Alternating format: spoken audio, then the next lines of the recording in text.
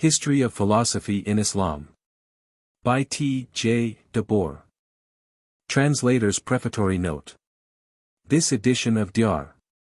D. Boer's recent work is produced in the hope that it may prove interesting to not a few English readers, and especially that it may be of service to younger students commencing to study the subject which is dealt with in the following pages. The translator has aimed at nothing more than a faithful reproduction of the original. His best thanks are due to the accomplished author, for his kindness in revising the proof sheets of the version, as it passed through the press. E.R.J. How do you find this book? Any thoughts about the book or the author? Any suggestion for improvement? Please take a moment to share your thoughts in a comment. If you like it, share it with your friends who might enjoy it as well. Subscribe to keep in touch. Visit CompleteAudiobooks.com for more quality content. Preface. The following is the first attempt which has been made, since the appearance of Monk's excellent Sketch 1, to present in connected form a history of philosophy in Islam. This work of mine may therefore be regarded as a fresh initiation, not a completion of such a task. I could not know of all that had been done by others, in the way of preliminary study in this field. And when I did know of the existence of such material, it was not always accessible to me. As for manuscript assistance, it was only in exceptional cases that this was at my disposal. Conforming to the conditions which I had to meet, I have in the following account refrained from stating my authorities. But anything which I may have taken over, nearly word for word or without testing it, I have marked in foot references. For the rest, I deeply regret that I cannot duly indicate at present how much I owe, as regards appreciation of the sources, to men like Dietericai, de Guge, Goldzier, Houtsma, August Muller, Monk, Noldyk, Renat, Snaukergrange, Van Vloten, and many, many others. Since the completion of this volume an interesting monograph on Ibn Sina too has appeared, which farther extends its survey over the earlier history of philosophy in Islam. It gives rise to no occasion, however, to alter substantially my conception of the subject. For all bibliographical details I refer the reader to Die Orientalische Bibliographie, Brockelmans, Geschichte der Arabischen Literatur, and Überweg Heinz, Grundriss der Geschichte der Philosophie, 2-8, page 213 SQQ. In the transcription of Arabic names I have been more heedful of tradition and German pronunciation, than of consistency. Be it noted only that Z is to be pronounced as a soft S, and TH like the corresponding English sound 3. In the index of personal names, accents signify length. As far as possible I have confined myself to Islam. On that ground Ibn Jabral and Maimonides have received only a passing notice, while other Jewish thinkers have been entirely omitted, although, philosophically considered, they belong to the Muslim school. This, however, entails no great loss, for much has been written already about the Jewish philosophers, whereas Muslim thinkers have hitherto been sadly neglected. Groningen, Netherlands. T. J. de Boer. 1. Introduction. 1. The Theatre. 1. In olden time the Arabian desert was, as it is at this day, the roaming ground of independent Bedouin tribes. With free and healthy minds they contemplated their monotonous world, whose highest charm was the raid, and whose intellectual treasure was the tribal tradition. Neither the achievements of social labor, nor the accomplishments of elegant leisure were known to them. Only on the borders of the desert, in regularly constituted communities, which often had to suffer from the incursions of those Bedouins, a higher degree of civilization had been attained. This was the case in the south, where the ancient kingdom of the Queen of Sheba continued its existence in Christian times under Abyssinian or Persian overlordship. On the west lay Mecca and Medina, Yathrib, by an old caravan route. And Mecca in particular, with its market safeguarded by a temple, was the center of a brisk traffic. Lastly on the north, two semi-sovereign states had been formed under Arab princes, towards Persia, the kingdom of the Lakhmids in Hira. And towards Byzantium the dominion of the Ghassanids in Syria. In speech and poetry, however, the unity of the Arab nation was set forth to some extent even before Muhammad's time. The poets were the men of knowledge for their people. Their incantations held good as oracles, first of all for their several tribes, but no doubt extending their influence often beyond their own particular septs. 2. Muhammad and his immediate successors, Abu Bakr, Omar, Uthman and Ali, 622–661, succeeded in inspiring the free sons of the desert, together with the more civilized inhabitants of the coastlands, with enthusiasm for a joint enterprise. To this circumstance Islam owes its world position, for Allah showed himself great, and the world was quite small for those who surrendered themselves to him, Muslims. In a short time the whole of Persia was conquered, and the East Roman Empire lost its fairest provinces, Syria and Egypt. Medina was the seat of the first caliphs or representatives of the Prophet. Then Muhammad's brave son-in-law Ali, and Ali's sons, fell before Muawiyah, the able governor of Syria. From that time dates the existence of the party of Ali, Shiites, which in the course of diverse vicissitudes, now reduced to subjection, now in detached places attaining power, lives on in history. Until it finally incorporates itself with the Persian kingdom in definite opposition to Sunnite Islam. In their struggle against the secular power the Shiites availed themselves of every possible weapon even of science.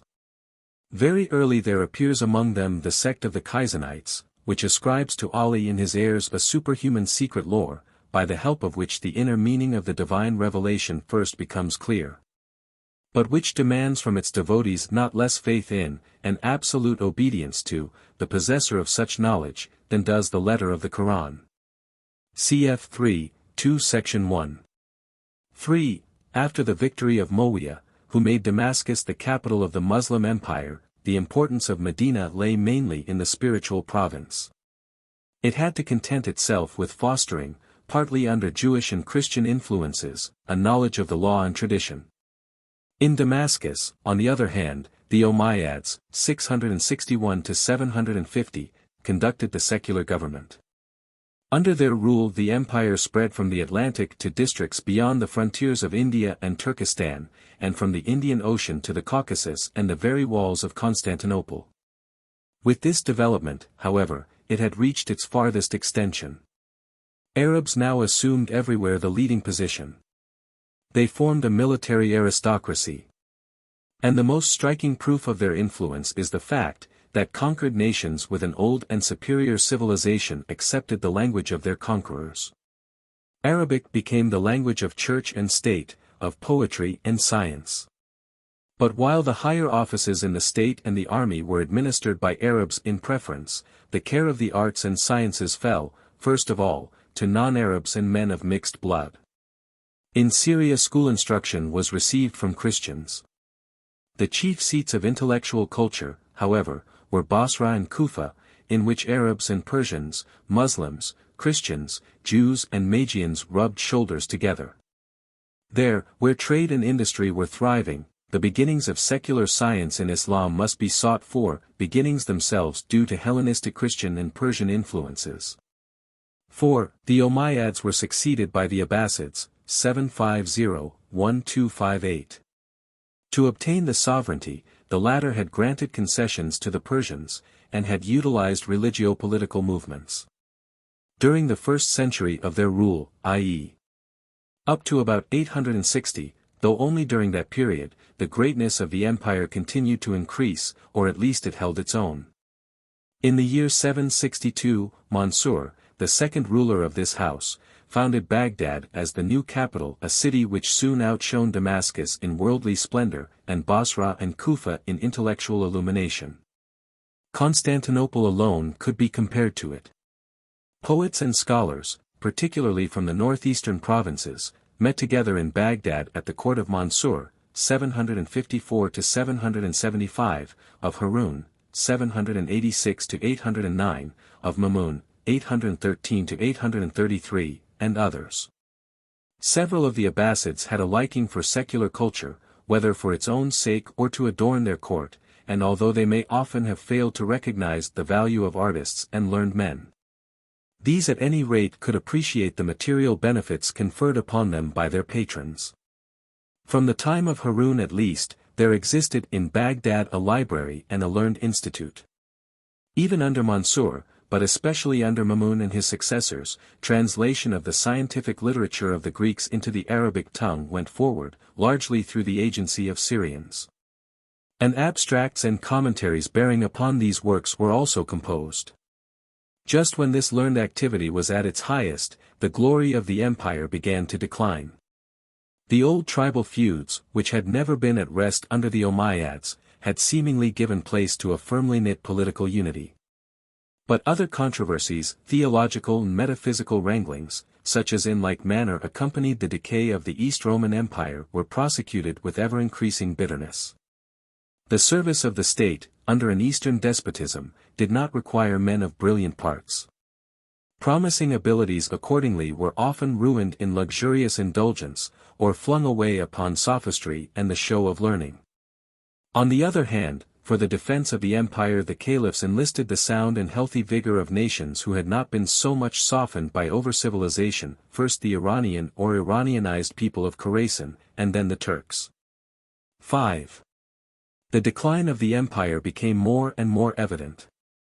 The power of the Turkish soldiery, uprisings of city mobs and of peasant laborers, Shiite and Ismailite intrigues on all sides, and in addition the desire for independence shown by the distant provinces, were either the causes or the symptoms of the downfall. Alongside of the caliphs, who were reduced to the position of spiritual dignitaries, the Turks ruled as mayors of the palace. And all round, in the outlying regions of the empire, independent states were gradually formed, until an utterly astounding body of minor states appeared. The most influential ruling houses, more or less independent, were the following: in the west, to say nothing of the Spanish Umayyads, cf. 6. 1. The Aghlabids of North Africa, the Tulunids and Fatimids of Egypt, and the Hamdanids of Syria and Mesopotamia; in the east, the Tahirids and Samanids, who were by slow degrees supplanted by the Turks. It is at the courts of these petty dynasties that the poets and scholars of the next period, the 10th and 11th centuries, are to be found. For a short time Halab, Aleppo, the seat of the Hamdanids, and for a longer time Cairo, built by the Fatimids in the year 969, have a better claim to be regarded as the home of intellectual endeavor than Baghdad itself. For another brief space luster is shed on the east by the court of the Turk, Mahmud of Ghazna, who had become master of Khorasan in the year 999. The founding of the Muslim universities also falls within this period of petty states and Turkish administration. The first one was erected in Baghdad in the year 1065. And from that date the East has been in possession of science, but only in the form of stereotyped republications. The teacher conveys the teaching which has been handed down to him by his teachers. And in any new book hardly a sentence will be found which does not appear in older books. Science was rescued from danger. But the learned men of Transoxiana, who, upon hearing of the establishment of the first madrasa, appointed a solemn memorial service, as tradition tells, to be held in honor of departed science, have been shown to be correct in their estimate. 4. Then, in the 13th century, there came storming over the eastern regions of Islam the resounding invasion of the Mongols, who swept away whatever the Turks had spared. No culture ever flourished there again, to develop from its own resources a new art or to stimulate a revival of science. 2. Oriental Wisdom. 1. Prior to its contact with Hellenism, the Semitic mind had proceeded no farther in the path of philosophy than the propounding of enigmas, and the utterance of aphoristic wisdom. Detached observations of nature, but especially of the life and fate of man, form the basis of such thinking, and where comprehension ceases, resignation to the almighty and inscrutable will of God comes in without difficulty. We have become familiar with this kind of wisdom from the Old Testament, and that it was developed in like manner among the Arabs, is shown to us by the Bible story of the Queen of Sheba, and by the figure of the wise Lockman in the Arab tradition. By the side of this wisdom there was found everywhere the magic of the sorcerer, a knowledge which was authenticated by command over outward things. But it was only in the priestly circles of ancient Babylonia, under what influences and to what extent we do not precisely know, that men rose to a more scientific consideration of the world. Their eyes were turned from the confusion of earthly existence to the order of the heavens. They were not like the Hebrews, who never got beyond the wondering stage 5, or who saw merely an emblem of their own posterity in the countless stars 6. They resembled rather the Greeks who came to understand the many and the manifold in their sublunary forms, only after they had discovered the harmony of the all and the unity and steadiness of the movement of the heavens. The only drawback was that much mythological byplay and astrological pretense was interwoven with what was good, as in fact was the case also in Hellenism. This Chaldean wisdom, from the time of Alexander the Great, became pervaded, in Babylonia and Syria, with Hellenistic and later with Hellenistic Christian ideas, or else was supplanted by them. In the Syrian city of Haran only, up to the time of Islam, the old heathenism held its ground, little affected by Christian influences. Cf 1, 3, section 4. 2. Of more importance than any Semitic tradition, was the contribution made to Islam by Persian and Indian wisdom. We do not need to enter here upon the question as to whether Oriental wisdom was originally influenced by Greek philosophy, or Greek philosophy by Oriental wisdom. What Islam carried away directly from Persians and Indians may be learned with tolerable certainty from Arabic sources, and to this we may confine ourselves. Persia is the land of dualism, and it is not improbable that its dualistic religious teaching exercised an influence upon theological controversy in Islam either directly or through the Manichaeans and other Gnostic sects. But much greater, in worldly circles, was the influence wielded by that system which, according to tradition, came to be even publicly recognized, under the Sassanid Yezdijah 2, 438-9-457, viz. Sarwanism, cf 3, 1, section 6. In this system the dualistic view of the world was superseded by setting up endless time, Sarwan, Arab. Dar, as the paramount principle, and identifying it with fate, the outermost heavenly sphere or the movement of the heavens. This doctrine, pleasing to philosophic intellects, has secured, with or without the guise of Islam, a prominent place for itself in Persian literature and in the views of the people, up to our own day. By theologians, however, and no less by philosophers of the idealistic schools, it was disavowed as materialism, atheism and so forth. 3. India was regarded as the true land of wisdom. In Arab writers we often come upon the view that there the birthplace of philosophy is to be found. By peaceful trading, in which the agents between India and the West were principally Persians, and next as a result of the Muslim conquest, acquaintance with Indian wisdom spread far and wide. Much of it was translated under Mansur, 754-775, and Harun, 786-809, partly by means of the intervening steppe of Persian, Pahlavi, versions, and partly from the Sanskrit direct. Many a deliverance of ethical and political wisdom, in the dress of proverbs, was taken over from the fables and tales of India, such as the tales of the Panchatantra, translated from the Pahlavi by Ibn al-Makaffa in Mansur's time, and others. It was, however, Indian mathematics and astrology, the latter in combination with practical medicine and magic, that mainly influenced the beginnings of secular wisdom in Islam. The astrology of the Siddhanta of Brahmagupta, which was translated from the Sanskrit, under Mansur, by Fazari assisted by Indian scholars, was known even before Ptolemy's Almagest. A wide world, past and future, was thereby opened up.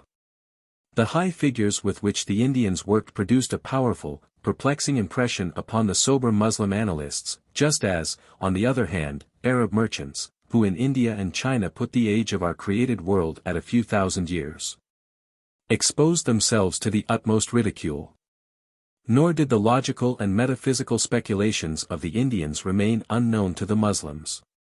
These produced, however, much less effect on scientific development than did their mathematics and astrology.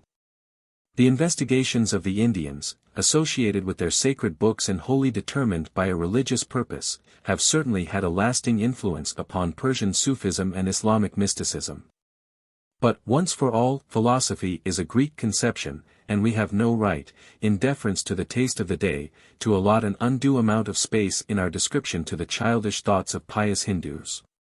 What has been advanced by these meditative penitents about the deceptive show of everything sensuous, may often possess a poetic charm, just as it agrees perhaps with those observations on the evanescence of all that is earthly, which the East had access to in Neo-Pythagorean and Neo-Platonic sources.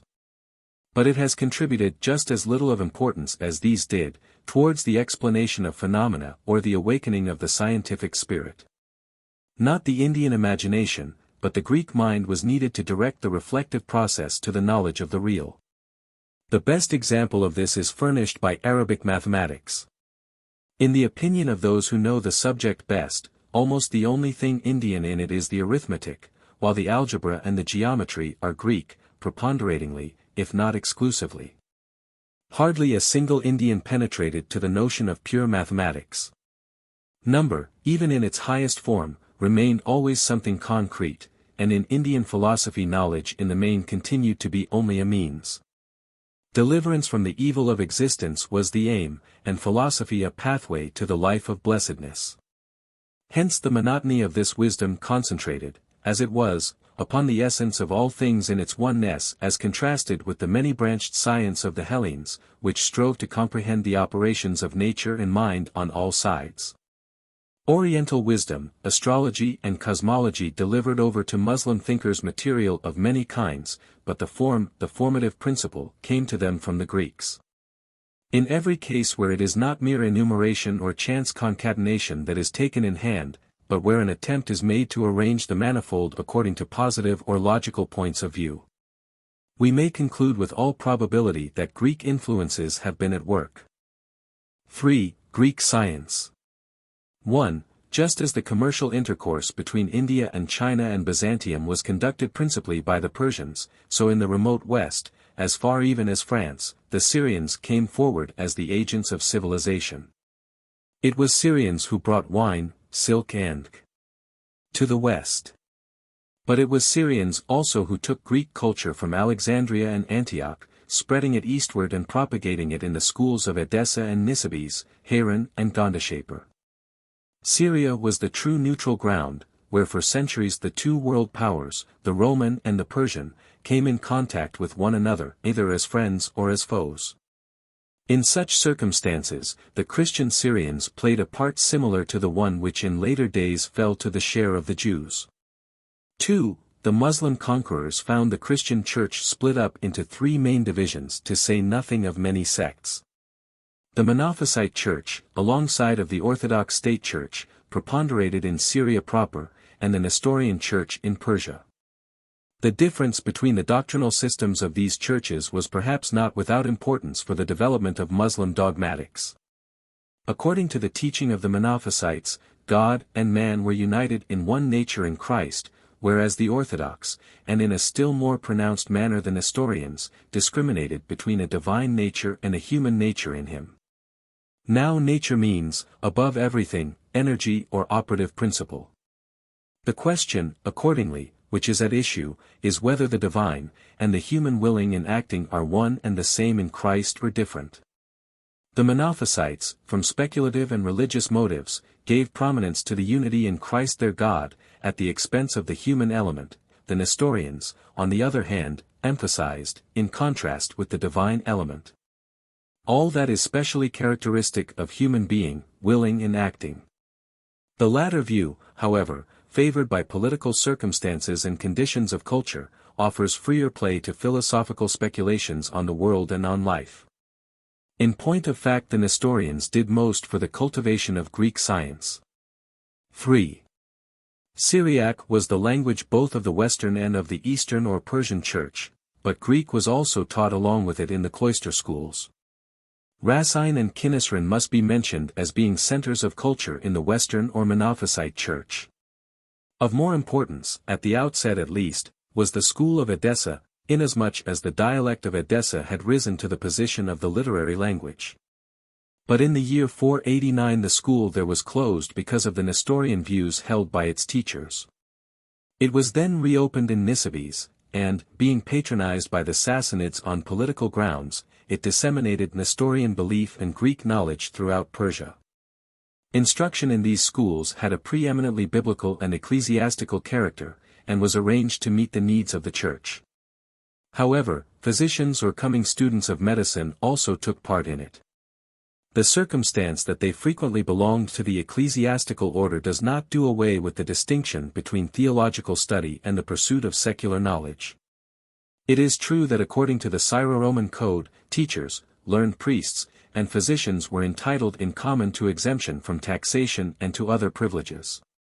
But the very fact that priests were regarded as healers of the soul, while physicians had merely to patch up the body, seemed to justify the precedence accorded to the former.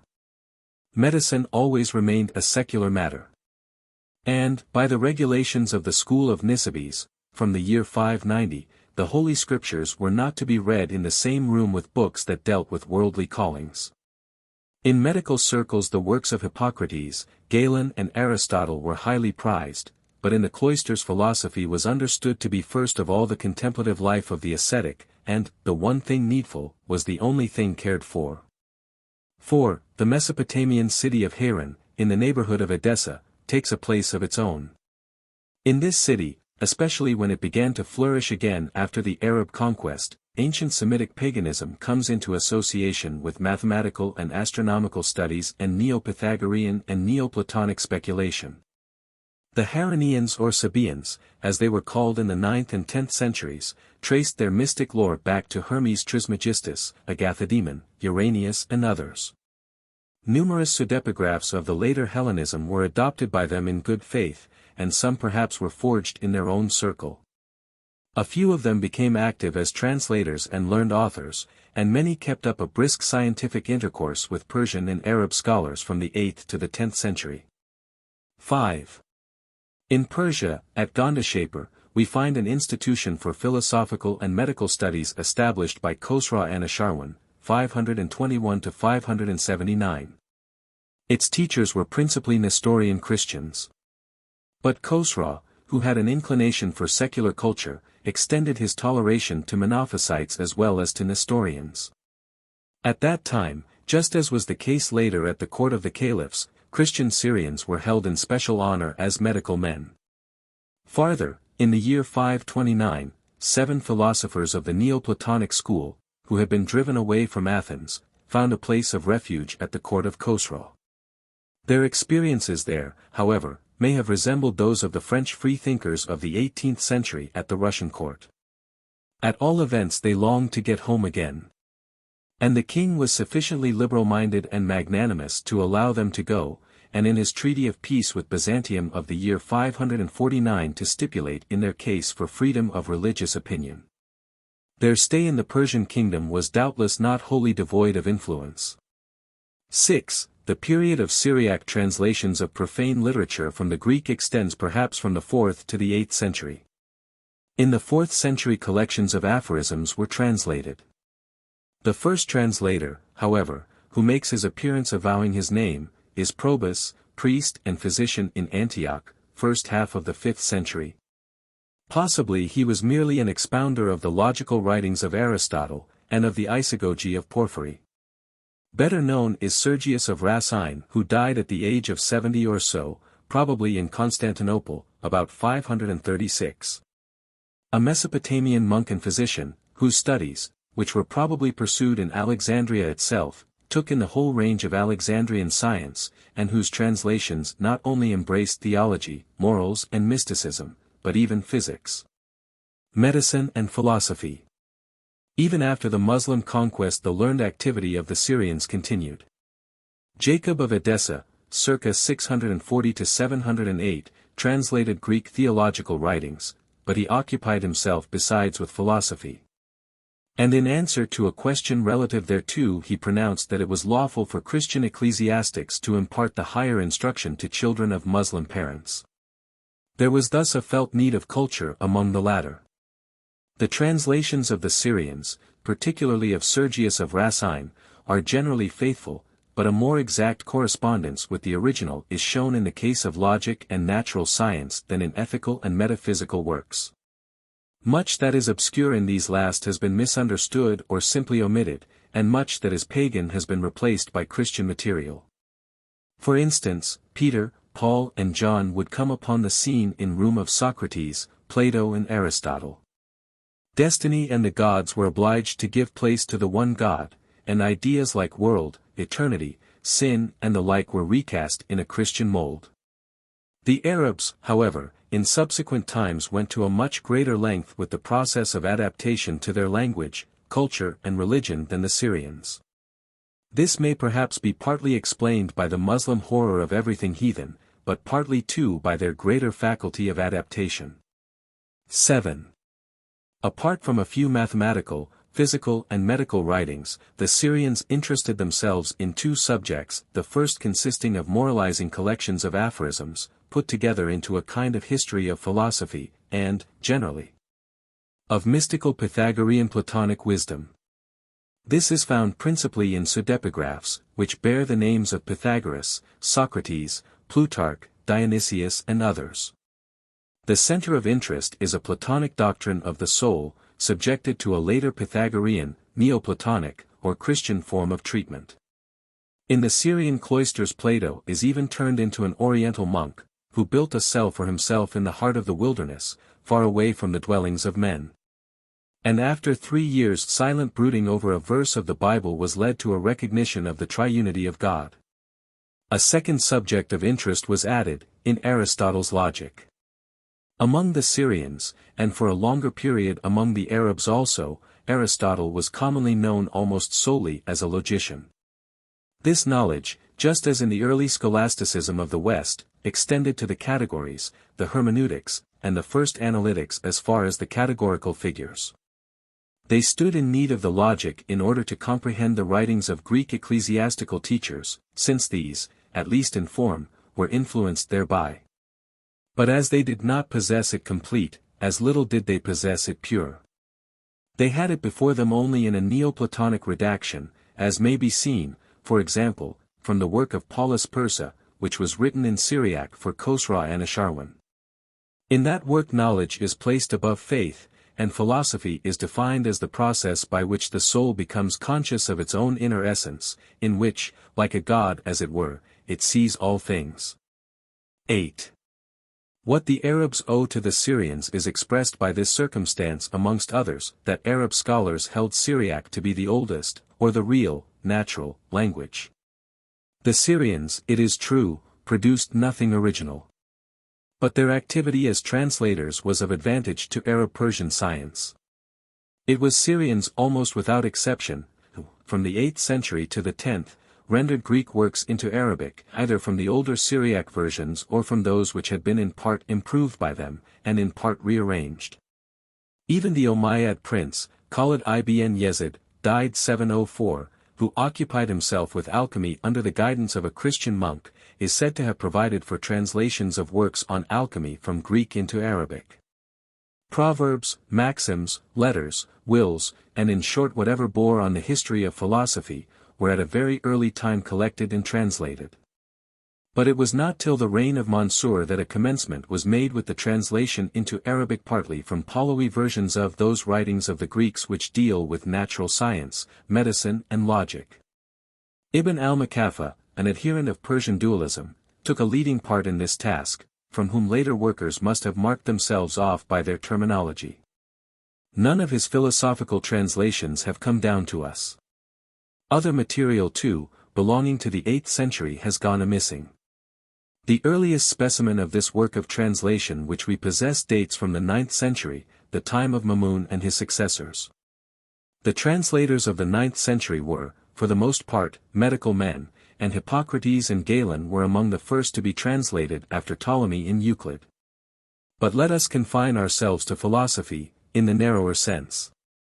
A translation of the Timaeus of Plato is said to have come from Johanna or Yahya ibn Bitrick, in the beginning of the 9th century, as well as Aristotle's Meteorology, the Book of Animals, an epitome of the Psychology, and the tract On the World.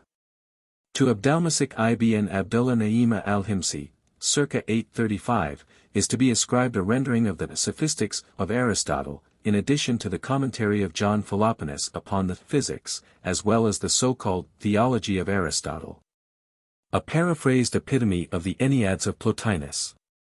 Costa ibn Luca ai Balabaki, circa 835, is said to have translated the commentaries of Alexander of Aphrodisias and John Philoponus upon the Physics of Aristotle, and in part, Alexander's commentary on the De Generation et Corruption, as well as the Placida Philosophorum of the Pseudo-Plutarch, and other works. The most productive translators were Abu Zaid Hanayn ibn Ishaq, 809-873, his son, Ishaq ibn Hanayn, 910 or 911, and nephew Hobeish ibn al-Hasan. Seeing that they work together, there is a good deal which is ascribed, now to the one and now to the other. Not a little material must have been prepared, under their oversight, by disciples and subordinates. Their activity extended over the whole range of the science of that day. Existing translations were improved, and new ones added. The father preferred to work at versions of medical authors, but the son turned more to the rendering of philosophical material. The work of the translators was still proceeding in the 10th century. Among those who especially distinguished themselves were Abu Bishr Mata ibn Yunus al-Kanai, 940, Abu Zakaria Yahya ibn Adi al-Mantiki, 974, Abu Ali Isa ibn Ishaq ibn Zura, 1008, and finally, Abu al-Khair al-Hasan ibn al-Kamar, born 942, a pupil of Yahya ibn Adis, of whose writings, besides translations, commentaries, and so forth, a tract is mentioned, on the harmony between philosophy and Christianity. From the time of Hanayn ibn Ishaq the activity of the translators was almost wholly confined to Aristotelian and pseudo-Aristotelian writings, and to epitomes of them, to paraphrases of their contents and to commentaries upon them. 9. These translators are not to be regarded as specially great philosophers. Their work was seldom entered upon spontaneously, but almost always at the command of some caliph or vizier or other person of note. Outside of their own department of study, usually medicine, they were chiefly interested in wisdom, that is, in pretty stories with a moral, in anecdotes, and in oracular sayings. The expressions which we merely hear within intercourse, in narrative or on the stage, as being characteristic utterances with certain persons, were admired and collected by these worthy people for the sake of the wisdom contained in there, or perhaps even for no more than the rhetorical elegance of their form. As a rule, those men continued true to the Christian faith of their fathers. The traditional story of Ibn Jebril gives a good idea both of their way of thinking and of the liberal-mindedness of the caliphs. When Mansur wanted to convert him to Islam, he is said to have replied, "In the faith of my fathers I will die, where they are, I wish also to be, whether in heaven or in hell." Whereupon the caliph laughed, and dismissed him with a rich present. Only a small portion has been saved of the original writings of these men.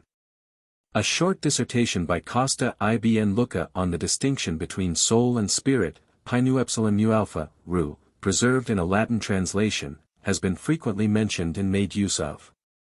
According to it, the spirit is a subtle material, which from its seat in the left ventricle of the heart animates the human frame and brings about its movements and perceptions.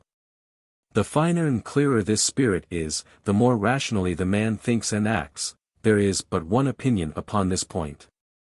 It is more difficult, however, to predicate anything sure, and universally valid, of the soul. The deliverances of the greatest philosophers occasionally differ, and occasionally contradict each other. In any case the soul is incorporeal, for it adopts qualities, and, in fact, qualities of the most opposite nature at one and the same time.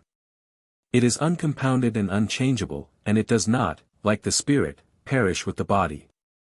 The spirit only acts as an intermediary between the soul and the body, and it is in this way that it becomes a secondary cause of movement and perception. The statement which has just been given regarding the soul is found in many of the later writers. But by slow degrees, as the Aristotelian philosophy thrusts Platonic opinions more and more into the background, another pair of opposites come into full view. Physicians alone continue to speak of the importance of the rule or spirit of life. Philosophers institute a comparison between soul and spirit or reason, pneuomikron, akl. The soul is now reduced to the domain of the perishable, and sometimes, in Gnostic fashion, even to the lower and evil realm of the desires. The rational spirit as that which is highest, that which is imperishable in man is exalted above the soul. In this notice, however, we are anticipating history. Let us return to our translators. 10. The most valuable portion of the legacy which the Greek mind bequeathed to us in art, poetry, and historical composition, was never accessible to the Orientals. It would even have been difficult for them to understand it, seeing that they lacked the due acquaintance with Greek life, and the relish for it. For them the history of Greece began with Alexander the Great, surrounded with the halo of legend. And the position which Aristotle held beside the greatest prince of ancient times must have assuredly conduced to the acceptance of the Aristotelian philosophy at the Muslim court. Arab historians counted up the Greek princes, on to Cleopatra, and then the Roman emperors, but a Thucydides, for example, was not known to them even by name. Of Homer they had not picked up much more than the sentence, that one only should be the ruler. They had not the least idea of the great Greek dramatists and lyric poets. It was only through its mathematics, natural science and philosophy, that Greek antiquity could bring its influence to bear upon them. They had come to know something of the development of Greek philosophy, from Plutarch, Porphyry and others, as well as from the writings of Aristotle and Galen. A good deal of legendary matter, however, was mingled with their information. And the account which passed in the East, of the doctrines of the pre-Socratic philosophers can only be referred by us to the pseudepigraphs which they consulted, or perhaps even to the opinions which had been developed in the East itself, and which they endeavored to support with the authority of old Greek sages. But still, in every case, our thoughts must turn first of all to some Greek original. 11. It may be affirmed generally that the Syro-Arabs took up the thread of philosophy, precisely where the last of the Greeks had let it fall, that is, with the NEO-PLATONIC explanation of Aristotle, along with whose philosophy the works of Plato were also read and expounded. Among the Haranians, and for a long time in several Muslim sects, it was Platonic or Pythagorean Platonic studies which were prosecuted with most ardor, with which much that was Stoic or Neo-Platonic was associated. Extraordinary interest was taken in the fate of Socrates, who had suffered a martyr's death in heathen Athens for his rational belief. The Platonic teaching regarding the soul and nature exercised great influence. The Pythian utterance, "Know thyself," handed down as the motto of the Socratic wisdom, and interpreted in a Neo-Platonic sense, was ascribed by the Muslims to Ali, Muhammad's son-in-law, or even put into the mouth of the Prophet himself. He who knows himself, knows God his Lord thereby. This was the text for mystic speculations of all kinds. In medical circles and at the worldly court, the works of Aristotle came more and more into favor, first of all of course the logic and a few things from the physical writings. The logic, so they thought, was the only new thing the Stagirite had discovered. In all the other sciences he agreed throughout with Pythagoras, Empedocles, Anaxagoras, Socrates and Plato. Accordingly Christian and Sabaean translators, and the circle influenced by them, drew their psychologico-ethical, political and metaphysical instruction without hesitation from the pre-Aristotelian sages. What bore the names of Empedocles, Pythagoras and was, naturally, spurious. Their wisdom is traced either to Hermes or to other wise men of the East. Thus Empedocles must have been a disciple of King David's, and afterwards of Lachman the Wise. Pythagoras must have sprung from the school of Solomon, and so on. Writings which are cited in Arabic works as Socratic are, in so far as they are genuine, Platonic dialogues in which Socrates appears. Their quotations from Plato, not to speak of spurious writings, have a more or less comprehensive range. They are taken from the Apology, Credo, the Sophists, Phaedrus, the Republic, Phaedo, Timaeus, and the Laws. That does not mean, however, that they possessed complete translations of all these works. This much is certain, that Aristotle did not reign as sole lord from the very outset. Plato, as they understood him, taught the creation of the world, the substantiality of the spiritual, and the immortality of the soul. That teaching did no harm to the faith. But Aristotle, with his doctrine of the eternity of the world, and his less spiritualistic psychology in ethics, was regarded as dangerous. Muslim theologians of the 9th and 10th centuries, from various camps, wrote therefore against Aristotle. But circumstances altered.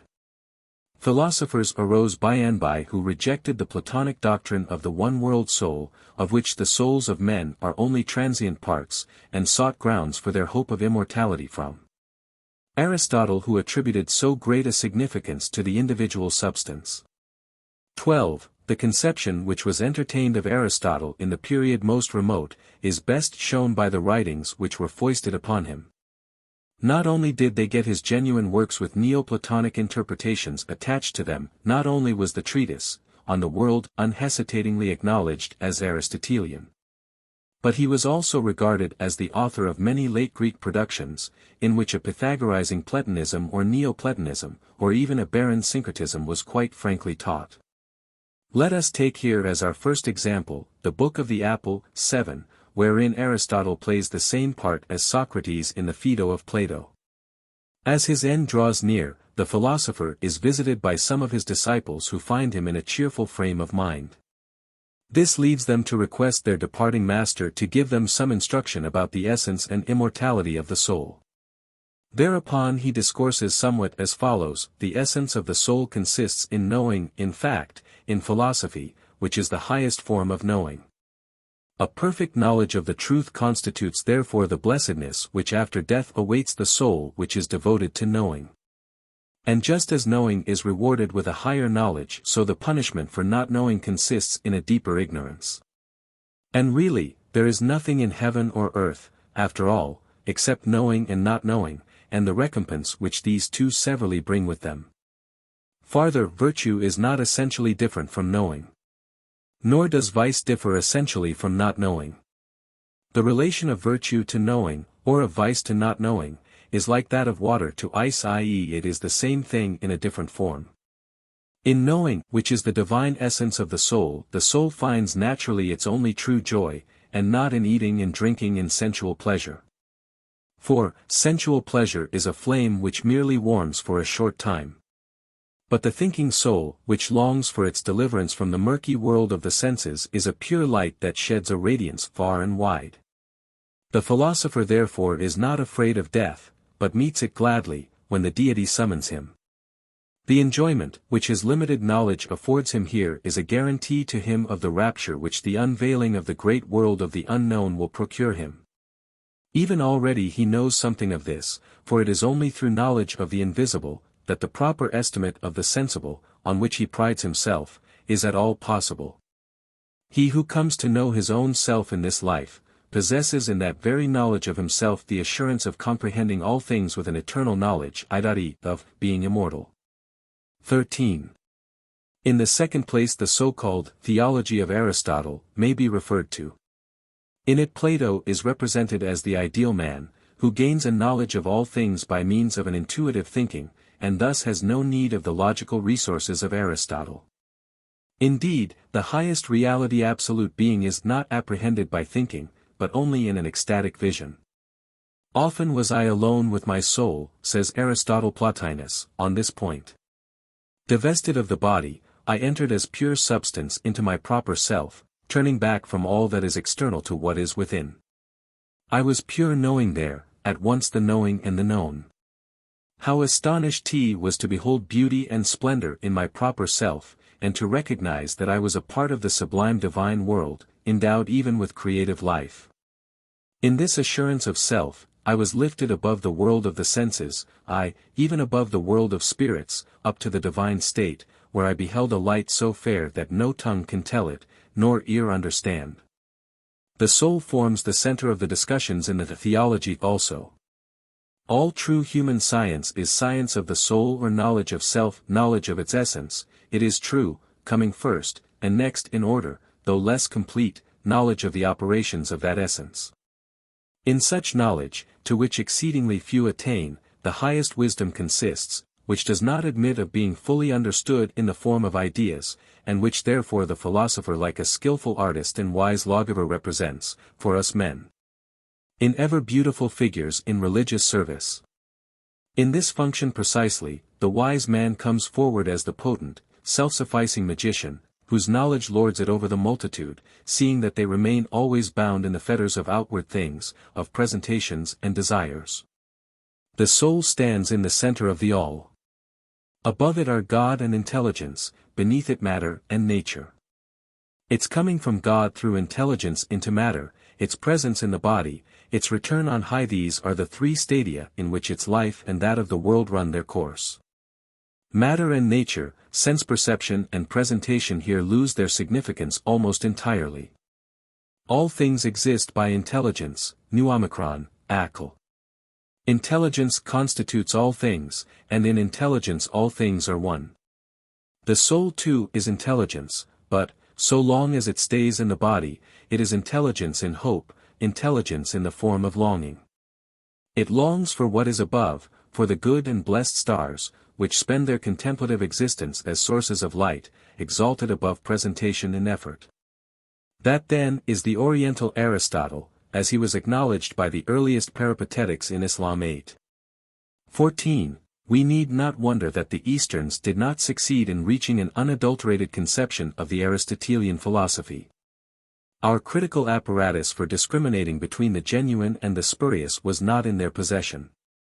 It must have proved even more difficult for them, to familiarize themselves with the world of Greek civilization, than for the Christian scholars of the Middle Ages, which had never entirely lost living touch with antiquity. In the East men remained dependent on NEO-PLATONIC redactions and interpretations. A part of the scientific system, to wit, the politics of Aristotle, was wanting, and so, as a matter of course, the laws or the Republic of Plato took its place. Only a few were aware of the difference between the two. Another determining motive deserves notice. In their Neoplatonic sources even, the Muslims came upon a harmonizing exposition of the Greek philosophers, and they felt constrained to adopt it. The first adherents of Aristotle were bound to assume a polemical and apologetic attitude. In opposition to, or in conformity with, the voice of the Muslim community, they required a coherent philosophy, in which the one truth must be found. The same reverence, which Muhammad in his day had paid to the sacred writings of the Jews and of the Christians, was shown afterwards by Muslim scholars towards the works of Greek philosophers. But these learned men exhibited greater familiarity with their models, and less originality. In their eyes the old philosophers were invested with an authority, to which it was their duty to submit. The earliest Muslim thinkers were so fully convinced of the superiority of Greek knowledge that they did not doubt that it had attained to the highest degree of certainty. The thought of making farther and independent investigations did not readily occur to an Oriental, who cannot imagine a man without a teacher as being anything else than a disciple of Satan. In accordance, therefore, with the precedent set by Hellenistic philosophers, an attempt had to be made to demonstrate the existence of the harmony between Plato and Aristotle and, in particular, to shelve tacitly those doctrines which gave offense, or to exhibit them in a sense which was not too decidedly contrary to Muslim dogmatics. In order to humor the opponents of Aristotle or of philosophy in general, prominence was given to wise and edifying sayings out of the philosopher's works, both the genuine and the spurious. That so the way might be prepared for the reception of his scientific thoughts.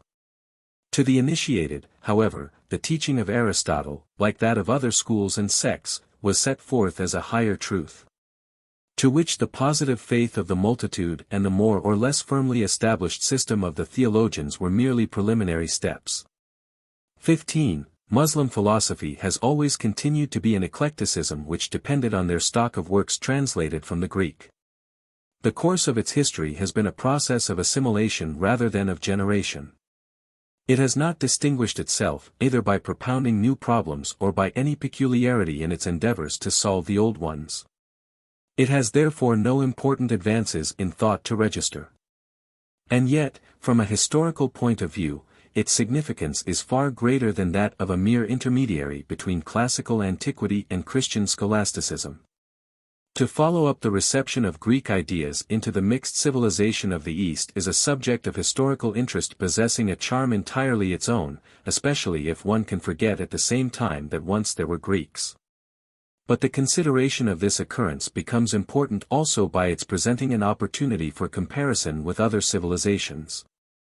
Philosophy is a phenomenon so unique, so thoroughly indigenous and independent a growth of Grecian soil that one might regard it as being exempt from the conditions of general civilized life, and as being explicable only per se.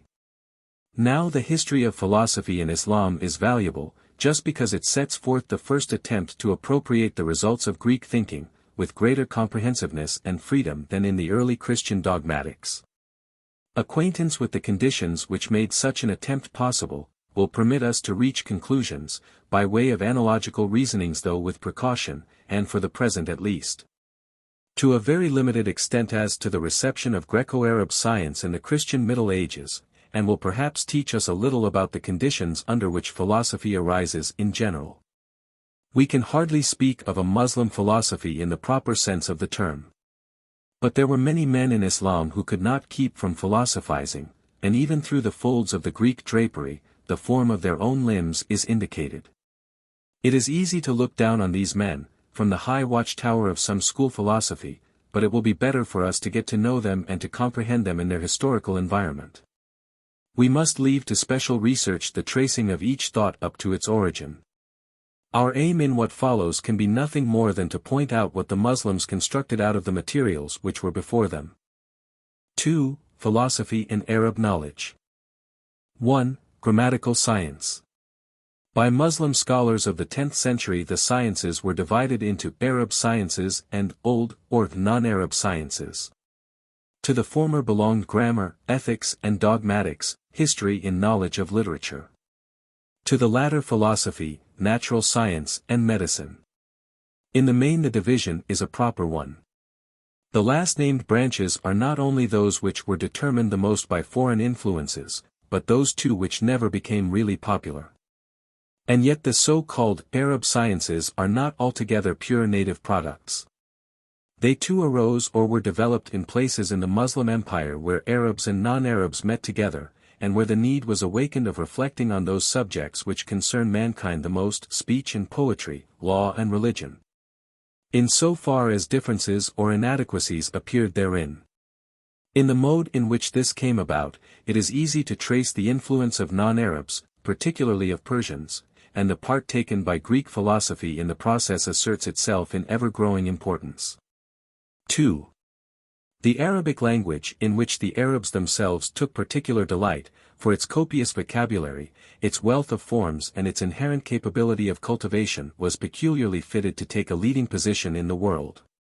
If it is compared, for example, with the unwieldy Latin, or even with the turgid Persian, it is found to be specially distinguished by the possession of short abstract forms, a property of great service in scientific expression. It is capable of indicating the finest shades of meaning, but just because of its richly developed stock of synonyms, it offers temptations to deviate from the Aristotelian rule that the use of synonyms is not permissible in exact science. A language so elegant, expressive, and difficult withal, as Arabic was, necessarily invited much examination, when it had become the polite language of the Syrians and the Persians. Above all, the study of the Quran, and the recital and interpretation of it demanded profound attention to be devoted to the language. Unbelievers, also, may have thought that they could point out grammatical errors in the sacred book. And therefore examples were gathered out of ancient poems and out of the living speech of the Bedouins, to support the expressions of the Quran. To these examples remarks were, no doubt, added upon grammatical accuracy in general. On the whole, the living usage formed the standard, but in order to save the authority of the Quran, it was certainly not applied without artifice. This proceeding was regarded, all the same, by simple believers, with a measure of suspicion. Masudi tells us even of some grammarians from Basra, who, when on a pleasure trip, took to going through a Quran imperative, and for that reason, were soundly cudgeled by country folk engaged in date gathering. 3. The Arabs trace their grammatical science, like so many other things, to Ali, to whom is ascribed even Aristotle's tripartite division of speech. In reality the study began to be cultivated in Basra and Kufa. Its earliest development is involved in obscurity, for in the grammar of Sibawayh, 786, we have a finished system, a colossal work, which, like Ibn Sina's canon of medicine in after times, could only be explained by later generations as the production of many scholars working in collaboration. We are but ill-informed even on the points of difference between the schools of Basra and Kufa. The Basra grammarians, like the school of Baghdad in subsequent times, must have conceded a great influence to qiyas, analogy, in the determination of grammatical phenomena, while those of Kufa allowed many idiomatic forms which diverged from qiyas. On this ground, to mark the contrast between the Basra grammarians and those of Kufa, the former were called the logic people. Their terminology differed in detail from that of the Kufa school. Many, whose heads had been turned by logic, in the opinion of the genuine Arabs, must have gone decidedly too far in their captious criticism of the language, but on the other side caprice was raised to the position of rule. It was from no mere accident that the school of Basra was the first to avail itself of logical resources. Generally speaking, it was at Basra that the influence of philosophic doctrines first appeared, and among its grammarians were to be found many Shurites and Mutazilites, who readily permitted foreign wisdom to influence their doctrinal teaching. 4. Grammatical science, in so far as it was not confined to the collecting of examples, synonyms and, when so determined by the subject specially treated, was affected by the Aristotelian logic. Even before the Muslim era, Syrians and Persians had studied the treatise at pi epsilon rho rho mu eta nu epsilon alpha, with Stoic and NEO-PLATONIC additions. Ibn al-Makaffa, who at first was intimate with the grammarian Khalil, v. Infra, then made accessible to the Arabs all that existed in Pahlavi of a grammatical or logical nature.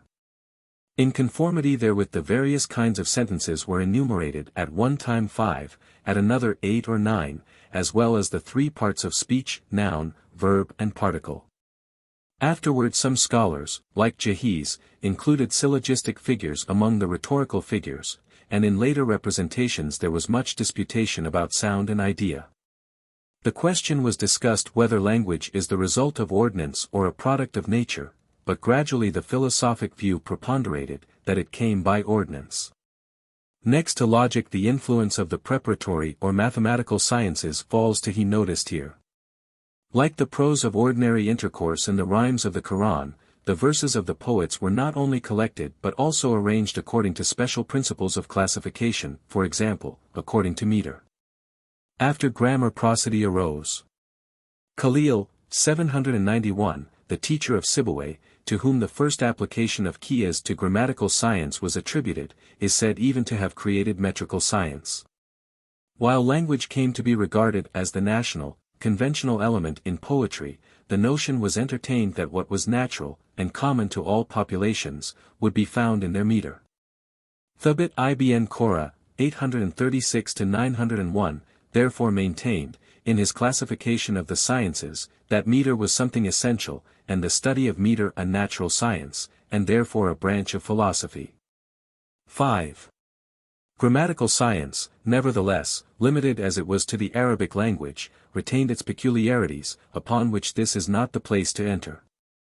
At all events, it is an imposing production of the keenly observing and diligently collecting Arab intelligence, a production of which the Arabs might well be proud.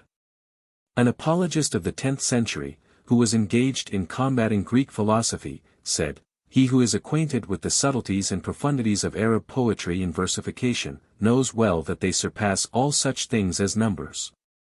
Lines and points, which are wont to be advanced in proof of their opinions, by people who idly dream that they are capable of understanding the essence of things. I cannot see the substantial advantage of things like numbers, lines and points, if, in spite of the trifling profit which may attend them, they do harm to the faith and are followed by consequences, against which we have to invoke the help of God. Men would not have their delight in the minutiae of their language disturbed by general philosophic speculations. Many a word form, originating with the translators of foreign works, was held in detestation by purist grammarians. The beautiful art of calligraphy, more decorative in its nature than constructive, like Arabic art in general, became developed in noble, delicate forms, and met with a wider expansion than scientific research into the language. In the very characters of the Arabic speech, we may still see the subtlety of the intelligence which formed them, although at the same time we may see a lack of energy, which is observable in the entire development of Arab culture. 2. Ethical teaching. 1. The believing Muslim, in so far as custom did not maintain its dominion over him, had at first the word of God and the example of his prophet as his rule of conduct and opinion.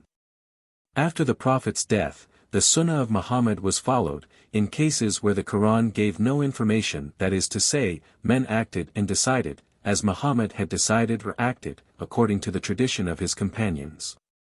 But from the time of the conquest of countries in possession of an old civilization, demands which were altogether new were made of Islam. Instead of the simple conditions of Arab life, usages and institutions were met with there, in regard to which the sacred law gave no precise direction, and to meet which no tradition or interpretation of tradition presented itself. Every day added thus to the number of individual cases which had not been provided for, and yet about which one had to come to a decision, whether according to custom, or his own sense of right. In the old Roman provinces, Syria and Mesopotamia, Roman law must have long continued to exercise an important influence. Those jurists who attributed to their own opinion, Rai, opinio, alongside of the Quran and Sunnah, a subsidiary authority to determine the law, were called adherents of the Rai. One of them, Abu Hanifa of Kufa, 767, the founder of the Hanafite school, became specially famous. But even in Medina, before the appearance of the school of Malik, 715 to 795, as well as in that school, a harmless though restricted deference was at first paid to the Rai. By slow degrees, however, and in the course of opposing a Rai which was becoming a pretext for much arbitrariness, the view gained ground, that in everything the tradition, hadith, respecting the Sunnah of the Prophet was to be followed. Thereupon traditions were collected from all quarters, and explained and in large numbers even forged. And a system of criteria to determine their genuineness was formed, which, however, laid more stress upon the external evidence and the appropriateness of the traditionary material than upon consistency and historic truth. As a consequence of this development, the people of the Rai, who were chiefly located in Iraq, Babylonia, were now confronted by the adherents of the tradition, or the Medina school.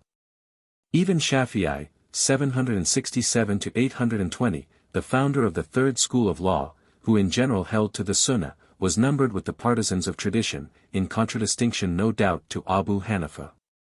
2. Logic introduced a new element into this controversy, viz. Qiyas or analogy. There had been, of course, stray applications of Qiyas, even in earlier times.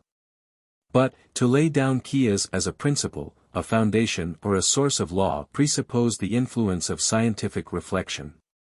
Although the terms Rai and Qiyas may be used as synonyms, yet there is in the latter term, less suggestion of the presence and operation of individual predilection than there is in Rai. The more one grew accustomed to employ Qiyas in grammatical and logical researches, the more readily could he include this principle in the institutes of jurisprudence, whether by way of reasoning from one instance to another, or from the majority of instances to the remainder, i.e., analogically, or by way of seeking rather for some common ground governing various cases, from which the conduct proper in a particular case might be deduced, i.e. syllogistically. 9. The application of Qiyas appears to have come into use, first and most extensively, in the Hanafite school, but afterwards also in the school of Shafi'i, though with a more limited range. In connection therewith, the question whether language was capable of expressing the universal, or could merely denote the particular became important for ethical doctrine. The logical principle of Qiyas never attained to great repute. Much more emphasis was laid, next to the Quran and the Sunnah, the historic foundations of the law, upon the ijma, that is, the consensus of the congregation of the faithful.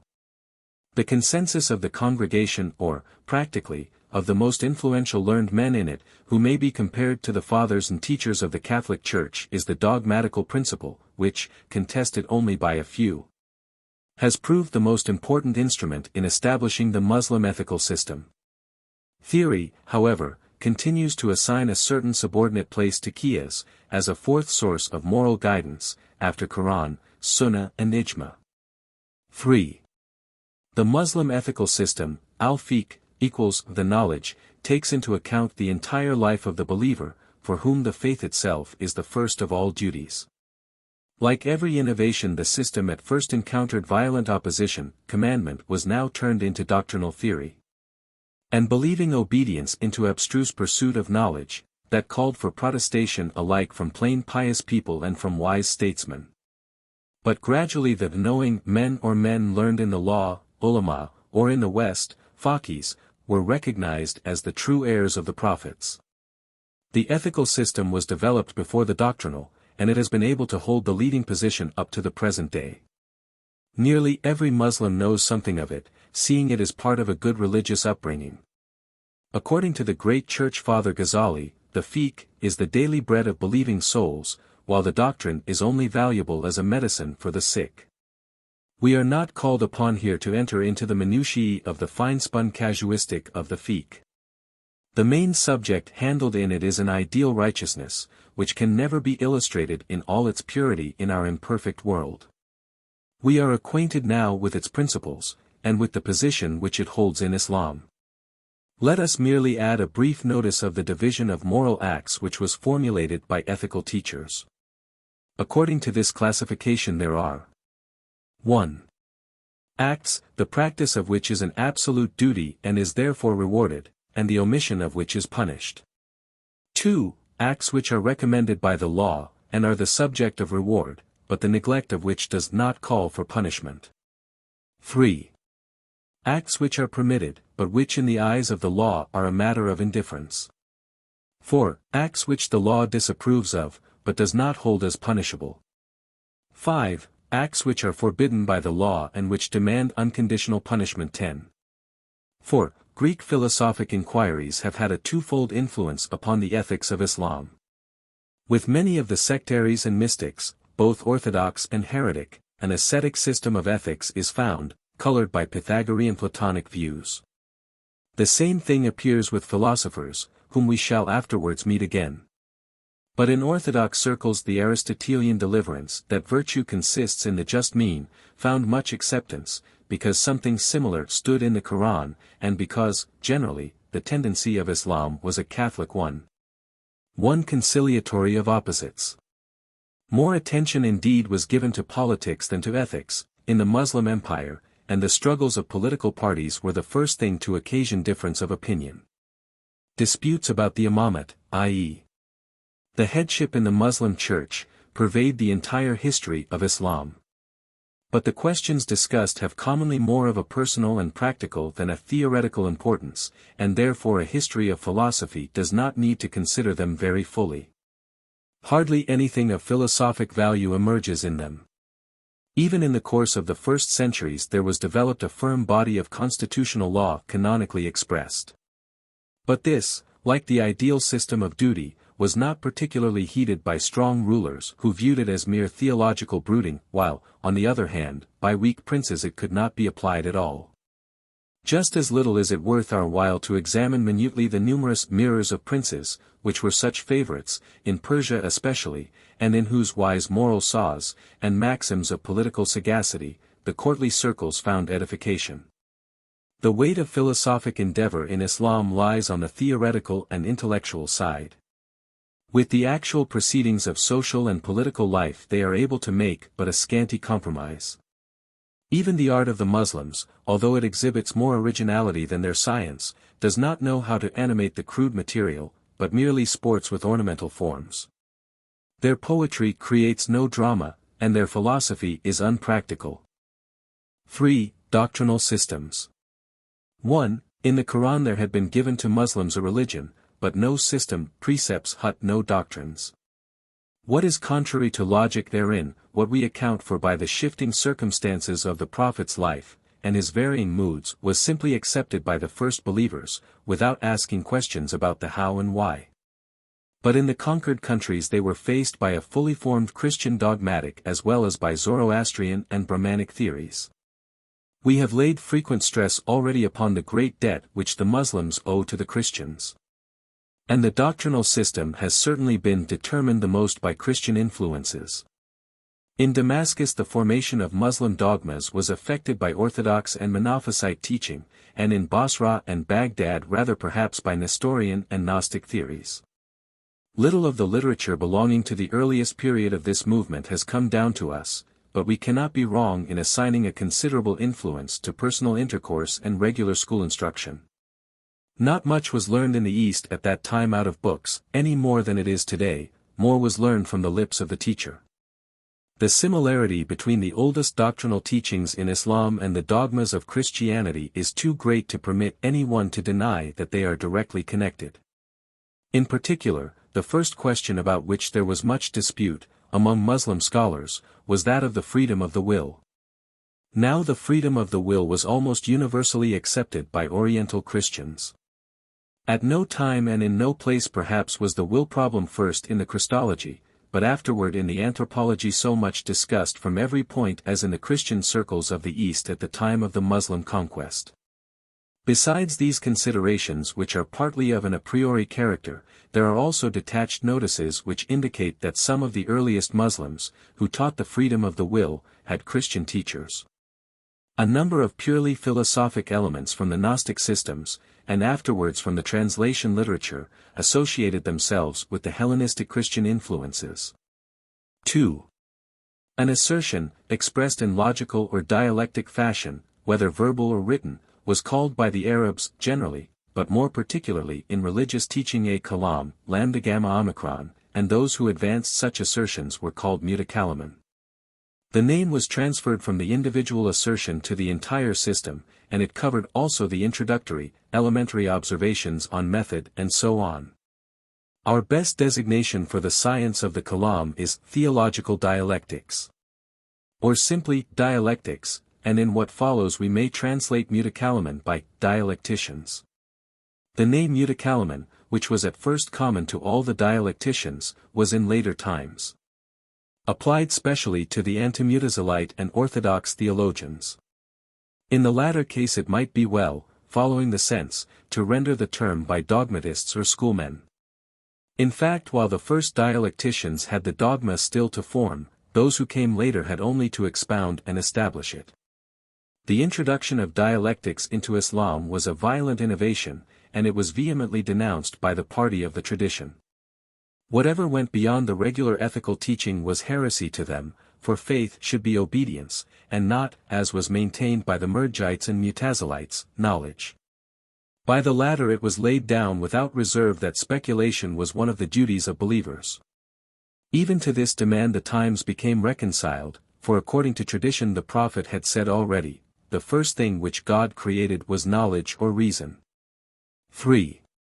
Very numerous are the various opinions which found utterance in the days even of the Umayyads, but especially in those of the early Abbasids.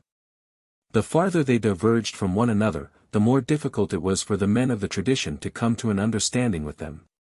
But gradually certain compact doctrinal collections stood out distinctly, of which the rationalist system of the Mutazilites, the successors of the Qadarites, was most widely extended, particularly among Shiites. From Caliph Mamun's time down to Mutawakkils, it even received state recognition. And the Mutazilites, who had been in earlier days oppressed and persecuted by the temporal power, now became inquisitors of the faith themselves, with whom the sword supplied the place of argument. About the same time, however, their opponents the traditionalists commenced to build up a system of belief. Upon the whole there was no lack of intermediary forms between the naive faith of the multitude and the gnosis of the dialecticians. In contrast to the spiritualistic stamp of Mutazilitism, these intermediary forms took an anthropomorphic character with regard to the doctrine of the deity, and a materialistic character with regard to the theory of man and the universe, anthropology and cosmology. The soul, for example, was conceived of by them as corporeal, or as an accident of the body, and the divine essence was imagined as a human body. The religious teaching and art of the Muslims were greatly averse to the symbolical godfather of the Christians, but there was an abundance of absurd speculations about the form of Allah. Some went so far as to ascribe to him all the bodily members together, with the exception of the beard and other privileges of Oriental manhood. It is impossible to discuss in detail all the dialectic sects, which often made their first appearance in the form of political parties. From the standpoint of the history of philosophy it is enough to give here the chief doctrines of the Mutazilites, in so far as they can lay claim to general interest. 4. The first question, then, concerned man's conduct and destiny. The forerunners of the Mutazilites, who were called Qadarites, taught the freedom of the human will. And the Mutazilites, even in later times, when their speculations were directed more to theologico-metaphysical problems, were first and foremost pointed to as the supporters of the doctrine of divine righteousness which gives rise to no evil, and rewards or punishes man according to his deserts, and, in the second place, as the confessors, or avowed supporters of the unity of God, i.e., the absence of properties from his essence considered per se, or the predicateless character of the essential nature of God. The systematic statement of their doctrines must have been influenced by the logicians, v. 4, 2 section 1. For even in the first half of the 10th century, the Mutazilite system began with the confession of the unity of God, while the doctrine of God's righteousness, announced as it is in all his works, is relegated to the second place. The responsibility of man, as well as the holiness of God, who is incapable of directly causing man's sinful actions, had to be saved by asserting the freedom of the will. Man must therefore be lord of his actions. But he is lord of these only, for few entertained any doubt that the energy which confers ability to act at all, and the power of doing either a good or a bad action come to man from God. Hence the numerous subtle discussions amalgamated with a criticism of the philosophic conception of time on the question whether the power, which God creates in man, is bestowed previous to the action, or coincidentally and simultaneously therewith, for, did the power precede the act, then it would either have to last up to the time of the act, which would belie its accidental character, cf. 2, 3 section 12, or have ceased to exist before the act, in which case it might have been dispensed with altogether. From human conduct speculation passed on to consider the operations of nature. Instead of God and man, the antithesis in this case is God and nature.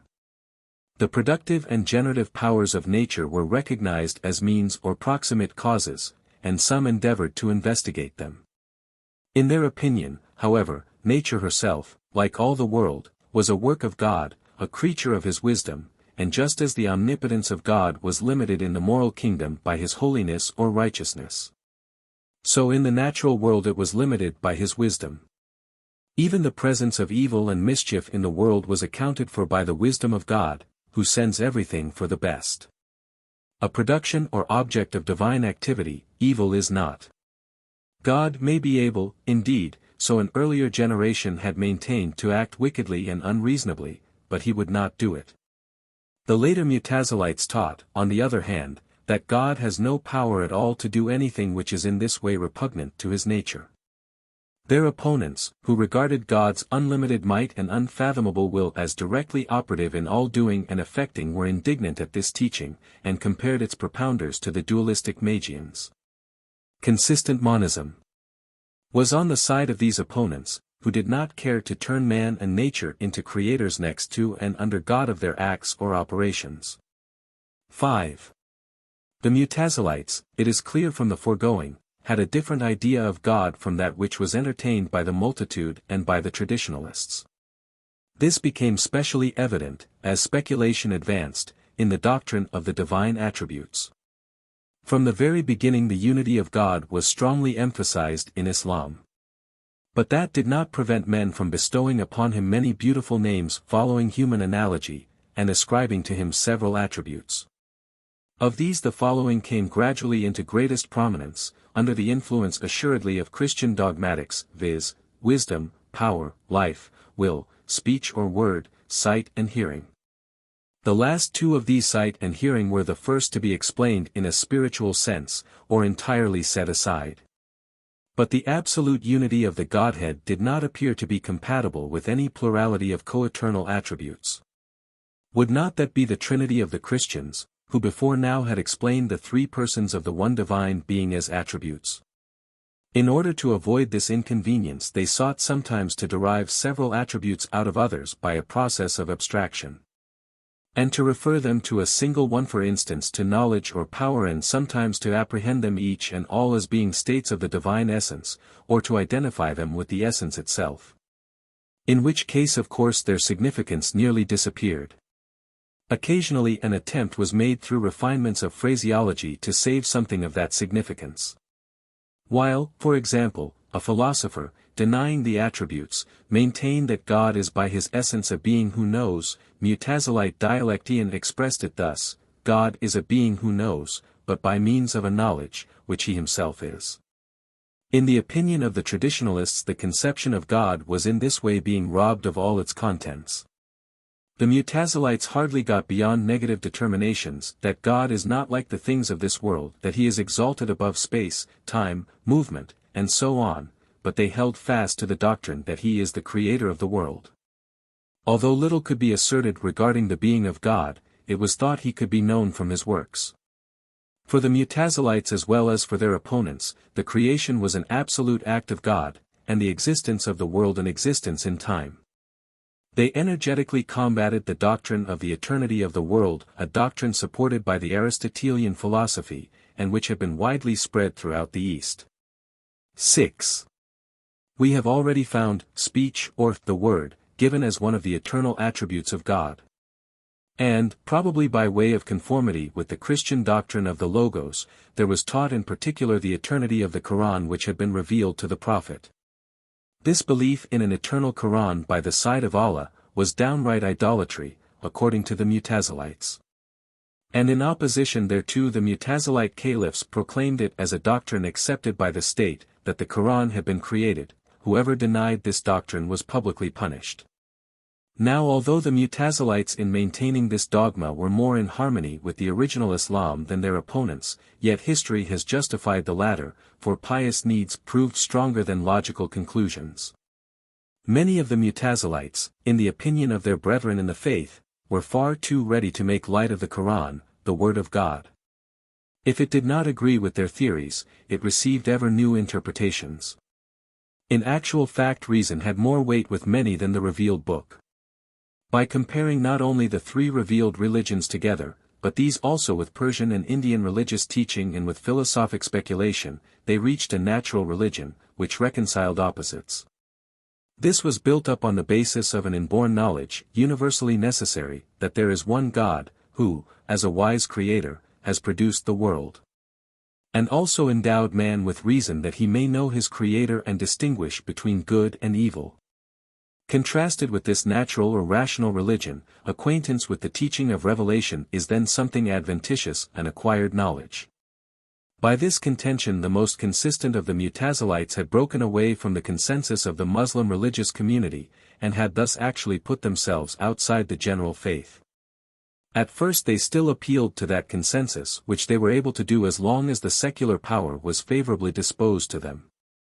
That condition, however, did not last long, and they soon learned by experience what has often been taught since, that the communities of men are more ready to accept a religion sent down to them from on high, than an enlightened explanation of it.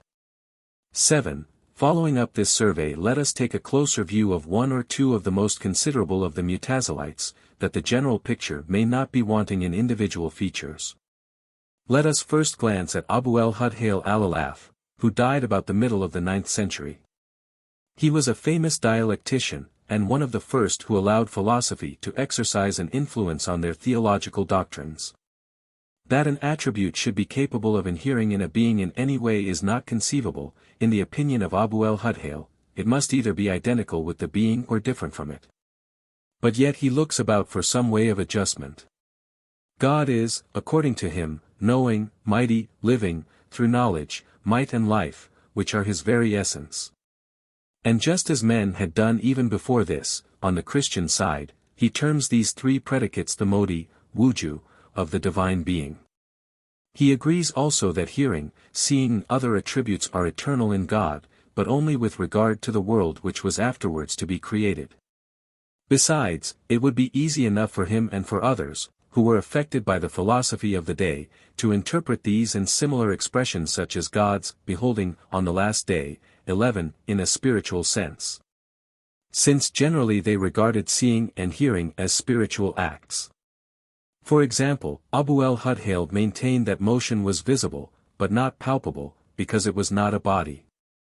The will of God, however, is not to be regarded as eternal.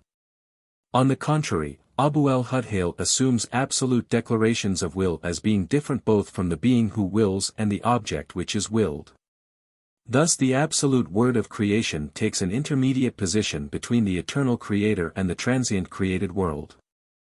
These declarations of gods will form a kind of intermediate essence, to be compared with the Platonic ideas or the sphere spirits, but perhaps regarded rather as immaterial powers than as personal spirits. Abu al-Haitham distinguishes between the absolute word of creation and the accidental word of revelation, which is announced to men in the form of command and prohibition, appearing as matter and in space. And which is thus significant only for this transient world. The possibility of living in accordance with the divine word of revelation, or of resisting it, exists therefore in this life alone. Binding injunction and prohibition presuppose freedom of will and capability of acting in accordance therewith. On the other hand, in the future life there are no obligations in the form of laws, and, accordingly, no longer any freedom, everything there depends on the absolute determination of God. Nor will there be any motion in the world beyond, for as motion has once had a beginning, it must, at the end of the world, come to a close in everlasting rest. Abu al-Haitham, therefore, could not have believed in a resurrection of the body.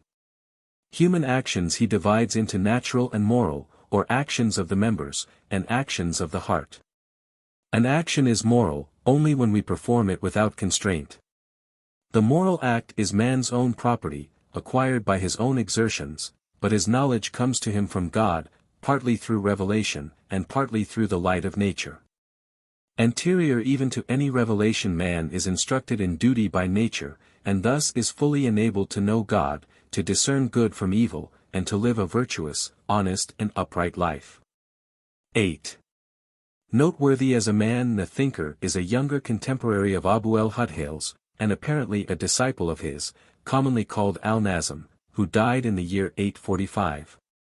A fanciful, restless, ambitious man, not a consistent thinker, but yet a bold and honest one, such is the representation of him given us by Jahiz, one of his pupils.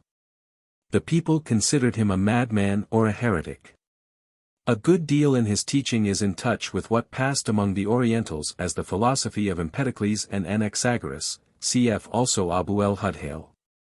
In the opinion of Nazm, God can do absolutely no evil thing. In fact, he can only do that which he knows to be the best thing for his servants. His omnipotence reaches no farther than what he actually does. Who could hinder him from giving effect to the splendid exuberance of his being? A will, in the proper sense of the term, which invariably implies a need, is by no means to be attributed to God. The will of God, on the contrary, is only a designation of the divine agency itself, or of the commands which have been conveyed to men. Creation is an act performed once for all, in which all things were made at one and the same time, so that one thing is contained in another, and so that in process of time the various specimens of minerals, plants and animals, as well as the numerous children of Adam, gradually emerge from their latent condition and come to the light. Nazm, like the philosophers, rejects the theory of atoms, v. 2, 3 section 12, but then he can only account for the traversing of a definite distance, by reason of the infinite divisibility of space, by postulating leaps. He holds bodily substances to be composed of accidents instead of atoms. And just as Abu al-Haitham could not conceive of the inherence of attributes in an essence, so Nazm can only imagine the accident as the substance itself or as a part of the substance. Thus, fire or the warm, for instance, exists in a latent condition in wood, but it becomes free when, by means of friction, its antagonist, the cold, disappears. In the process there occurs a motion or transposition, but no qualitative change. Sensible qualities, such as colors, savors and odors, are, in Nazm's view, bodies. Even the soul or the intellect of man he conceives to be a finer kind of body. The soul, of course, is the most excellent part of man, it completely pervades the body, which is its organ, and it must be termed the real and true man. Thoughts and aspirations are defined as movements of the soul.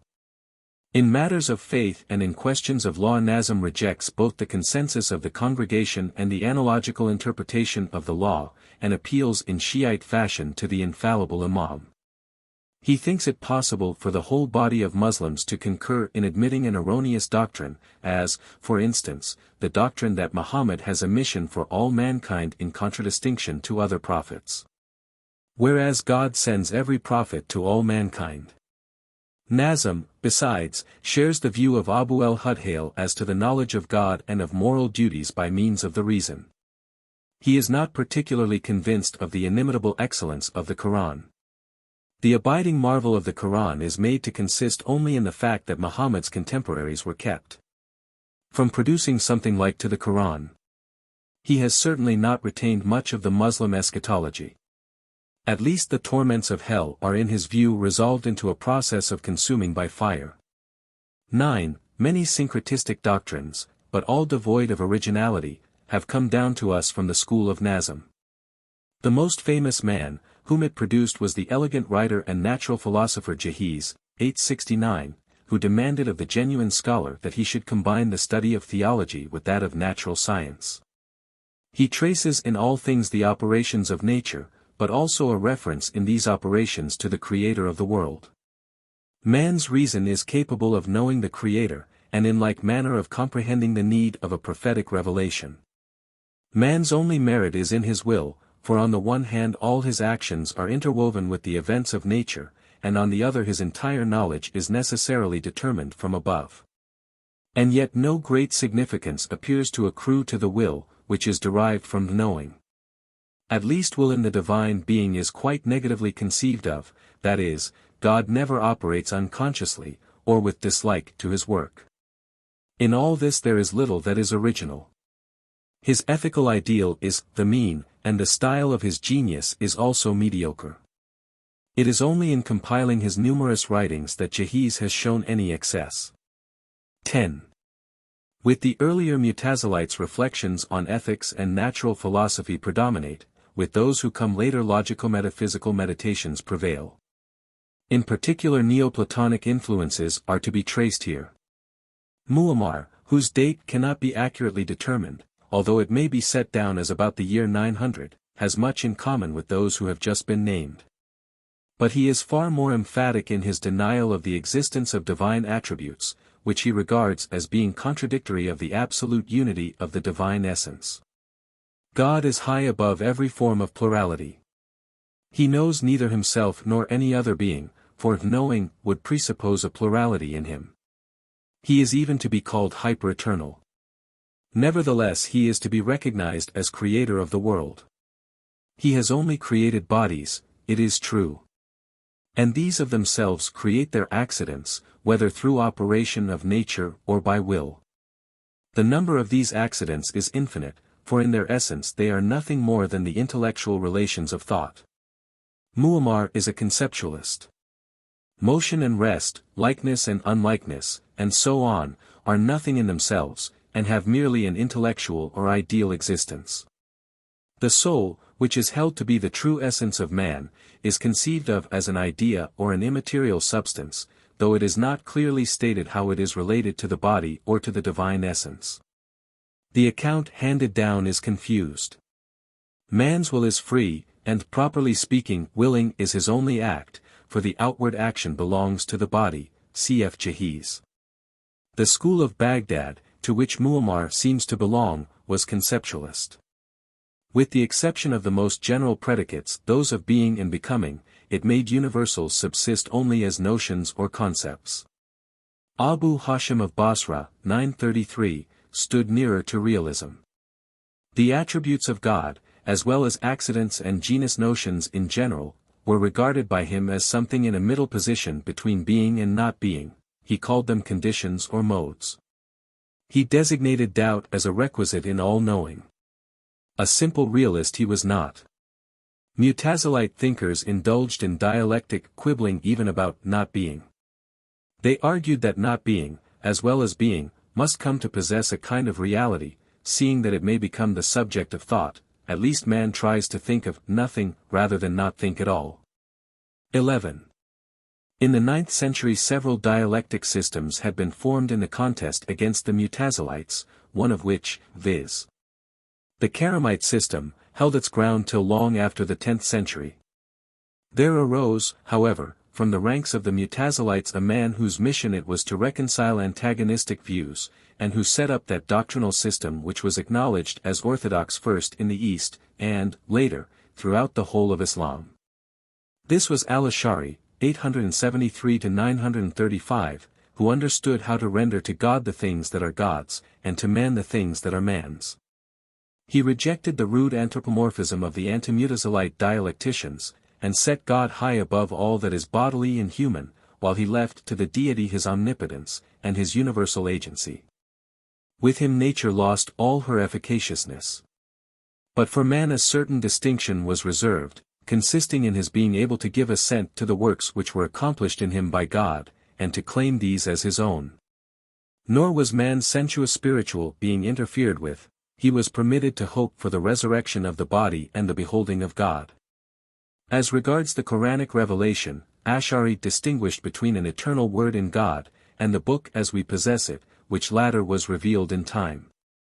In the detailed statement of his doctrines Ash'ari showed no originality in any way, but merely arranged and condensed the material given him, a proceeding which could not be carried out without discrepancies. The main thing, however, was that his cosmology, anthropology, and eschatology did not depart too far from the text of the tradition for the edification of pious souls, and that his theology, in consequence of a somewhat spiritualized conception of God, was not altogether unsatisfactory even to men of higher culture. Ash'ari relies upon the revelation contained in the Quran.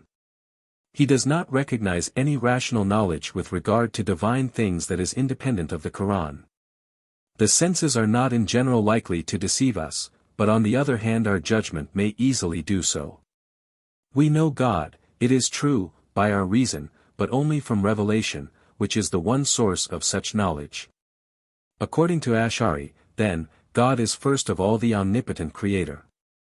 Farther he is omniscient, he knows what men do and what they wish to do, he knows also what happens, and how that which does not happen would have happened, if it had happened. Moreover all predicates which express any perfection are applicable to God, with the proviso that they apply to him in another and higher sense than to his creatures. In creating and sustaining the world God is the sole cause, all worldly events proceed continually and directly from him. Man, however, is quite conscious of the difference between his involuntary movements, such as shivering and shaking, and those which are carried out in the exercise of his will and choice. 12. The most characteristic theory which the dialectic of the Muslims has fashioned, is their doctrine of atoms. The development of this doctrine is still wrapped in great obscurity. It was advocated by the Mutazilites but particularly by their opponents before the time of Ash'ari. Our sketch shows how it was held in the Ash'arite school, where partly perhaps it was first developed. The atomic doctrine of the Muslim dialecticians had its source, of course, in Greek natural philosophy, but its reception and farther development were determined by the requirements of theological polemic and apologetic. The like phenomenon may be observed in the case of individual Jews and among believing Catholics. It is impossible to suppose that atomism was taken up in Islam, merely because Aristotle had fought against it. Here we have to register a desperate struggle for a religious advantage, and one in which weapons are not chosen at will, it is the end that decides. Nature has to be explained, not from herself but from some divine creative act. And this world must be regarded not as an eternal and divine order of things, but as a creature of transient existence. God must be thought of and spoken of as a freely working almighty creator, not as an impersonal cause or inactive primeval source. Accordingly, from the earliest times the doctrine of the creation is placed at the apex of Muslim dogmatics, as a testimony against the pagan philosophical view of the eternity of the world and the efficient operations of nature. What we perceive of the sensible world, say these atomists, is made up of passing accidents, which every moment come and go. The substratum of this change is constituted by the bodily substances. And because of changes occurring in or on these substances, they cannot be thought of as themselves unchangeable. If then they are changeable, they cannot be permanent, for that which is eternal does not change. Consequently everything in the world, since everything changes, has come into being, or has been created by God. That is the starting point. The changeableness of all that exists argues an eternal, unchangeable creator. But later writers, under the influence of Muslim philosophers, infer from the possible or contingent character of everything finite, the necessary existence of God. But let us come back to the world. It consists of accidents and their substrata, substances. Substance and accident or quality are the two categories by means of which reality is conceived. The remaining categories either come under the category of quality, or else are resolved into relations, and modifications of thought, to which, objectively, nothing corresponds. Matter, as possibility, exists only in thought. Time is nothing other than the coexistence of different objects, or simultaneity in presentation. And space and size may be attributed to bodies indeed, but not to the individual parts, atoms, of which bodies are composed. But, generally speaking, it is accidents which form the proper predicates of substances. Their number in every individual substance is very great, or even infinite as some maintain, since of any pair whatever of opposite determinations, and these include negatives also, the one or the other is attributable to every substance. The negative accident is just as real as the positive. God creates also privation and annihilation, though certainly it is not easy to discover a substratum for these. And seeing that no accident can ever have its place elsewhere than in some substance, and cannot have it in another accident, there is really nothing general or common in any number of substances. Universals in no wise exist in individual things, they are concepts. Thus there is no connection between substances, they stand apart, in their capacity of atoms equal to one another. In fact they have a greater resemblance to the homoiomers of Anaxagoras than to the extremely small particles of matter of the atomists. In themselves they are non-spatial, without Makan, but they have their position, hayas, and by means of this position of theirs they fill space. It is thus unities not possessing extension, but conceived of as points out of which the spatial world of body is constructed. Between these unities there must be a void, for were it otherwise any motion would be impossible, since the atoms do not press upon one another. All change, however, is referred to union and separation, movement and rest. Farther operative relations between the atom substances, there are none. The atoms exist then, and enjoy their existence. But have nothing at all to do with one another. The world is a discontinuous mass, without any living reciprocal action between its parts. The ancients had prepared the way for this conception by their theory, amongst other things, of the discontinuous character of number. Was not time defined as the tale or numbering of motion? Why should we not apply that doctrine to space, time and motion? The dialecticians did this, and the skepsis of the older philosophy may have contributed its influence in the process. Like the substantial, corporeal world, space, time and motion were decomposed into atoms devoid of extension, and into moments without duration.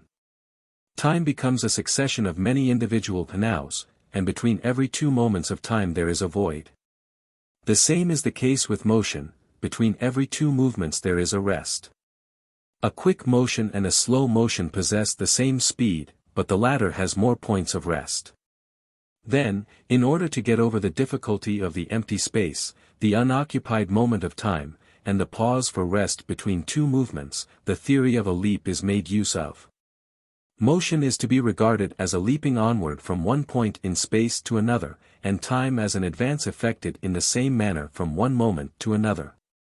In reality they had no use at all for this fantastic theory of a leap, it was a mere reply to unsophisticated questioning. With perfect consistency they had cut up the entire material world, as it moves in space and time, into atoms with their accidents. Some no doubt maintained, that although accidents every moment disappear, yet substances endure, but others made no difference in this respect. They taught that substances, which are in fact points in space, exist only for a point of time, just like accidents. Every moment God creates the world anew, so that its condition at the present moment has no essential connection with that which has immediately preceded it or that which follows next. In this way there is a series of worlds following one another, which merely present the appearance of one world. That for us there is anything like connection or causality in phenomena proceeds from the fact that Allah in His inscrutable will does not choose either today or tomorrow to interrupt the usual course of events by a miracle, which however He is able at any moment to do. The disappearance of all causal connection according to the atomistic kalam is vividly illustrated by the classical instance of the writing man. God creates in him, and that too by an act of creation which is every moment renewed, first the will, then the faculty of writing, next the movement of the hand, and lastly the motion of the pen. Here one thing is completely independent of the other. Now if against this view the objection is urged, that along with causality or the regular succession of worldly events, the possibility of any knowledge is taken away, the believing thinker replies, that Allah verily foreknows everything, and creates not only the things of the world and what they appear to affect, but also the knowledge about them in the human soul, and we do not need to be wiser than He. He knows best. Allah and the world, God and man, beyond these antitheses Muslim dialectic could not reach. Besides God, there is room only for corporeal substances and their accidents. The existence of human souls as incorporeal substances, as well as generally the existence of pure spirits, both of which doctrines were maintained by philosophers, and, though less definitely, by several Mutazilites, would not harmonize properly with the Muslim doctrine of the transcendent nature of God, who has no associate. The soul belongs to the world of body. Life, sensation, rational endowment, are accidents, just as much as color, taste, smell, motion and rest. Some assume only one soul atom, according to others several finer soul atoms are mingled with the bodily atoms. At all events thinking is attached to one single atom. 13. It was not every good Muslim that could find mental repose in dialectic. The pious servant of God might yet, in another way, draw somewhat nearer to his Lord. This need existing in Islam at the very outset, strengthened too by Christian and Indo-Persian influences, and intensified under more highly developed conditions of civilization, evoked in Islam a series of phenomena, which are usually designated as mysticism or Sufism. 12. In this development of a Muslim order of holy men, or of a Muslim monkish system, the history of Christian monks and cloisters in Syria and Egypt, as well as that of Indian devotees, is repeated. In this matter then we have at bottom to deal with religious or spiritual practice, but practice always mirrors itself in thought, and receives its theory. In order to bring about a more intimate relationship with the Godhead, many symbolical acts and mediating persons were required. Such persons then endeavored to discover the mysteries of the symbols for themselves and to disclose them to the initiated, and to establish, besides, their own mediatory position in the scale of universal being. In particular, NEO-PLATONIC doctrines, partly drawn from the turbid source of the pseudo-Dionysius the Areopagite and the holy Hierotheos, Stephen Bar Sadali, had to lend their aid in this work. The Indian yoga too, at least in Persia, seems to have exercised considerable influence. For the most part mysticism kept within the pale of orthodoxy, which was always sensible enough to allow a certain latitude to poets and enthusiasts. As regards the doctrine that God works all in all, dialecticians and mystics were agreed, but extreme mysticism propounded the farther doctrine that God is all in all. From this a heterodox pantheism was developed, which made the world an empty show, and deified the human ego. Thus the unity of God becomes universal unity, His universal activity universal existence. Besides God, there exist at the most only the attributes and conditions of the Sufi souls that are tending towards Him. A psychology of feeling is developed by the Sufi teachers.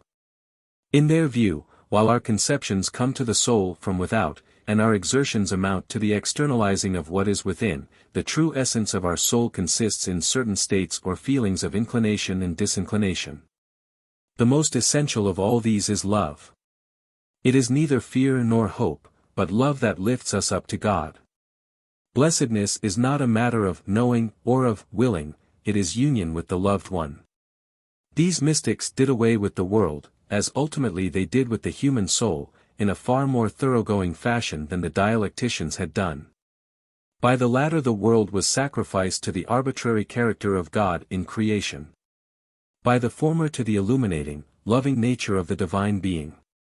The confusing multiplicity of things, as that appears to sense and conception, is removed in a yearning after the one and beloved being. Everything, both in being and thinking, is brought to one central point. Contrast with this the genuine Greek spirit. In it a wish was cherished for a still greater number of senses, to enable men to get a somewhat better acquaintance with this fair world. But these mystics blame the senses for being too many, because their number brings disorder into their felicity. Human nature, however, always asserts herself.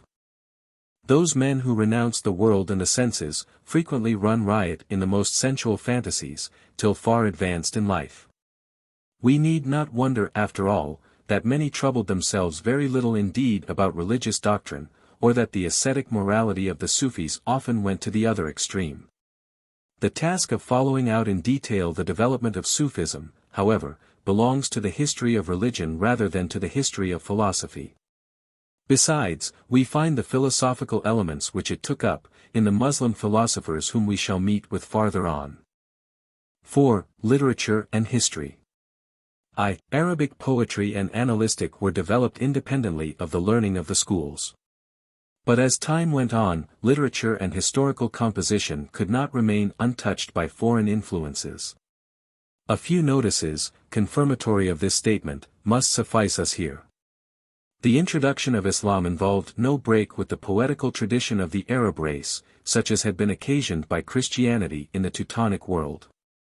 The secular literature of the times, even of the Umayyads, handed down many wise sayings, partly taken from ancient Arabic poetry, which rivaled the preachings of the Quran.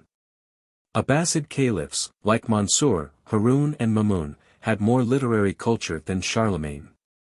The education of their sons was not confined to the reading of the Quran, it embraced acquaintance also with the ancient poets and with the history of the nation. Poets and literary men were drawn to the courts and rewarded in princely fashion. In these circumstances, literature underwent the influence of scholarly culture and philosophical speculation, although, in most cases, in a very superficial manner. The result is specially exhibited in skeptical utterances, frivolous mockery of what is most sacred, and glorification of sensual pleasure. At the same time, however, wise sayings, serious reflections and mystic speculations made their way into the originally sober and realistic poetry of the Arabs. The place of the first natural freshness of representation was now taken by a wearisome play on thoughts and sentiments, and even on mere words, meters and rhymes. 2. The unpleasant Abu el-Atahiyya, 748–828, in his effeminate poetry, is nearly always talking about unhappy love and a longing for death. He gives expression to his wisdom in the following couplet. The mind guide thou with cautious hesitation. Gainst sin use the best shield, renunciation. Whoever possesses any faculty for appreciating life and the poetry of nature will find little to enjoy in his world-renouncing songs. And just as little satisfaction will be afforded him in the verses of Mutanabi, 905–965, frightfully tedious in their contents, although epigrammatic in their form. And yet Mutanabi has been praised as the greatest Arabic poet. In like manner people have unduly extolled Abu al-Ala al-Mari, 973–1058, as a philosophic poet. His occasionally quite respectable sentiments and sensible views are not philosophy, nor does the affected though often hackneyed expression of these amount to poetry. Under more favorable conditions, for he was blind and not surpassingly rich, this man might perhaps have rendered some service in the subordinate walks of criticism as a philologist or a historical writer. But, in place of an enthusiastic acceptance of life's duties, he is led to preach the joyless abandonment of them, and to grumble generally at political conditions, the opinions of the orthodox multitude, and the scientific assertions of the learned, without being able himself to advance anything positive. He is almost entirely wanting in the gift of combination. He can analyze, but he does not hit upon any synthesis, and his learning bears no fruit. The tree of his knowledge has its roots in the air, as he himself confesses in one of his letters, though in a different sense. He leads a life of strict celibacy and vegetarianism, as becomes a pessimist. As he puts it in his poems, all is but an idle toy, fate is blind, and time spares neither the king who partakes of the joys of life, nor the devout man who spends his nights in watching and prayer. Nor does irrational belief solve for us the enigma of existence. Whatever is behind those moving heavens remains hidden from us forever. Religions, which open up a prospect there, have been fabricated from motives of self-interest. Sects and factions of all kinds are utilized by the powerful to make their dominion secure, though the truth about these matters can only be whispered. The wisest thing then is to keep aloof from the world, and to do good disinterestedly, and because it is virtuous and noble to do so, without any outlook for reward. Other literary men had a more practical philosophy, and could make their weight more felt in the world. They subscribed to the wise doctrine of the theatre manager in Goethe's Faust: he who brings much, will something bring to many. The most perfect type of this species is Hariri, 1054–1122, whose hero, the beggar and stroller, Abu Zaid of Sarag, teaches as the highest wisdom. Hunt, instead of being hunted. All the world's a wood for hunting. If the falcon should escape you, take, content, the humble bunting. If you finger not the dinars, coppers still are worth the counting. 13. 3. The analytic of the ancient Arabs, like their poetry, was distinguished by a clear perception of particulars, but was incapable of taking a general grasp of events. With the vast extension of the empire their view was necessarily widened. First a great mass of material was gathered together. Their historical and geographical knowledge was advanced by means of journeys undertaken to collect traditions, or for purposes of administration and trade, or simply to satisfy curiosity, more than it could have been by mere religious pilgrimages. Characteristic methods of research, brought to bear upon the value of tradition as a source of our knowledge, were elaborated. With the same subtlety which they displayed in grammar, they portioned out, in endless division and subdivision, the extended field of their observation, in a fashion more truly Arabesque than lucid. And in this way they formed a logic of history which must have appeared to an Oriental eye much finer than the Aristotelian organon with its austere structure. Their tradition, in authenticating which they were, as a rule, less particular in practice than in theory, was by many made equal in value to the evidence of the senses, and preferred to the judgment of the reason, which so easily admitted fallacious inferences. There were always people, however, who impartially handed down contradictory reports, alongside of one another. Others, although exhibiting consideration for the feelings and requirements of the present, did not withhold their more or less well-founded judgment on the past. For it is often easier to be discerning in matters of history than in the affairs of the living world. New subjects of inquiry came up, together with new modes of treatment.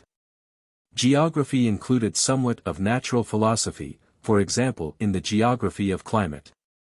While historical composition brought within the range of its description intellectual life, belief, morals, literature, and science. Acquaintance also with other lands and nations invited comparison on many points. And thus an international, humanistic or cosmopolitan element was introduced. 4. A representative of the humanistic attitude of mind is met with in Masudi, who died about the year 956. He appreciates, and is interested in, everything that concerns humanity. Everywhere he is learning something from the men he meets with, and in consequence the reading of books, which occupies his privacy, is not without fruit. But it is neither the narrow, everyday practices of life and religion, nor the airy speculations of philosophy, that specially appeal to him. He knows where his strength lies. And up to the last, when he is spending his old age in Egypt, far from his native home, he finds his consolation, the medicine of his soul, in the study of history. History for him is the all-embracing science, it is his philosophy. And its task is to set forth the truth of that which was and is. Even the wisdom of the world, together with its development, becomes the subject of history, and without it all knowledge would long since have disappeared. For learned men come and go, but history records their intellectual achievements, and thereby restores the connection between the past and the present. It gives us unprejudiced information about events and about the views of men. Of course Masudi leaves it often to the intelligent reader to find out for himself the due synthesis of the facts and the individual opinion of the author. A successor of his, the geographer Makdisi, or Muqaddasi, who wrote in the year 985, deserves to be mentioned with high commendation. He journeyed through many countries, and exercised the most varied callings, in order to acquaint himself with the life of his time. He is a true Abu Zaid of Sarag, cf. 2, for section 2, but one with an object before him. He sets to work in critical fashion, and holds to the knowledge which is gained by research and inquiry, not by faith in tradition or by mere deductions of the reason. The geographical statements in the Quran be explains by the limited intellectual horizon of the ancient Arabs, to which Allah must have seen fit to adapt himself. He describes then, sine ira et studio, the countries and races he has seen with own eyes. His plan is to set down, in the first place, results gathered from his own experience and observation, next, what he has heard from trustworthy people, and last of all what he has met with in books. The following sentences are extracted from his characterization of himself. I have given instruction in the common subjects of education and morals, I have come forward as a preacher, and I have made the minaret of the mosque resound with the call to prayer. 1 Have been present at the meetings of the learned and the devotions of the pious. I have partaken of broth with Sufis, gruel with monks, and ship's fare with sailors. Many man a time I have been seclusion itself, and then again I have eaten forbidden fruit against my better judgment. I associated with the hermits of Lebanon, and in turn I lived at the court of the prince. In wars I have participated, I have been detained as a captive and thrown into prison as a spy.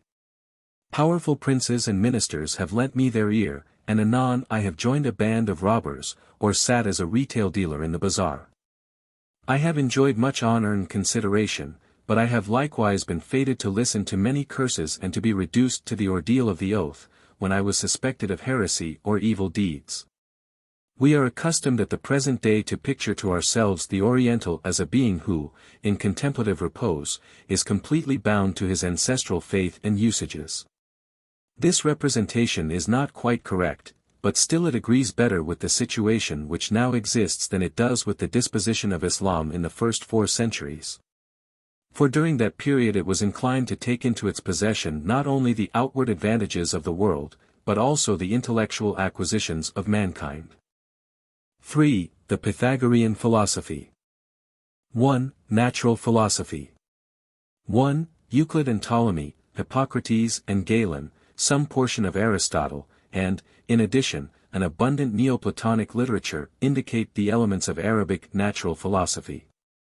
It is a popular philosophy, which, chiefly through the instrumentality of the Sabaeans of Haran, found acceptance with the Shiites and other sects, and which in due course impressed not only court circles, but also a large body of educated and half-educated people.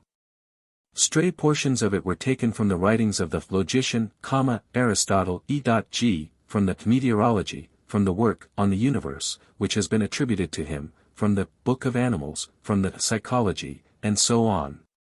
But its general character was determined by Pythagorean Platonic teaching, by the Stoics, and by subsequent astrologers and alchemists.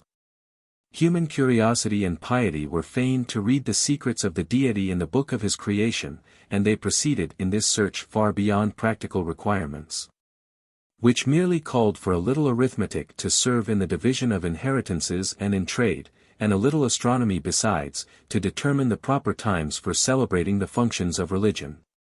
Men hastened to gather wisdom from every quarter, and in so doing they manifested a conviction, which Masudi accurately expressed, when he said, whatever is good should be recognized, whether it is found in friend or foe. Indeed Ali, the prince of believers, is reported to have said, the wisdom of the world is the believer's strayed sheep, take it back, even though it come from the unbelieving. Pythagoras is the presiding genius of mathematical study in Islam. Greek and Indian elements are mingled in it, it is true, but everything is regarded from a Neo-Pythagorean point of view. Without studying such branches of mathematics, as arithmetic and geometry, astronomy and music, no one, they said, becomes a philosopher or an educated physician. The theory of numbers, prized more highly than mensuration, because it appeals less to the outward vision, and should bring the mind nearer the essence of things, gave occasion to the most extravagant puerilities. God is, of course, the great unity, from whom everything proceeds, who himself is no number, but who is the first cause of number. But above all, the number 4, the number of the elements and so on, was held in high favor by the philosophers. And by nothing in heaven or earth was spoken of or written about, except in sentences of 4 clauses and in discourses under 4 heads. The transition from mathematics to astronomy and astrology was rapid and easy. The old Eastern methods, which came into their hands, continued to be applied even by the court astrologers of the Umayyads, but with still greater thoroughness at the Abbasid court. In this way they arrived at speculations which ran counter to the revealed faith, and which therefore could never be approved of by the guardians of religion.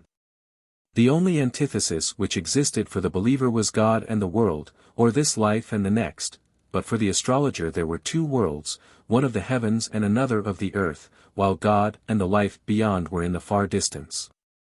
According to the different conceptions entertained of the relation which subsisted between the heavenly bodies and sublunary things, either a rational astronomy was developed, or a fantastic astrology. Only a few kept entirely free from astrological delusions. As long, in fact, as the science was dominated by the Ptolemaic system, it was easier for the completely uneducated man to jeer at what was absurd in it than it was for the learned investigator to disprove the same. For the latter indeed this earth with its forms of life was a product of the forces of the heavens, a reflection of celestial light, an echo of the eternal harmony of the spheres. Those then who ascribed conception and will to the spirits of the stars and spheres, held them as the representatives of divine providence, and thus traced to their agency both what is good and what is evil. Seeking also to foretell future events from the situation of their orbs, by means of which they bring their influence to bear upon earthly things in accordance with steadfast laws. Others, it is true, had their doubts about this secondary providence, on grounds of experience and reason, or from the peripatetic belief that the blessed existences of the heavens are spirits of pure intellect, exalted above conception and will.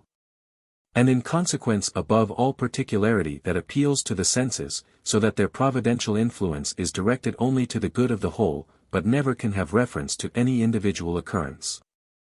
3. In the domain of natural science Muslim learned men collected a rich body of material, but hardly in any case did they succeed in really treating it scientifically. In the separate natural sciences, the development of which we cannot follow up in this place, they clung to traditional systems. To establish the wisdom of God and the operations of nature, which was regarded as a power or emanation of the world soul, alchemistic experiments were instituted, the magical virtues of talismans tested. The effects of music upon the emotions of men and animals investigated, and observations made on physiognomy, while attempts were also set on foot to explain the wonders of the life of sleep and of dreams, as well as those of soothsaying and prophecy, and as might be expected, the center of interest was man, as the microcosm which must combine in itself all the elements and powers of the world together. The essential part of man's being was held to be the soul. And its relation to the world soul, and its future lot were made subjects of inquiry. There was also a good deal of speculation about the faculties of the soul and their localization in the heart and the brain. One or two adhered to Galen, but others went farther than he did, and made out 5 inner senses corresponding to the 5 outer ones, a theory which, along with similar natural mysteries, was traced to Apollonius of Tyana. Obviously the most diverse attitudes towards religious doctrine were possible in the study of mathematical and physical science. But the propedeutic sciences, as soon as they came forward on their own account, were always dangerous to the faith.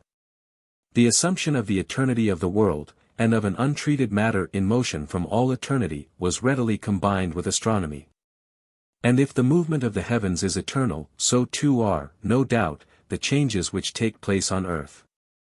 All the kingdoms of nature then, according to many teachers, being eternal, the race of man is eternal also, wheeling round and round in an orbit of its own. There is therefore nothing new in the world, the views and ideas of men repeat themselves like everything else.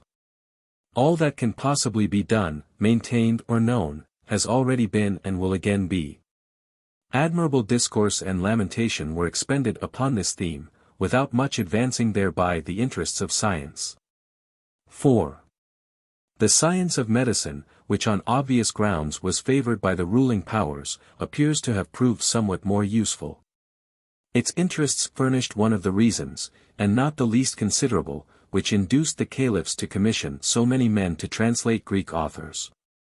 It is therefore not to be wondered at that the teachings of mathematics and natural science, together with logic, also affected medicine intimately.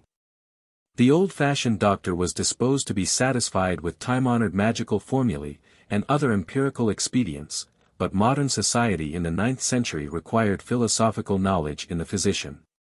He had to know the natures of foods, stimulants or luxuries, and medicaments, the humors of the body, and in every case the influence of the stars. The physician was brother to the astrologer, whose knowledge commanded his respect, because it had a more exalted object than medical practice. He had to attend the lectures of the alchemist, and to practice his art in accordance with the methods of mathematics and logic. It was not enough for the fanatics of education in the 9th century that a man had to speak, believe and behave in accordance with qiyas, that is to say, with logical correctness. He must, over and above, submit to be treated medically in accordance with qiyas. The principles of medicine were discussed in learned assemblies at the court of Wathic, 842–847, like the foundations of doctrine and morals. The question, in fact, was asked, prompted by a work of Galen's, whether medicine relies upon tradition, experience or rational knowledge, or whether on the other hand it derives its support from the principles of mathematics and natural science by means of logical deduction, qiyas. 5. The natural philosophy, which has just been rapidly sketched, actually stood for philosophy with the most of the scholars of the 9th century, as contrasted with theological dialectic, and was styled Pythagorean. It lasted even into the 10th century, when its most important representative was the famous physician Razi, 923 or 932. Born in Rai, he received a mathematical education and studied medicine and natural philosophy with great diligence. He was averse to dialectic and was only acquainted with logic as far as the categorical figures of the first analytics. After having practiced as director of the hospital in his native city and in Baghdad, he entered upon his travels and resided at various princely courts, amongst others at the court of the Samanid Mansur ibn Ishaq, to whom he dedicated a work on medicine. Razi has a high opinion of the medical profession and of the study which it demands.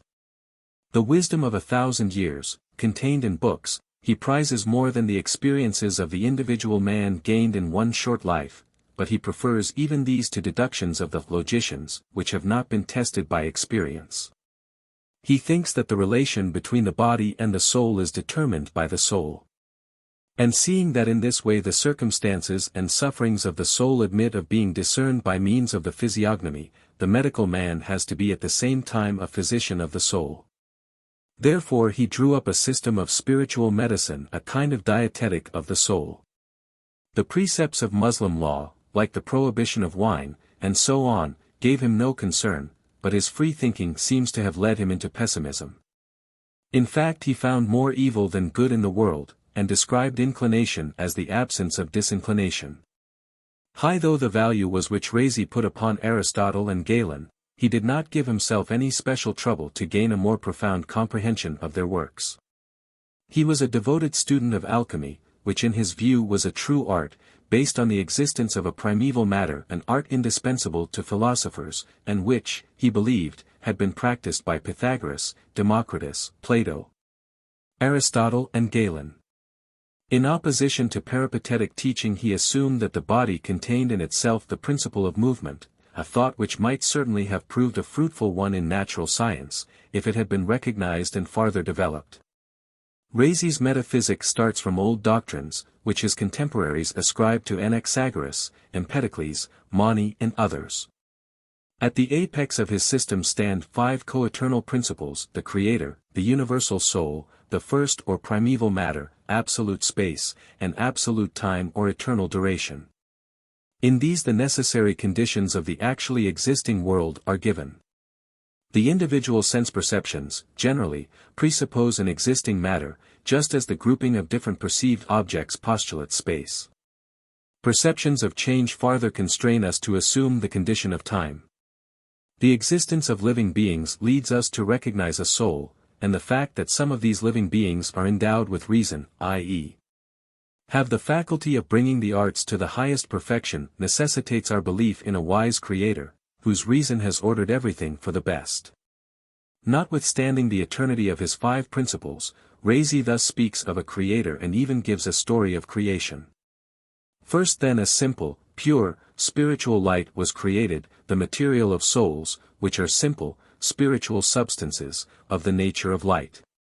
That light material or upper world, from which souls descended, is also called reason, or light of God. The light is followed by the shadow, from which the animal soul is created, for the service of the rational soul.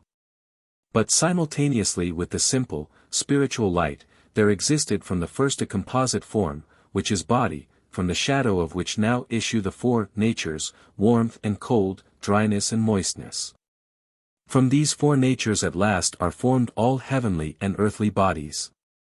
The whole process, however, is in operation from all eternity, without beginning in time, for God was never inactive. That Razi was an astrologer is plain from his own utterances. The heavenly bodies consist indeed, according to him, of the same elements as earthly things, and the latter are continually exposed to the influences of the former. 6. Razi had to maintain a polemical attitude in two directions. On the one side he impugned the Muslim unity of God, which could not bear to be associated with any eternal soul, matter, space or time. And on the other side he attacked the Darite system, which does not acknowledge any creator of the world. This system, which is frequently mentioned by Muslim authors, with due aversion of course, appears to have found numerous representatives, though none of any importance. The adherents of the Dar v.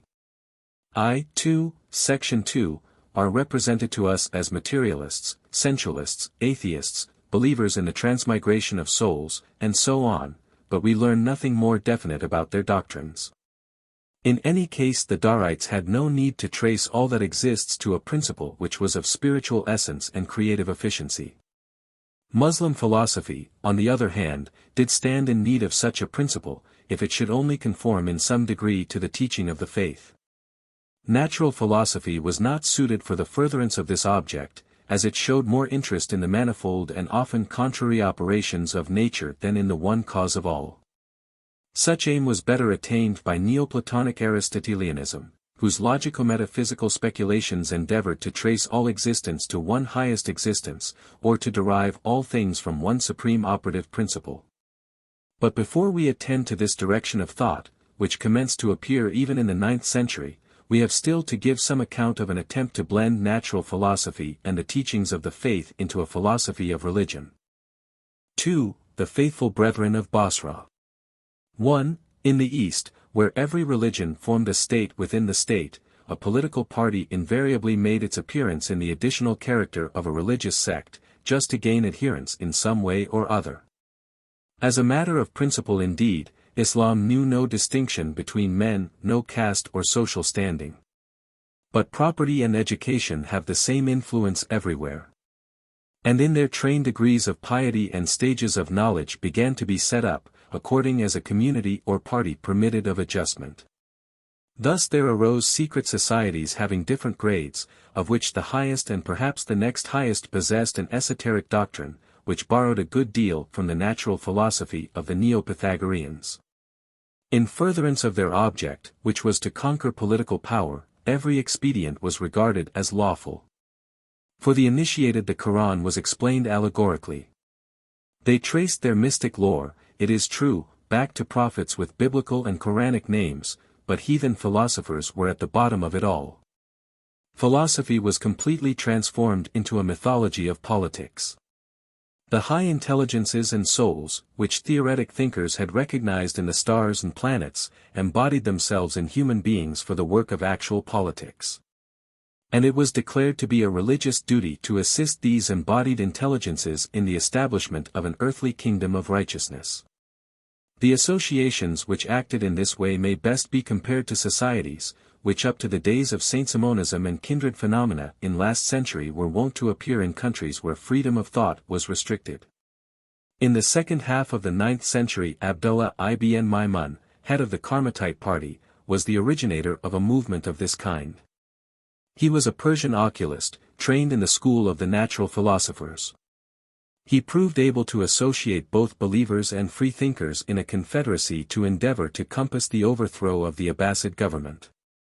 To the one set he was a conjurer, to the other a pious ascetic or learned philosopher.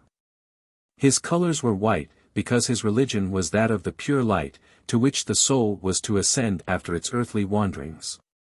The duties inculcated were contempt for the body, disregard of the material, community of goods for all the Confederate brethren, as well as self-surrender to the Confederacy, acid fidelity and obedience to their chiefs, even to death. For the society had its grades. In accordance with the sequence of existence, viz., God, reason, soul, space and time, they conceived the revelation of God to be made in history and in the constitution of their own brotherhood. 2. The chief homes of Karmatite activity were Basra and Kufa.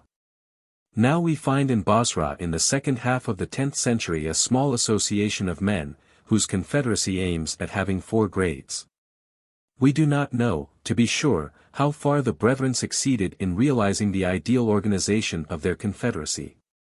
To the first grade belong young men of from 15 to 30 years of age, whose souls are being formed in th. natural way. These must be completely submissive to then teachers. The second grade, from 30 to 40 years of age, are introduced to secular wisdom, and receive an analogical knowledge of things. In the third grade, from 40 to 50 years of age, the divine law of the world becomes known in more adequate form, that constitutes the stage of the prophets. Finally, in the highest grade, when one is over 50 years old, he comes to see the true reality of things, just like the blessed angels. He is exalted then above nature, doctrine and law.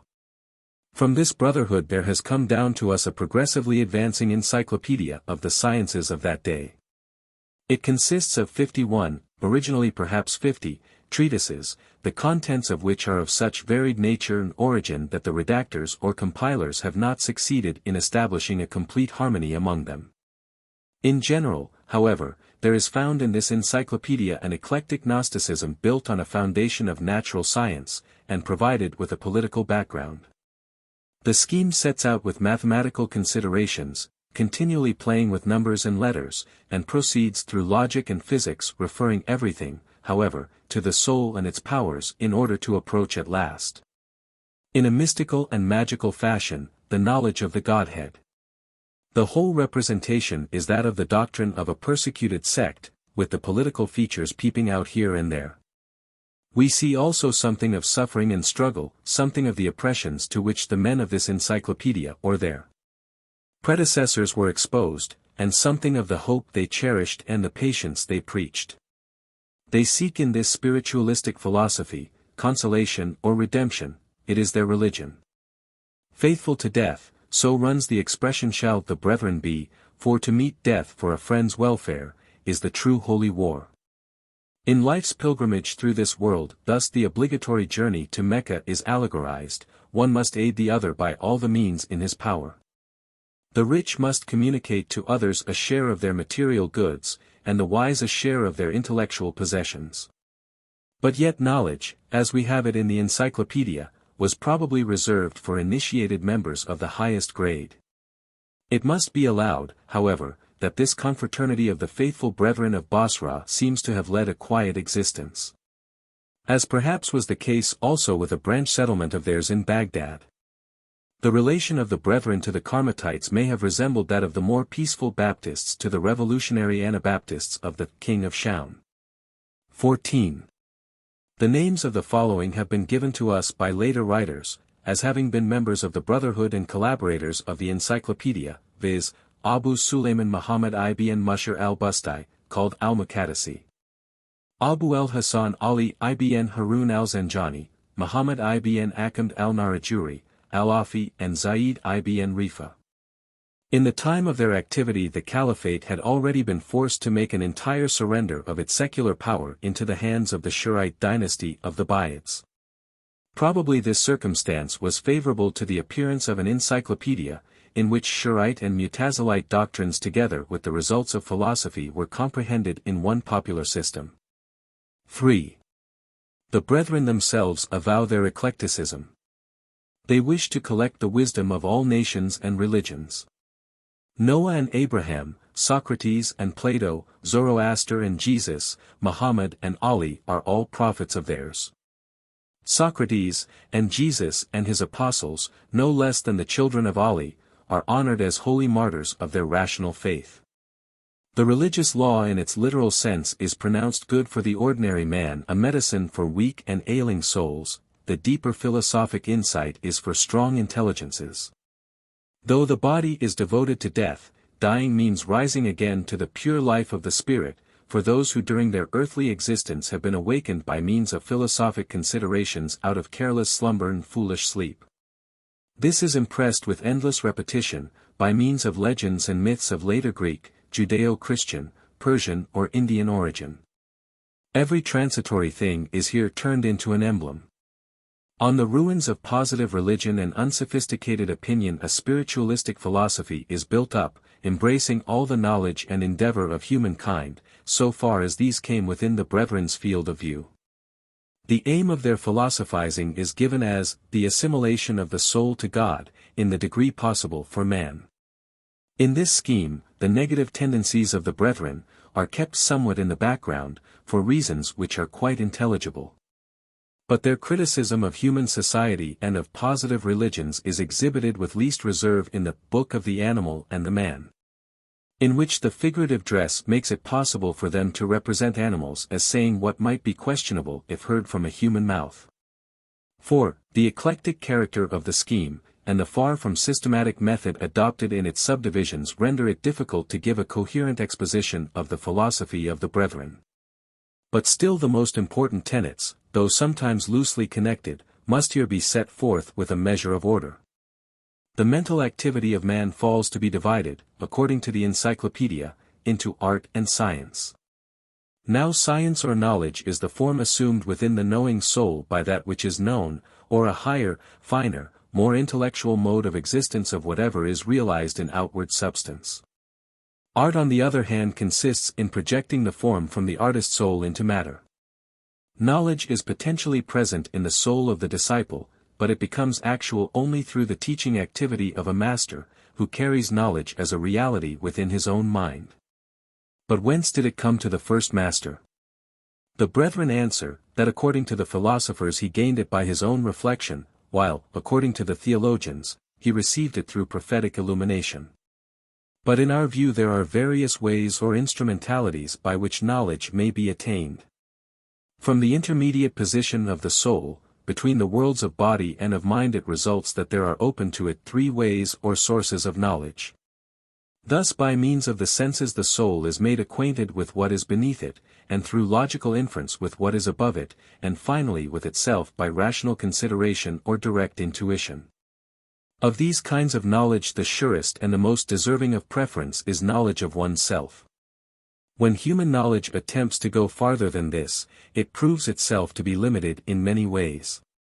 Therefore one must not philosophize straight away about questions like the origin or the eternity of the world, but make his first essays with what is simpler.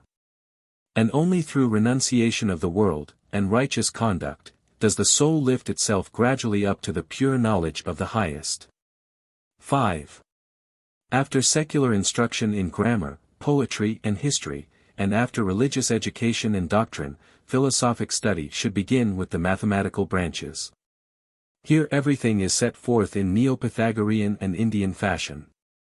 Not only numbers but even the letters of the alphabet are employed in childish trifling. It was particularly convenient for the brethren that the number of letters in the Arabic alphabet is 28, or 4 multiplied by 7. Instead of proceeding according to practical and real points of view, they give the rein to fancy in all the sciences, in accordance with grammatical analogies and relations of numbers. Their arithmetic does not investigate number as such, but rather its significance. No search is made for any more suitable mode of expressing number in the case of phenomena. But things are themselves explained in accordance with the system of numbers. The theory of number is divine wisdom, and is above things, for things are only formed after the pattern of numbers. The absolute principle of all existence and thought is the number one. The science of number, therefore, is found at the beginning, middle, and end of all philosophy. Geometry, with its figures addressing the eye, serves merely to make it more easily understood by beginners, but arithmetic alone is true and pure science. And yet geometry too is divided into a sensible form of it which deals with lines, surfaces and solids, and a pure or spiritual form which treats of the dimensions or properties of things, such as length, breadth and depth. The object both of arithmetic and geometry is to conduct the soul from the sensible to the spiritual. First of all then they lead us to consider the stars. Now the Encyclopedia offers us, in its astrology and nothing else could be expected teaching which is exceedingly fantastic and sometimes self-contradictory. The whole of it is pervaded by the conviction that the stars not merely foretell the future, but directly influence or bring about everything that happens beneath the moon. Fortune and misfortune come equally from them. Jupiter, Venus and the Sun bring fortune, misfortune is brought, on the other hand, by Saturn, Mars and the Moon, while the effects produced by the planet Mercury have in them both bad and good. Mercury is the Lord of education and science, we owe to him our knowledge, which comprises bad and good. In the same way too the other planets have all their several spheres of influence. And man in the course of life, if he is not prematurely snatched away, experiences successively the influences of the whole of the heavenly bodies. The moon causes his body to grow and Mercury forms his mind. Then he comes under the sway of Venus. The sun gives him family, riches or dominion, Mars, bravery and noble-mindedness.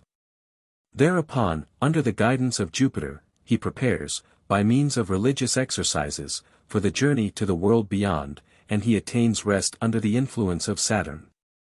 Many men, however, do not live long enough, or are not enabled by circumstances, to develop their natural capacities in unbroken sequence. God therefore graciously sends them his prophets, by whose teaching they may, even in a short time and under unfavorable circumstances, form their natures completely. 6. According to the Encyclopedia, logic is related to mathematics. In fact, just as mathematics conducts from the sensible to the intellectual, so logic takes an intermediate position between physics and metaphysics. In physics we have to do with bodies, in metaphysics, with pure spirits. But logic treats of the ideas of the latter as well as of the representations of the former in our soul. Yet in range and importance logic is inferior to mathematics.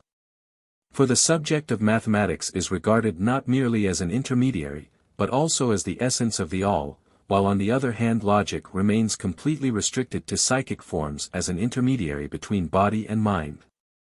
Things are regulated by numbers, but our presentations and ideas by things.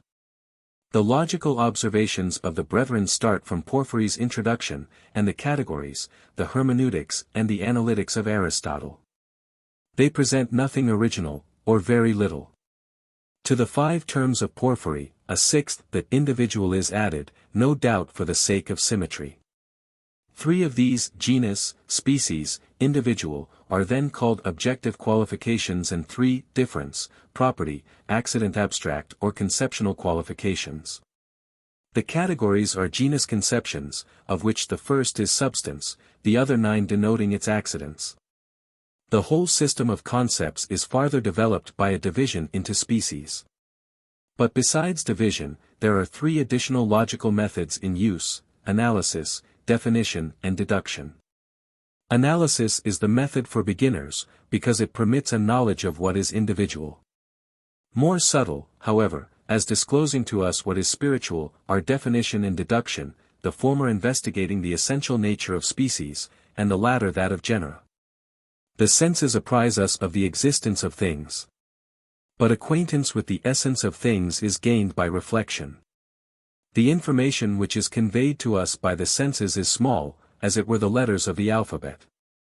Of greater importance considerably are the principles of rational knowledge, just as words have more significance than letters. But the most important knowledge of all, lies in the propositions which have been derived from those principles, and which the human mind gains for itself or appropriates. In contradistinction to that knowledge which nature or the divine revelation has imparted to it. 7. From God, the highest being, who is exalted above all distinctions and oppositions both of the material and the spiritual, the whole world is derived by the path of emanation. If now and again a creation is spoken of, that is only to be understood as a form of adaptation to theological language. The gradation then of the emanations is exhibited as follows: 1. The creative spirit. Nu omicron, akal, 2. The passive spirit, or the all-soul or world-soul, 3. The first material, 4. The operative nature, a power of the world-soul, 5. The absolute body, called also, the second material, 6. The world of the spheres, 7. The elements of the sublunary world, 8. The minerals, plants and animals composed of these elements. These then are the 8 essences which, together with God, the Absolute One, who is in everything and with everything complete the series of original essences corresponding to the 9 cardinal numbers. Spirit, soul, original matter, and nature are simple, but with body we enter the realm of the composite. Here all is composed of matter and form, or, to adopt another principle of division, of substance and accident.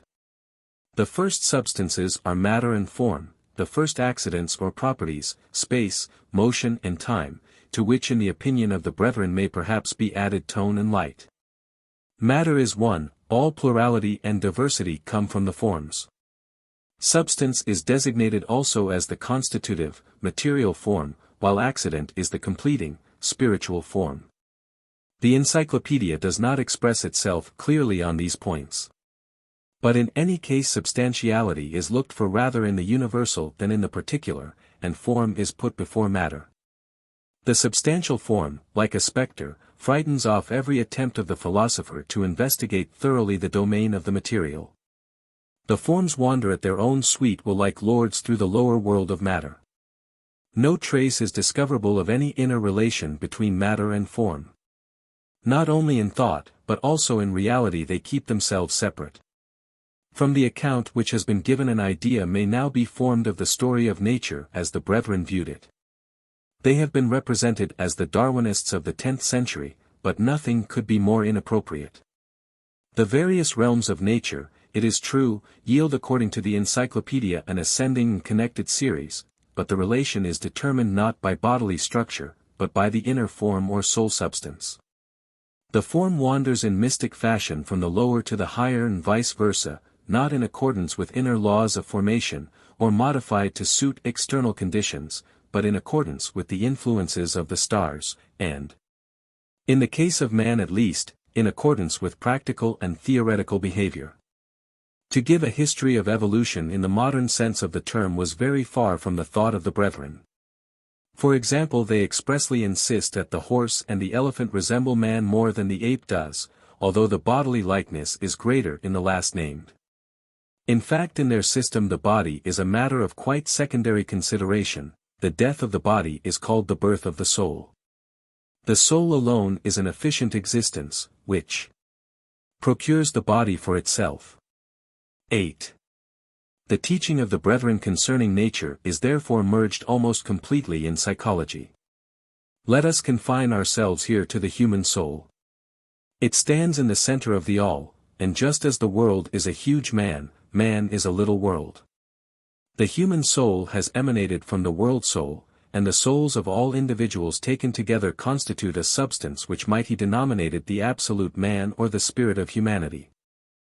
Every individual soul, however, is involved in matter, and must gradually be formed into spirit. To that end it possesses many faculties or powers, and of these the speculative faculties are the choicest, for knowledge is the very life of the soul. The soul of the child is at first like a white sheet of paper. What the 5 senses convey to it is first presented, then judged, and lastly stored up, in the front, middle, and hinder parts of the brain respectively. Through the faculty of speech and the art of writing, which make up the number of the internal senses to 5, corresponding to the number of the external, the contents of presentation are then realized. Among the external senses, hearing takes precedence of sight. For sight, a mere slave of the moment, is occupied with what is actually present to the sense, whereas hearing apprehends also what is past, and is conscious of the harmony of the tuneful spheres. Hearing and sight constitute the group of the intellectual senses, whose effect must continue time without end. While man then possesses the external senses in common with the lower animals, the specific nature of human reason is notified in judgment, speech and action. Reason judges of good and bad, and in conformity with that judgment the will is determined. But in particular the significance which language has for the soul's life of cognition is to be emphasized. A concept which cannot be denoted by some expression in some language is not thinkable at all. The word is the body of the thought, which cannot exist absolutely per se. But it is difficult to see how this understanding of the relation between concept and expression is to square with other opinions of the brethren. 9. At its highest stage the teaching of the brethren becomes a philosophy of religion. Its purpose is a reconciliation between science and life, philosophy and faith. Now in these matters men differ greatly. The ordinary man requires a sensuous worship of God.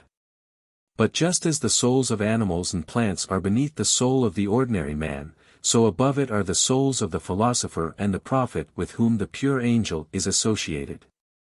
In the higher stages the soul is raised also above the lower popular religion with its sensuous conceptions and usages. No doubt Christianity and the Zoroastrian faith appeared to the brethren to be more perfect religious revelations. Our prophet, Muhammad, they said, was sent to an uncivilized people, composed of dwellers in the desert, who neither possessed a proper conception of the beauty of this world, nor of the spiritual character of the world beyond. The crude expressions of the Quran, which are adapted to the understanding of that people, must be understood in a spiritual sense by those who are more cultured. But the truth is not presented in its purity even in the other national religions. There is a rational faith above them all for which the brethren moreover tried to find a metaphysical derivation. Between God and his first creature, the creative spirit, there is interposed by way of hypostasis the divine world law, namus. That world law extends over everything, and is the wise arrangement of a merciful creator, who intends evil to no one. Belief in a God of anger, in the punishment of hell and the like, the brethren declare to be irrational. Such a faith does harm to the soul. The ignorant, sinful soul finds its hell even in this life and in its own body. On the other hand, resurrection is the separation of the soul from its body, and the great resurrection at the last day is the separation of the universal soul from the world, and its return to God. This turning to God indeed is the aim in all religions. 10. The ethical system of the brethren has an ascetic, spiritualistic character, although here too their eclecticism is shown. According to it man is acting rightly, when he follows his proper nature, praiseworthy is the free act of the soul, admirable are the actions which have proceeded from rational consideration. And lastly, obedience to the divine world law is worthy of the reward of being raised to the celestial world of spheres. But this requires longing for what is above. And therefore the highest virtue is love, which strives after union with God, the first loved one, and which is evinced even in this life in the form of religious patience and forbearance with all created beings. Such love gains in this life serenity of soul, freedom of heart and peace with the whole world, and in the life to come ascension to eternal light. After all this we need not wonder that the body was depreciated a good deal. Our true essence is the soul, and the highest aim of our existence should be to live, with Socrates, devoted to the intellect, and with Christ, to the law of love. Nevertheless the body must be properly treated and looked after in order that the soul may have time to attain its full development. In this view the brethren set up an ideal type of human culture, whereof the features were borrowed from the characteristics of various nations.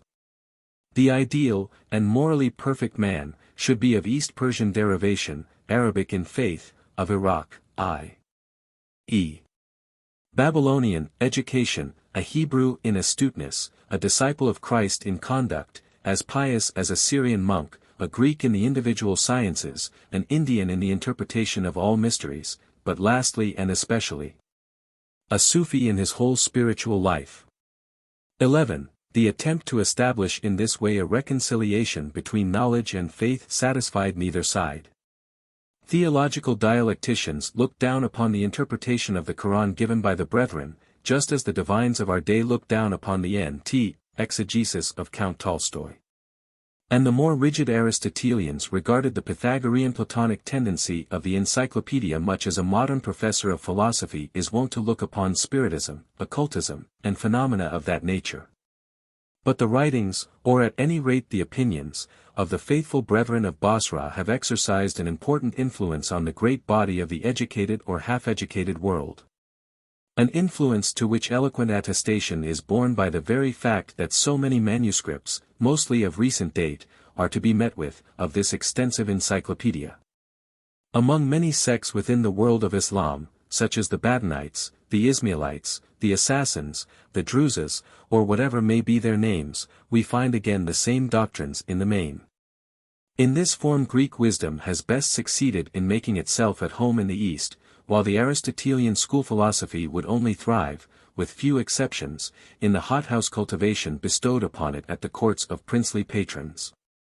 The great religious father, Gazali, is ready enough to toss aside the wisdom of the brethren as mere popular philosophy, but he does not hesitate to take over what was good in them.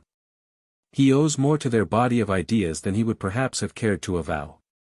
And their treatises have been turned to profit by others besides, particularly in encyclopedic works. The influence of the encyclopedia continues even yet in the Muslim East. In vain was it burned in Baghdad in the year 1150, along with the writings of Ibn Sina. 4. The NEO-PLATONIC Aristotelians of the East. 1. Kindi.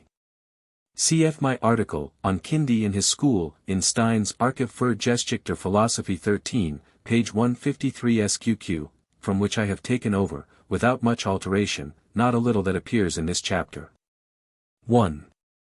Kindi is related in various ways to the Mutazilite dialecticians and the Neo-Pythagorean natural philosophers of his time, and we might therefore have dealt with him among the latter, even before Razi, v. 3, 1, section 5.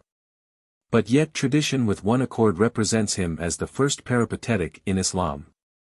What justification exists for this traditionary view will be seen in what follows, so far as an inference can be drawn from the few and imperfectly preserved writings of this philosopher which have come down to us. Abu Yaqub ibn Ishaq al-Kindi, i.e., of the tribe of Kinda, was of Arabian origin, and therefore was called the Arabian philosopher, to distinguish him from the numerous non-Arab associates of his, who had taken to the study of secular wisdom. He traced his genealogy to the old Kinda princes, although whether he was entitled to do so we need not seek to decide. The South Arabian tribe of Kinda was in any case farther advanced in outward civilization than other tribes. Many Kindite families too had for long been settlers in Iraq, Babylonia, and there, in the town of Kufa, of which his father was governor, our philosopher was born, probably in the beginning of the 9th century. He received his education, it would appear, partly in Basra, and thereafter in Baghdad, and therefore in the headquarters of the culture of his time. Here he came to put a higher value upon Persian civilization and Greek wisdom than upon old Arab virtue and the Muslim faith. He maintained even, no doubt, following others, that Khaldun, the ancestor of the South Arabians, was a brother of Yunans, from whom the Greeks were descended. It was possible to make an observation of that kind in Baghdad at the Abbasid court, for there they knew of no nationality, and regarded the ancient Greeks with admiration. It is not known how long Kindi remained at court, or what position he held there. He is mentioned as a translator of Greek works into Arabic, and is said to have revised and improved translations made by others, for example, in the case of the so-called Theology of Aristotle. Numerous servants and disciples, whose names have been handed down to us, were probably set to this work under his supervision. Farther, he may have rendered services to the court in the capacity of astrologer or physician, and perhaps even in the administration of the revenues. But in later years he was dismissed, when he with others was made to suffer from the restoration of orthodoxy under Mutawakkil, 847 to 861, and his library was for a long time confiscated. As regards personal character, tradition reproaches him with having been niggardly, a stigma, however, which appears to have rested upon many other literary men and lovers of hooks. The year of Kindi's death is as little known as that of his birth. He appears thus to have been out of court favor when he died, or at least to have been in a subordinate position. It is strange that Masudi Sadface v. 2, for section 4, who had a great regard for him, is utterly silent on this point, but it seems in the highest degree probable from one of his astrological treatises that he was still alive subsequent to the year 870. The expiry of some petty astronomical cycle was imminent at that date, and this was being utilized by the Karmatites for the overthrow of the reigning family. In this matter, however, Kindi was loyal enough to make out the prolongation, for about 450 years, of the state's existence, menaced though it was by a planetary conjunction. His princely patron might well be satisfied. And history conformed to the time predicted, to within half a century. 15. 2. Kindi was a man of extraordinary erudition, a polyhistor. He had absorbed the whole learning and culture of his time. But although he may have set down and communicated observations of his own as a geographer, a historian of civilization and a physician, he was in no respect a creative genius. His theological views bear a Mutazilite stamp. He wrote specially on man's power of action, and the time of its appearance, i.e. whether it was before the act or whether it was synchronous with the act. The righteousness and the unity of God he expressly emphasized.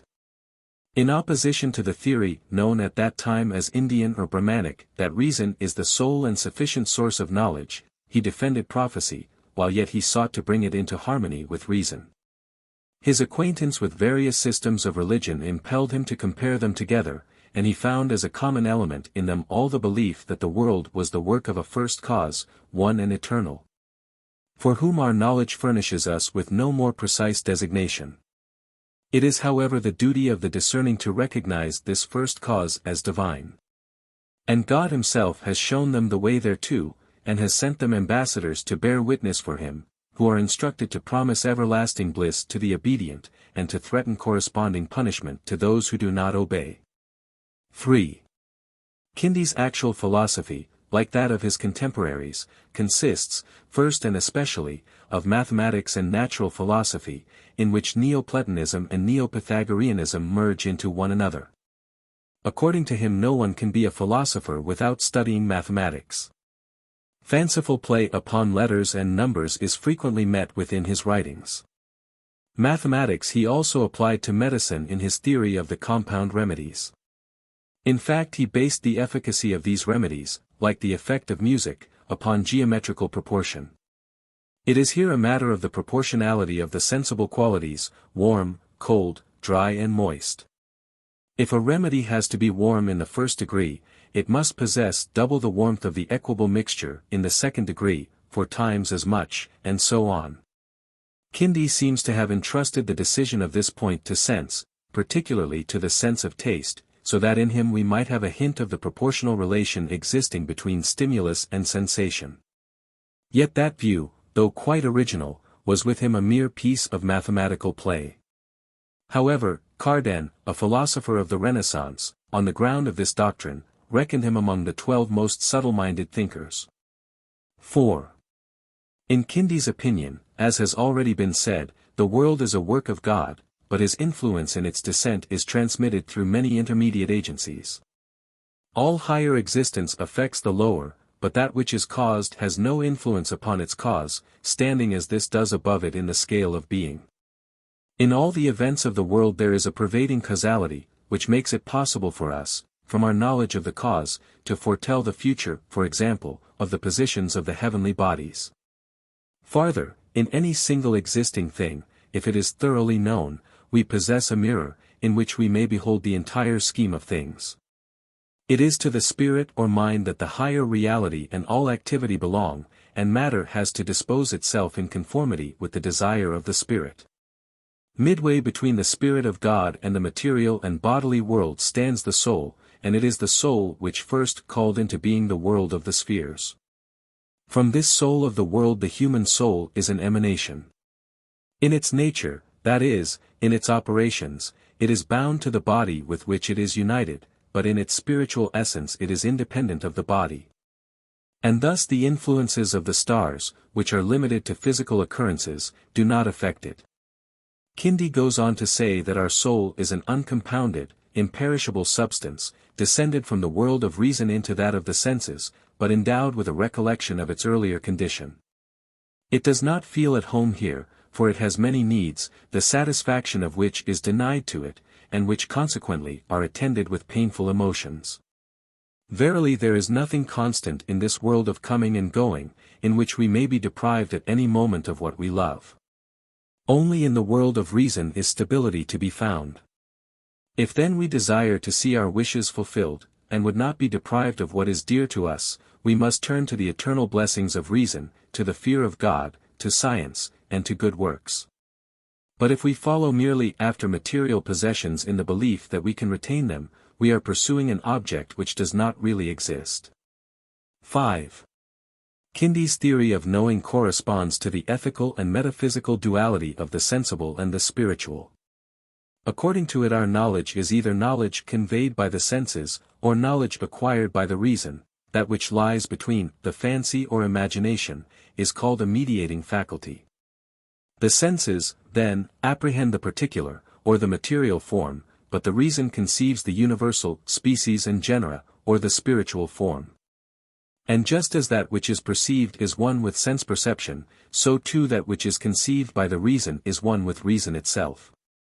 Here then emerges for the first time the doctrine of the reason or of the spirit or mind, NEO-PLATONIC, Aql, in a form in which, merely modified somewhat, it occupies a large space with the later Muslim philosophers. It continued to be a characteristic feature of philosophy in Islam throughout its whole course. And just as in the controversy regarding universals in the Christian Middle Ages an objective and scientific interest is made evident also, so in the philosophical discussions of the Muslims concerning the thinking spirit. The subjective requirement of intellectual culture is brought conspicuously to the front. Kindi has a fourfold division of the spirit 16. First, the spirit which is ever real, the cause and the essence of all that is spiritual in the world, thus without doubt God or the first spirit produced. Second, spirit as the reasoning capacity or potentiality of the human soul. Third, as the habit or actual possession of the soul, which it can make use of at any moment, just as, for example, the writer can make use of his art. Fourth and last, as activity, by which a reality within the soul may be carried over to the reality that is without.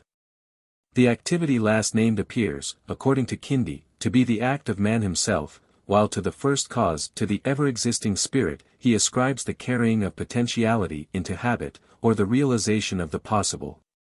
The real spirit or mind we have thus received from above, and the third Aql is therefore called Aql Mustafad, lat intellectus adeptus civid quisitus. The fundamental view of antiquity, that all our knowledge about things must come from a source outside of us, runs, in the form of this doctrine of the Aql Mustafad or spirit which we receive from above, through the whole of Arabian philosophy. And thence passes into Christian philosophy. Unfortunately the theory is nearly correct, as far as this philosophy is itself concerned, for the active spirit, which has created it, is in reality the Neoplatonic Aristotle. Man has always attributed to his god or gods the highest of his own possessions. Muslim theologians directly attribute to the divine agency the moral actions of men. But in the opinion of the philosophers, knowing is of more importance than doing. The latter, having more to do with the lower world of the senses, may possibly be man's own, but his highest knowledge, the pure reason, comes from above, from the divine essence. It is clear that the doctrine of the spirit, as it stands in Kindi, goes back to the Nous doctrine of Alexander of Aphrodisias in his second book, On the Soul. But Alexander expressly maintained that according to Aristotle there is a threefold Nous. Kindi says on the contrary that he is representing the opinion of Plato and Aristotle. In this the Neo-Pythagorean and the Neoplatonic views unite, for in everything the number 4 must be pointed out, and Plato and Aristotle brought into agreement. 6. Let us now sum up. Kindi is a Mutazilite theologian and Neo-Platonic philosopher with Neo-Pythagorean additions. Socrates, the martyr of Athenian heathenism, is his ideal. On him, his fate and his teaching he has composed several works. And he seeks to combine Plato and Aristotle in Neo-Platonic fashion. Tradition nevertheless calls him the first who followed Aristotle in his writings, and assuredly this representation is not altogether unfounded. In the long list of his works Aristotle takes a prominent place. He was not satisfied with merely translating him, but he studied his translated works and endeavored to improve and explain them. At all events the Aristotelian physics, with the commentary of Alexander of Aphrodisias, had an important influence upon him. Such assertions as that the world is only potentially unending and not actually so, and that motion is continuous, and the like, point rather in that direction.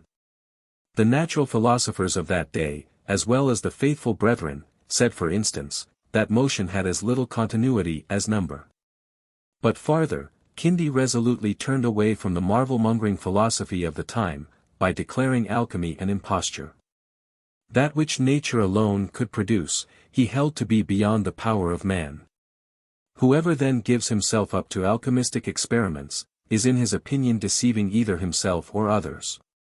The famous physician, Razi, attempted to controvert this view of Kindi's. 7. The influence of Kindi as a teacher and an author has operated mainly through his mathematics, astrology, geography and medicine.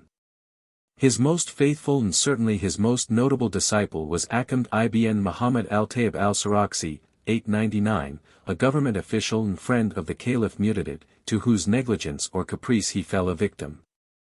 He worked at alchemy and astrology, strove to gain a knowledge of the wisdom and might of the Creator from the wonders of creation, and prosecuted the study of geography and history. Another disciple of Kindi's has become better known, Abu Mazhar, 885, who, however, owes all his reputation to astrology. He is said to have become, when 47 years of age, an admirer of Kindi's, though up till then he had been a fanatical opponent of philosophy, having been attracted to the pursuit of astrology, by a superficial study of mathematics.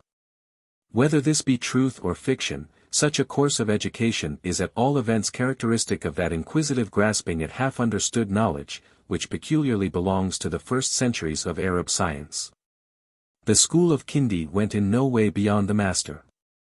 Of its literary activity hardly any sample has been preserved to us beyond a stray quotation or two. It is of course possible that in the treatises of the faithful brethren, something of it may have been saved, but this cannot be determined, in the present state of our knowledge. 2. Farabi. 1. In the 10th century the logicians or metaphysicians are distinguished from the natural philosophers. The former follow a more rigorous method than the dialecticians, and treat of other subjects than those which are dealt with by the physical school. They have repudiated Pythagoras, to entrust themselves to the guidance of Aristotle, of course in Neo-Platonic guise. We have here to do with two directions of scientific interest. The natural philosophers are more or less concerned with the plenitude of the concrete phenomena of nature, as in geography and ethnology. They investigate in all directions the effects of things, and think the essential nature of these is only to be discerned in such effect or working. When they do ascend beyond nature, soul and spirit, to the divine essence, then the definition of it to which they confine themselves, or which they adopt by preference, is the first cause, or the wise Creator, whose goodness and wisdom appear from his works. The logicians proceed in a very different way. The occurrence of the particular has only a subordinate value in their eyes, the value, merely, of an illustration of its deducibility from the universal. While the physicists start from effects or operations, the logicians seek to comprehend things from principles. Everywhere they inquire after the idea or essence of things, up to the highest. For them, to make the contrast more intelligible by an example, God is not, first of all, the wise Creator, but first of all, the necessarily existing being. In the order of time the logicians come after the physical school, just as the Mutazilite dialectic on its part, v. 2, 3 sections 4 and 5, brought within the scope of its consideration first God's working, and then his being. We have already come to recognize Razi as the most important representative of the philosophical direction taken by the physicists. And as for the logical and metaphysical efforts for which Kindi and others had prepared the way, they culminate with Razi's younger contemporary Abu Nasr ibn Muhammad ibn Tarkhan ibn Uzlag al-Farabi. 2. We cannot say much with certainty about the course of Farabi's outward life and training.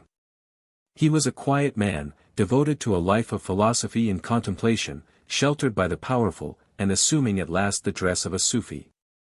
His father is said to have been a Persian general, and he himself was born at Wazij, a small fortified place in the district of Farabi in Turkish Transoxiana. It was in Baghdad, and partly at the hands of a Christian preceptor Yohanna ibn Haylan, that he received his education. This embraced both literary and mathematical subjects, forming the equivalent of the trivium and quadrivium of medieval Christendom. One or two of his writings, particularly on music, give evidence still of his mathematical training. Legend credits him with ability to speak in all the languages of the world, 70 in number. That he understood Turkish and Persian an a priori probability, is manifest from his works. Arabic he writes clearly, and with a certain grace, although now and then his fondness for synonyms and parallel clauses interferes with the precision of philosophical expression. The philosophy in which Farabi was initiated sprung from the school of Merv, and perhaps its members had given greater attention to metaphysical questions than the men of Harran and Basra with their marked leaning to natural philosophy. From Baghdad, where he had long lived and worked, he went to Halab, Aleppo, in consequence doubtless of political disturbances, and there he settled at the brilliant court of Saif-ud-Dawla.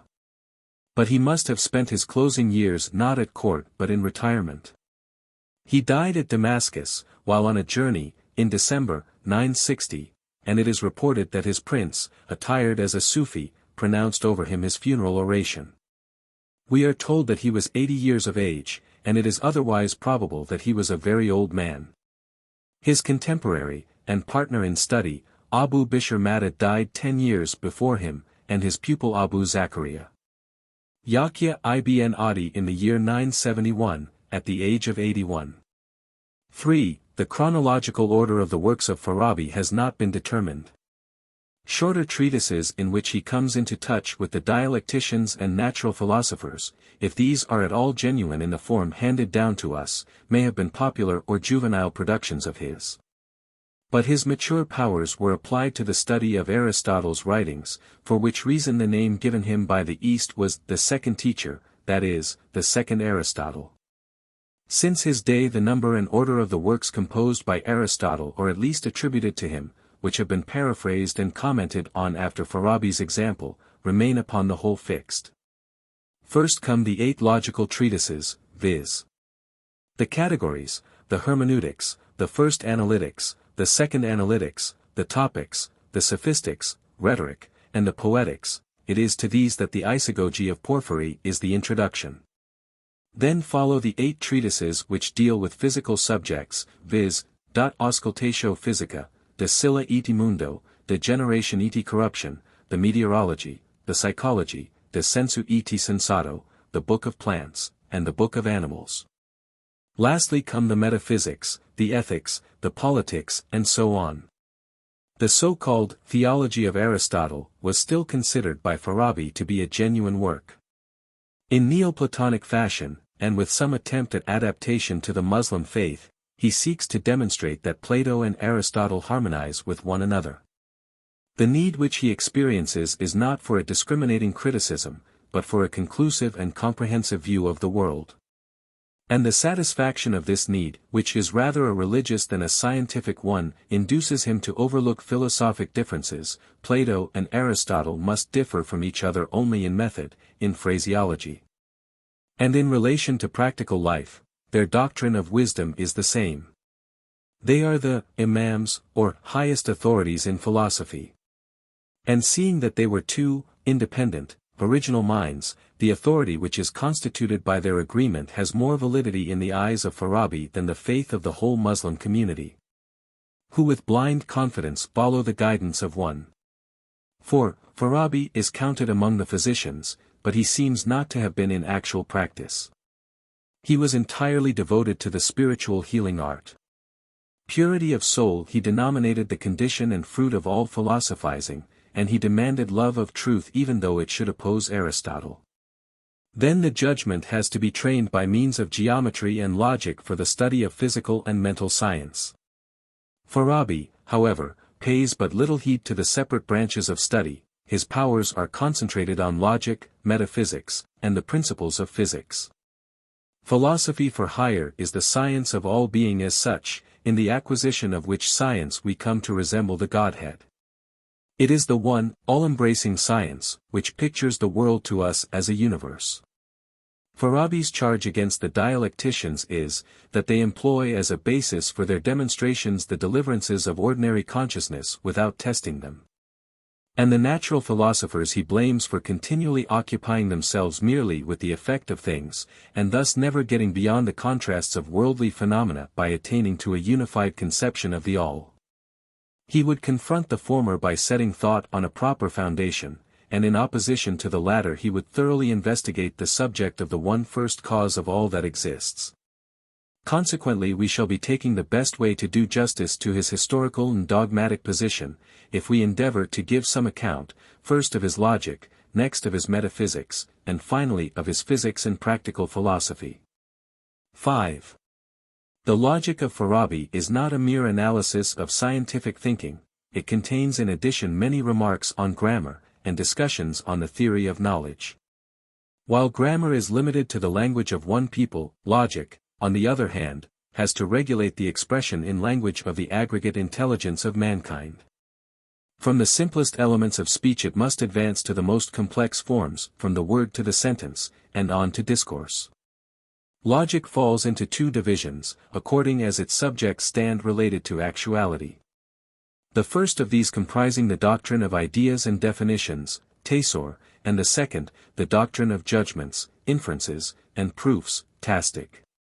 Ideas, with which are class definitions, though in a mere loose, outward juxtaposition, have in themselves no relation to actuality, that is to say, they are neither true nor false.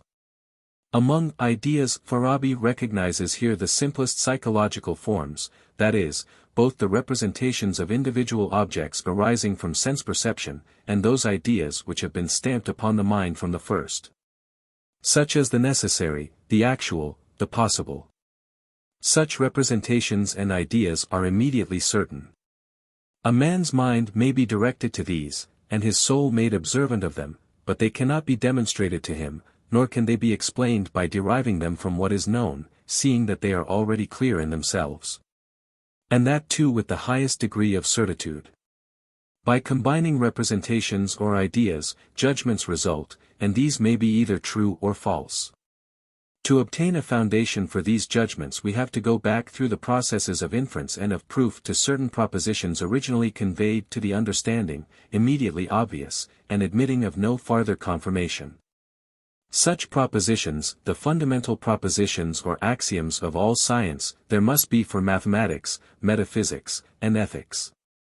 The doctrine of proof, by which, starting from what is known and well established, we arrive at a knowledge of something formerly unknown, is, according to Farabi, logic properly so called.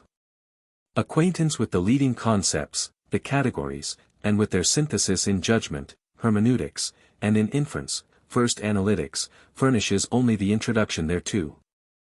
And in the proof doctrine the chief point is to ascertain the norms or principles of a universally valid and necessary science, which philosophy has to be. Here the law of contradiction is looked upon as the highest of these principles, by which law the truth or necessity of a proposition, and at the same time the untruth or impossibility of the contrary, become known in one single cognitive act. From this point of view the Platonic dichotomy is to be preferred, as a scientific method, to the Aristotelian polytomy. And Farabi is not content with the formal side of the doctrine of proof. That doctrine has to be more than a methodology which points out the right way to the truth, it must itself point out the truth, it must generate science. It not only deals with judgments as material for the syllogism, but it inquires also into the truth which they contain, with reference to the particular sciences concerned. It is not a mere implement, it is rather a constituent part of philosophy. As we have seen, the theory of proof terminates in necessary knowledge, corresponding to necessary existence. But besides this there is the great province of the possible, from which we can gain only a probable knowledge, the different degrees then of probability, or the modes in which we attain to a knowledge of the possible, are discussed in the topics. And with them are associated sophistic, rhetoric and poetics. In other connections these last three subjects are mainly concerned with practical aims, but in Farabi's hands they are combined with the topics into a dialectic of the seeming. He proceeds to say that true science can be built up only on the necessary propositions of the second analytics, but that probability shades off into the mere phantom of truth, from the topical or dialectic judgments down to the poetical. Thus poetry stands at the very bottom of the scale, being in Farabi's opinion a lying and immoral absurdity. In the addendum to the Isagogy of Porphyry, our philosopher has also given expression to his views on the question of universals. He finds the particular not only in things and in sense perception but also in thought. In like manner the universal exists not merely as an accident in individual things, but also as a substance in mind. The mind of man abstracts the universal from things, but it had an existence of its own before these. Virtually therefore the triple distinction of the ante-rem, in re and post-rem, already occurs in Farabi. Does mere being also belong to the universals? Is existence, in effect, a predicate?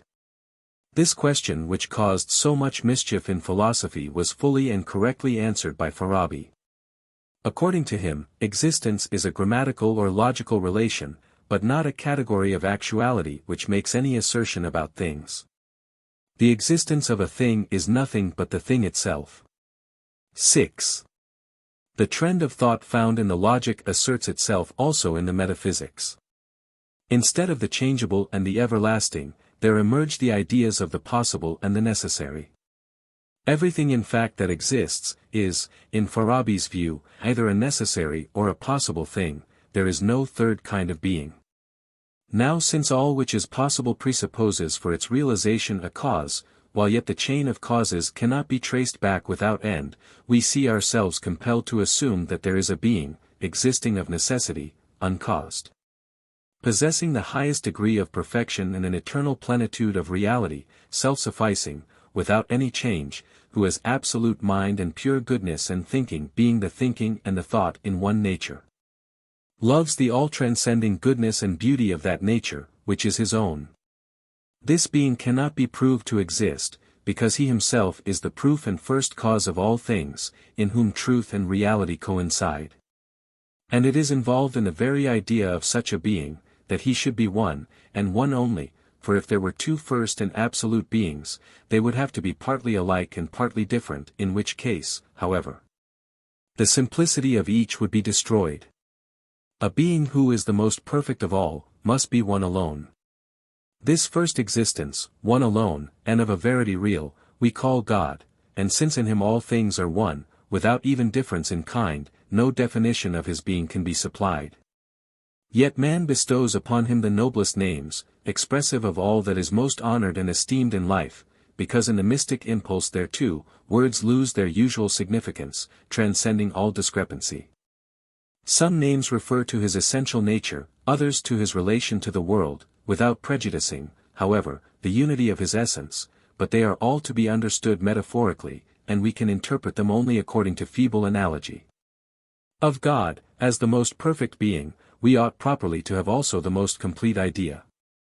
At least our mathematical notions are more perfect than our notions of physics, because the former refer to the more perfect objects. But with the most perfect object of all we fare as with the most brilliant light, by reason of the weakness of our eyes we cannot bear it. Thus the imperfections inherent in matter cling to our understanding. 7. We are able to see God better in the regular gradation of beings which proceed from him than in himself. From him, the one alone, comes the all, for his knowledge is the highest power, in his cognizance of himself the world comes into being, the cause of all things is not the will of an almighty creator, but the knowledge of the necessary. From eternity the forms or types of things are in God, and from him eternally proceeds also his own image, termed the second all or the first created spirit, which moves the outermost celestial sphere. In succession to this spirit, come, one out of the other, the 8 spirits of the spheres, all of which are unique in their several kinds and perfect, and these are the creators of the celestial bodies. These 9 spirits, called celestial angels, together form the second grade of being. In the third grade stands the reason, active in humanity, which is also termed the Holy Spirit and which unites heaven and earth. The soul is in the fourth grade. These two, the reason and the soul, do not remain by themselves in their strict original oneness, but multiply in accordance with the great number of human beings. Lastly appear form and matter, as beings of the fifth and sixth orders, and with them the series of spiritual existences is closed. The first 3 grades, God, the spirits of the spheres, and the active reason, remain spirit per se. But the 3 which follow, soul, form and matter, although incorporeal, yet enter into relation with body. The corporeal, which is held to originate in the imagination of the spirit, has also its 6 grades, celestial bodies, human bodies, bodies of lower animals, bodies of plants, minerals, and elementary bodies. The influence of Farabi's Christian preceptor is probably still to be seen in these speculations, following as they do the number 3. That number had the same significance in them that the number 4 had with the natural philosophers. The terminology also bears out this idea. That, however, is merely external, it is NEO-PLATONISM that contributes the contents. Here the creation, or emanation of the world, appears as an eternal, intellectual process. By the first created spirit thinking of its author, the second sphere spirit comes into being, while, by the same spirit thinking of itself and thus realizing itself, there proceeds from it the first body, or the uppermost celestial sphere. And so the process goes on in necessary succession, down to the lowest sphere, that of the moon, in entire accordance with the Ptolemaic sphere system as it is known to every well-educated person at least from Dante's Commedia. And in the Neo-Platonic manner of derivation. The spheres together form an unbroken order, for all that exists is a unity. The creation and preservation of the world are one and the same. And not only is the unity of the divine being portrayed in the world, but the divine righteousness is also expressed in the beautiful order which there prevails. The logical order of the world is at the same time a moral order. 8. The sublunary world of this earth is, of course, wholly dependent on the world of the celestial spheres. Yet the influence from above bears in the first place, as we know a priori, upon the necessary order of the whole, although in the second place the individual thing also is made to happen, but only according to natural reciprocal action. And therefore by rules which experience teaches us. Astrology, which attributes everything that is contingent or extraordinary to the stars and their conjunctions, is combated by Farabi. There is no certain knowledge of the contingent. And as Aristotle also has taught, much of what happens on this earth possesses in a high degree the character of the contingent or the possible. The celestial world, on the other hand, has another and a more perfect nature, which operates according to necessary laws. It can bestow upon this earthly world only that which is good. And therefore it is a complete mistake to maintain that some stars bring good luck, and others ill luck. The nature of the heavens is one, and it is uniformly good.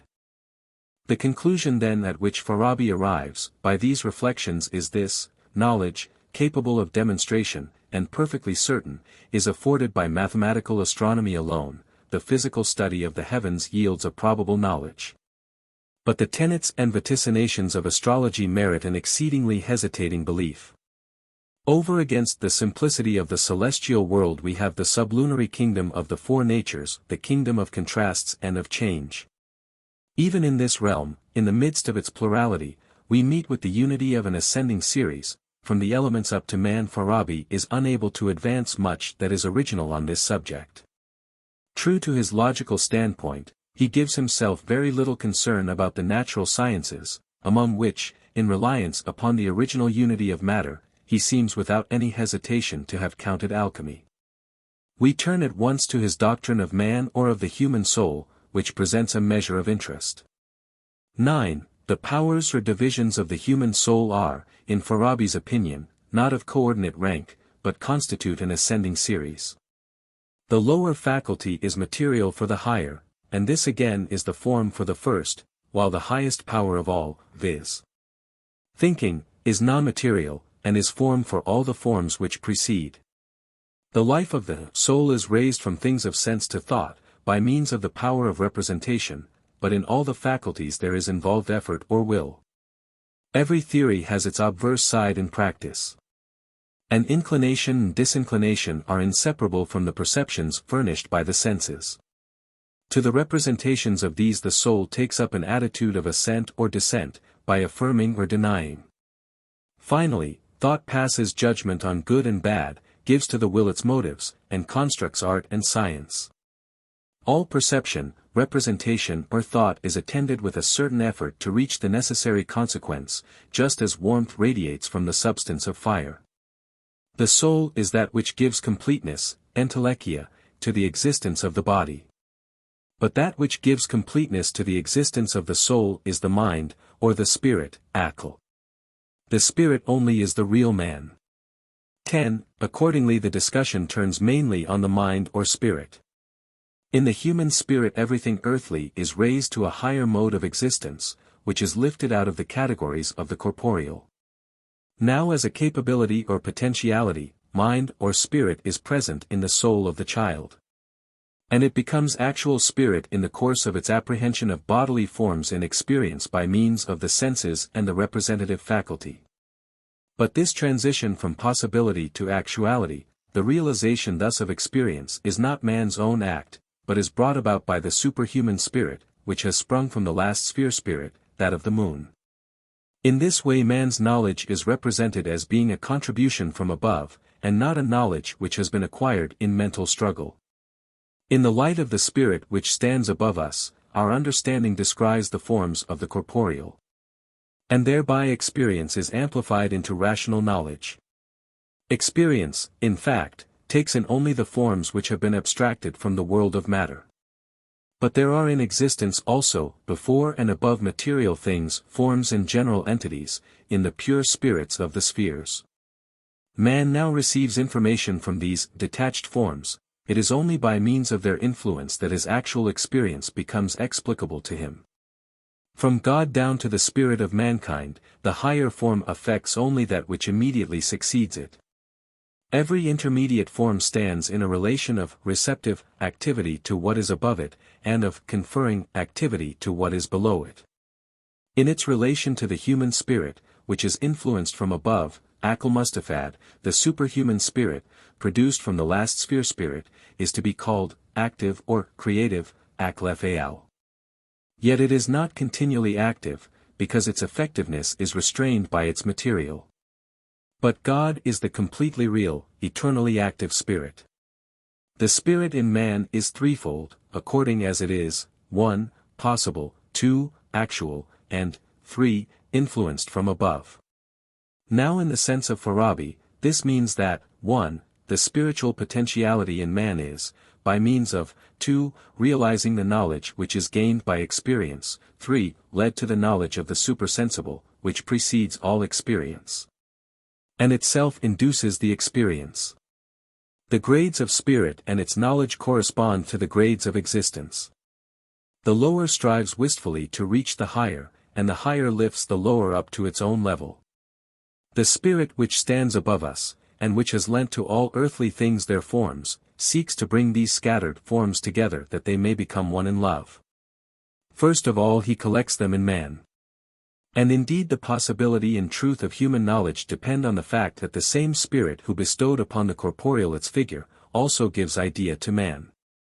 The scattered forms of the earthly are found again in the human spirit, and thereby it comes to resemble the last of the celestial spirits.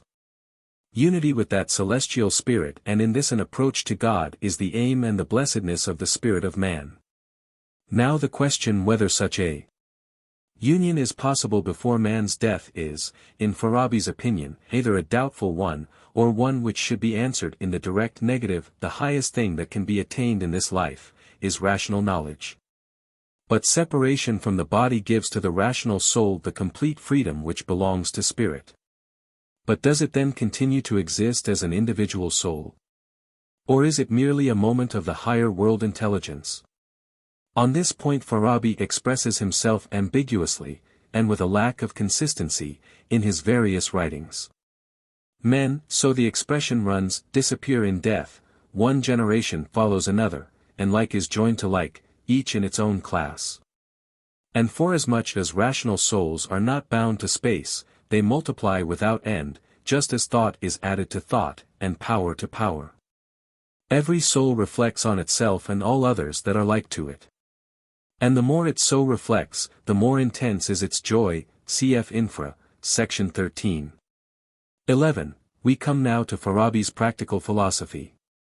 In his ethics and politics we are brought into a somewhat closer relation to the life and belief of the Muslims. One or two general points of view may be brought forward.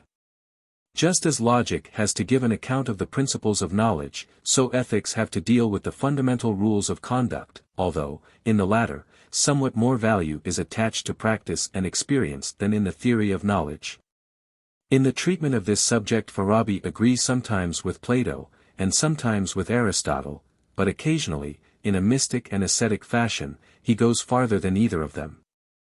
In opposition to the theologians, who recognize, no doubt, a knowledge gained by reason, but not rules of conduct taught by reason, Farabi frequently affirms with emphasis that reason decides whether a thing is good or evil.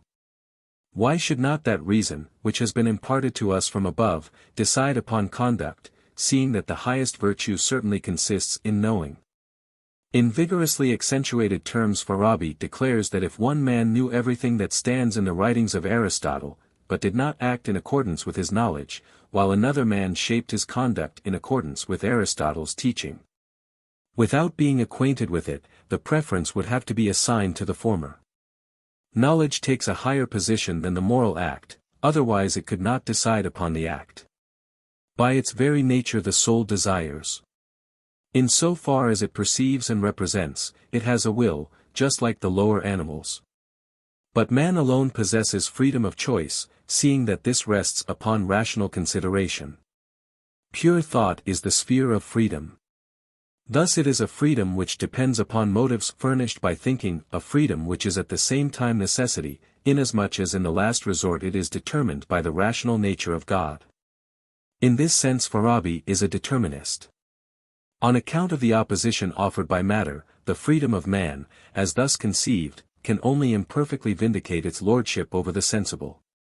It does not become perfect till the rational soul has been enfranchised from the bonds of matter and the wrappings of error in the life of the spirit.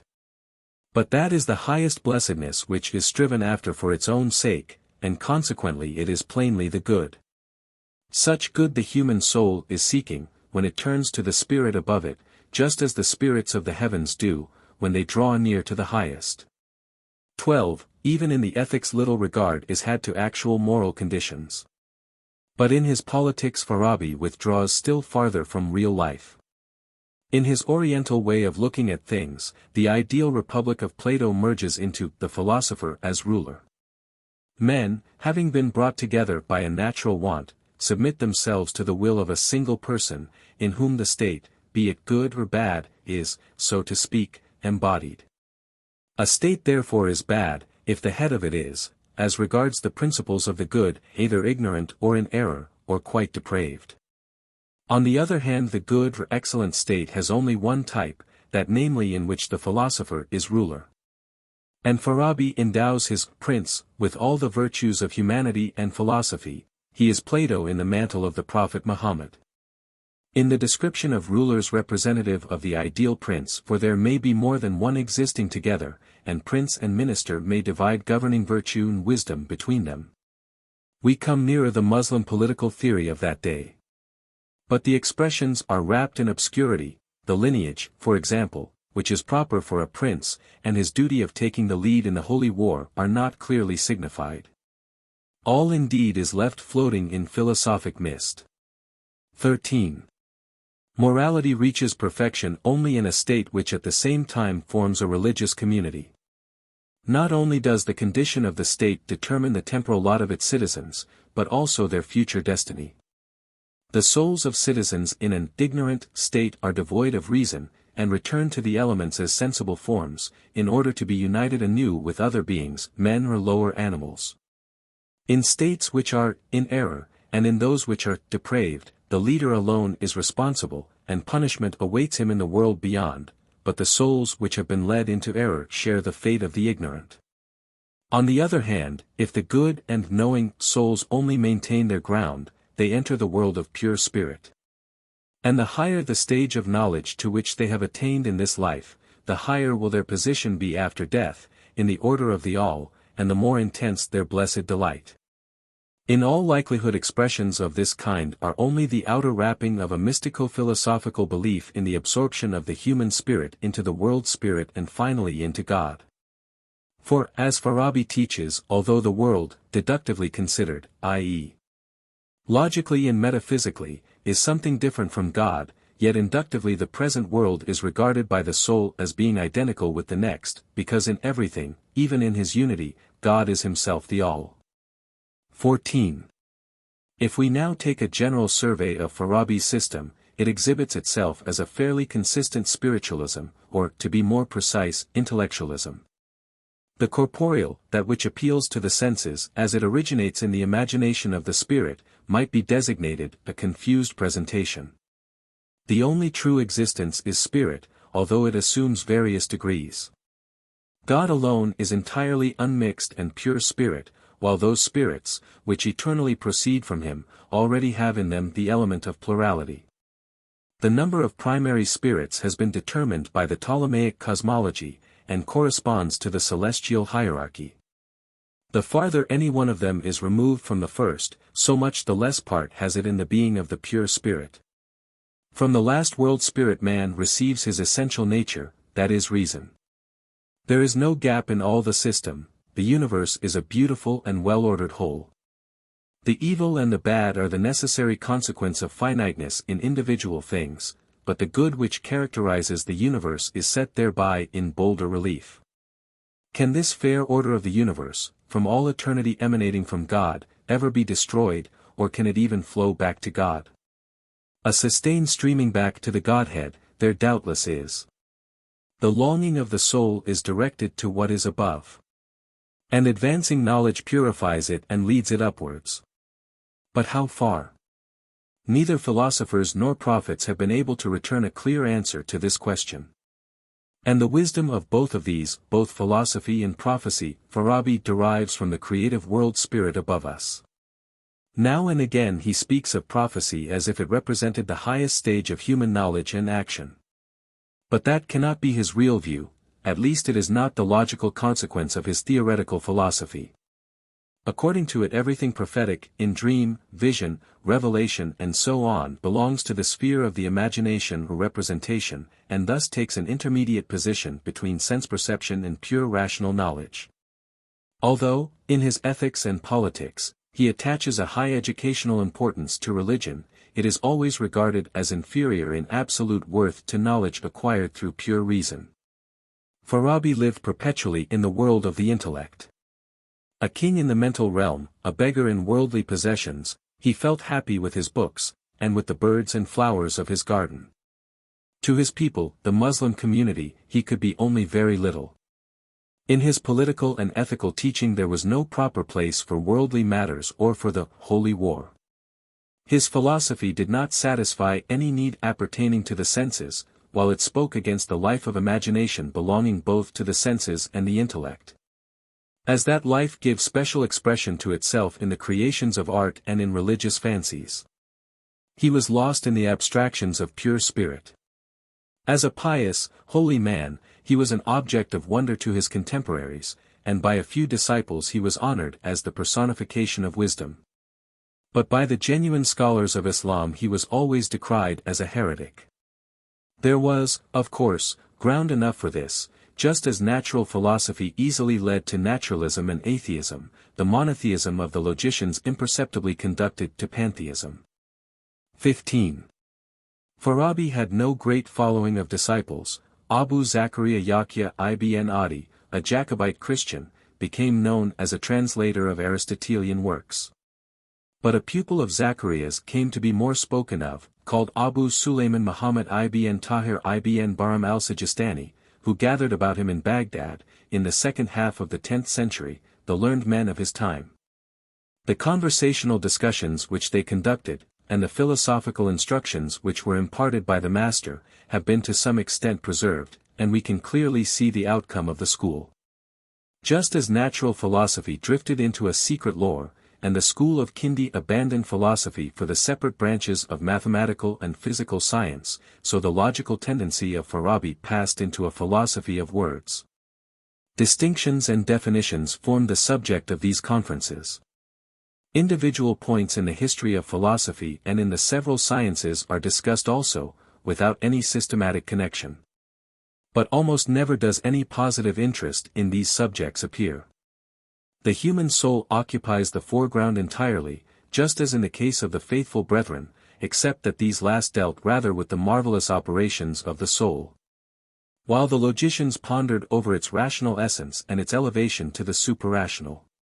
The Sijistani society trifled with words and concepts, instead of with numbers and letters after the fashion of the brethren, but the end in both cases was a mystical Sufism. It is therefore no matter of astonishment that in the learned meetings of Abu Sulayman, as reported by his pupil Tahidi, 1009, Empedocles, Socrates, Plato and others are oftener mentioned than Aristotle. A very miscellaneous society came together in those meetings. No question was asked as to the country from which any one came, or the religion to which he adhered. They lived in the conviction, derived from Plato, that every opinion contained a measure of truth, just as all things shared in a common existence, and all sciences in an actual knowledge which was one and the same.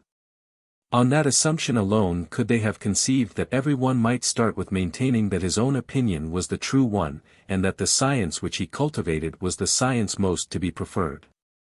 And for that very reason there is no conflict between religion and philosophy, however vehement the assertions may be on these two sides. On the contrary, philosophy confirms the doctrines of religion, just as the latter brings the results of philosophy to perfection. If philosophical knowledge is the essence and end of the soul of man, religious belief is its life, or the way to that end, and as reason is God's vicegerent on earth, it is impossible for reason and revelation to contradict each other. It is not worth while to accentuate particular points in these conversational discussions, the tenor of which we have given.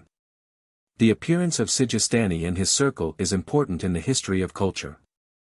But it has no significance as regards the development of philosophy in Islam. What was to Farabi the very life of his spirit, becomes in this society a subject merely of clever conversation. 3. Ibn Maskawaih. 1. We have arrived at the point of time when the 10th century is passing into the 11th. Farabi's school has apparently died out. And Ibn Sina, destined to awaken into fresh life the philosophy of his predecessor, is still a youth. Here however we have to make mention of a man, more allied, it is true, to Kindi than to Farabi, but who yet agrees with the latter in essential points, by reason of employing the same sources with him. He affords an instance also of the fact that the most sagacious minds of his time were not disposed to follow Farabi into the region of logico-metaphysical speculation. This man is Abu Ali ibn Maskawaih, physician, philologist and historian, who was the treasurer and friend of the Sultan Ajid-ud-Dawla, and who died full of years in 1030. Amongst other things he has left us a philosophical system of ethics which up to this day is valued in the East. It is a combination of material taken from Plato, Aristotle, Galen and the Muslim religious law, although Aristotle predominates in it. It commences with a treatise on the essential nature of the soul. 2. The soul of man, as Ibn Maskawaih explains, is a simple, incorporeal substance, conscious of its own existence, knowledge and working. That it must be of a spiritual nature follows from the very fact that it appropriates at one and the same time forms the most opposed to each other, for example, the notions of white and black. While a body can only take up one of the two forms at a time. Farther, it apprehends both the forms of the sensible and those of the spiritual in the same spiritual manner, for length is not long in the soul, nor does it become longer in the memory. Accordingly, the knowledge and endeavor of the soul extend far beyond its own body, even the entire world of sense cannot satisfy it. Moreover, it possesses an inborn rational knowledge, which cannot have been bestowed by the senses, for it is by means of this knowledge that it determines the true and the false. In the course of comparing and distinguishing between the objects presented to it in sense perception, thus supervising and regulating the senses. Finally, it is in self-consciousness, or knowing of its own knowing, that the spiritual unity of the soul is most clearly shown, unity, in which thinking, that which thinks, and that which is thought all coincide. The human soul is distinguished from the souls of the lower animals particularly by rational reflection as the principle of its conduct, directed towards the good. 3. That by which a being, possessed of will, attains the end or the perfection of his nature is, in general terms, good. A certain capability, therefore, or disposition, directed to an end is requisite, in order to be good. But as regards their capability men differ very essentially. Only a few, Maskawaih thinks, are by nature good, and never become bad, since what is by nature, does not change, while on the other hand, many are by nature bad, and never become good. Others, however, who at first are neither good nor bad, are definitely turned either in the one direction or the other, through upbringing and social intercourse. Now the good is either a general good or a particular good. There is an absolute good, which is identical with the highest being and the highest knowledge, and all the good together strive to attain to it. But for every individual person a particular good presents itself subjectively under the aspect of happiness or pleasure. And this consists in the full and active manifestation of his own essential nature in the complete realization of his inmost being. Speaking generally, man is good and happy, if he acts as man, virtue is human excellence. But since humanity is presented as occupying different levels in different individuals, happiness or the good is not the same for all. And because an individual man, if he were left to his own resources could not realize all the good things that might otherwise be obtained, it is necessary that many should live together. As a consequence of this condition, the first of duties, or the foundation of all the virtues, is a general love for humankind, without which no society is possible. It is only along with, and among other human beings that the individual man attains perfection, so that ethics must be social ethics. Friendship therefore is not, as Aristotle would have it, an expansion of self-love, but a limitation of it, or a kind of love of one's neighbor. And this, like virtue in general, can find a field of exercise only in society, or in citizenship, and not in the pious monk's renunciation of the world. The hermit, who thinks he is living temperately and righteously, is deceived as to the character of his actions. They may be religious, but moral they certainly are not, and therefore the consideration of them does not belong to ethics. Besides, in Ibn Maskawayh's opinion, the religious law when rightly apprehended, preeminently accords with an ethics of benevolence. Religion is a moral training for the people. Its prescriptions, with regard to the worship of God in common and the pilgrimage to Mecca for instance, have plainly in view the cultivation of the love of one's neighbor in the widest acceptation. In certain special points Ibn Maskawaih has not been successful in combining harmoniously the ethical doctrines of the Greeks, which he incorporates in his scheme either with one another or with the law of Islam. That however we pass over. And in any case we ought not only to praise in general terms his attempt to give a system of ethics which should be free from the casuistry of the moralists and the asceticism of the Sufis, but also to recognize in the execution of his design the good sense of a man of wide culture. 4. Ibn Sina. 1. Abu Ali al-Hussein ibn Abdullah ibn Sina, Avicenna, was born at Efshin in the neighborhood of Bukhara, in the year 980, of a family connected with the public service. He received his secular and religious education at home, where Persian and anti-Muslim traditions were still full of life and vigor. Then the youth, precocious alike in body and in mind, studied philosophy and medicine in Bukhara. He was 17 years old when he had the good fortune to cure the prince, Nuk ibn Mansur, and to obtain the privilege of access to his library. From that time forward he was his own teacher, in scientific research and in practice, and proved able to turn to account the life and culture of his time. He kept continually venturing his fortunes in the political working of the smaller states. Probably he could never have submitted to a great prince, any more than to a teacher in science. He wandered on from court to court, at one time employed in state administration, at another as a teacher and author, until he became vizier of Shems-ud-Dawla in Hamadan.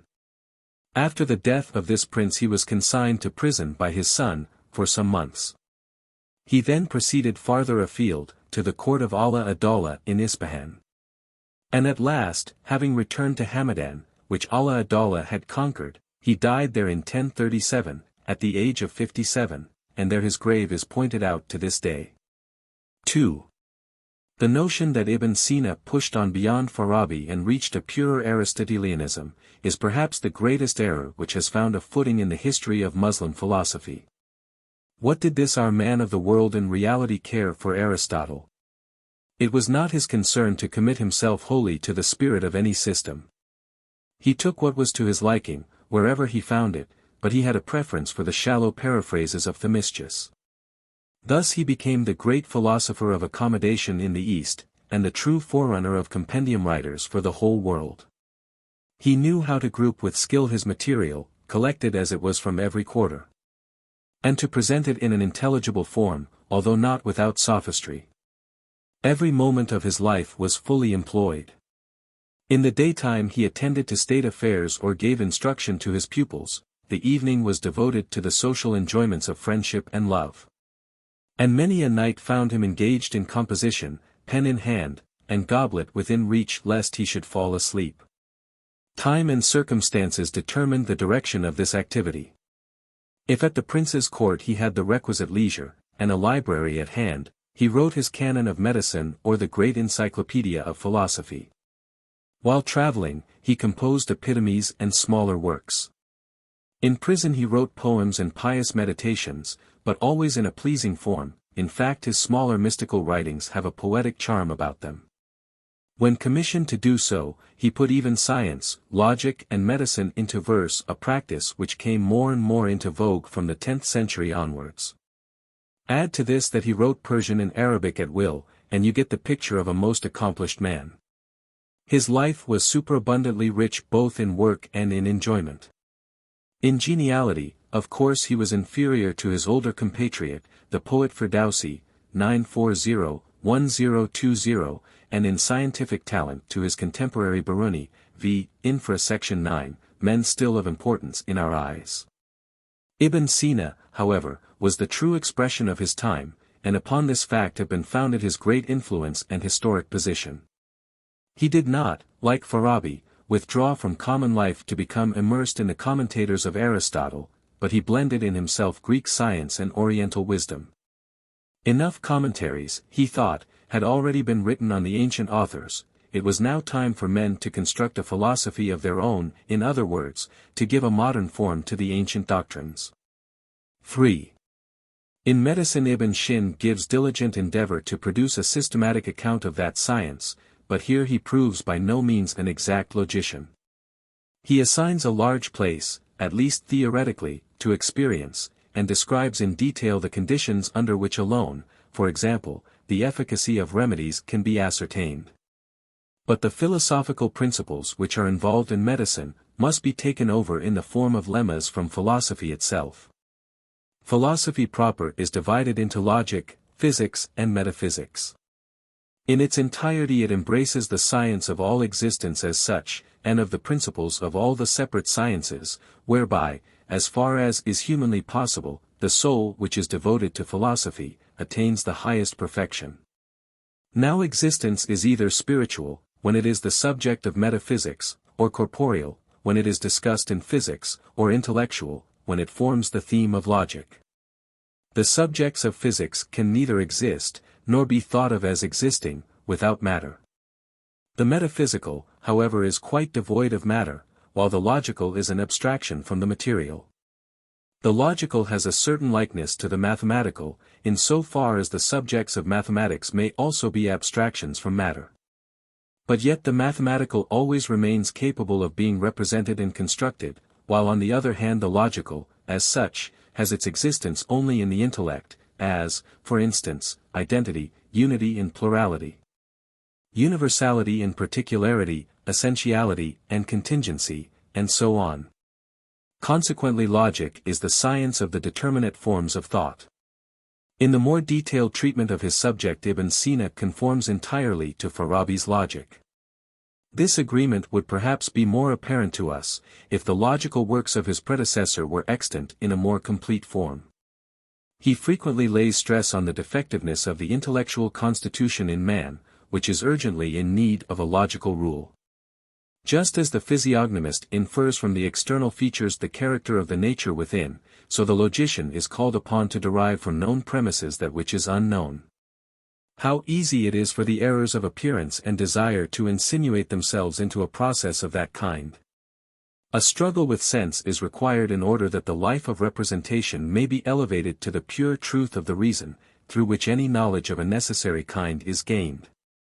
The divinely inspired man, but he alone, can dispense with logic, precisely as the Bedouin is independent of an Arabic grammar. The question of universals is also treated in a manner similar to that which is adopted by Farabi.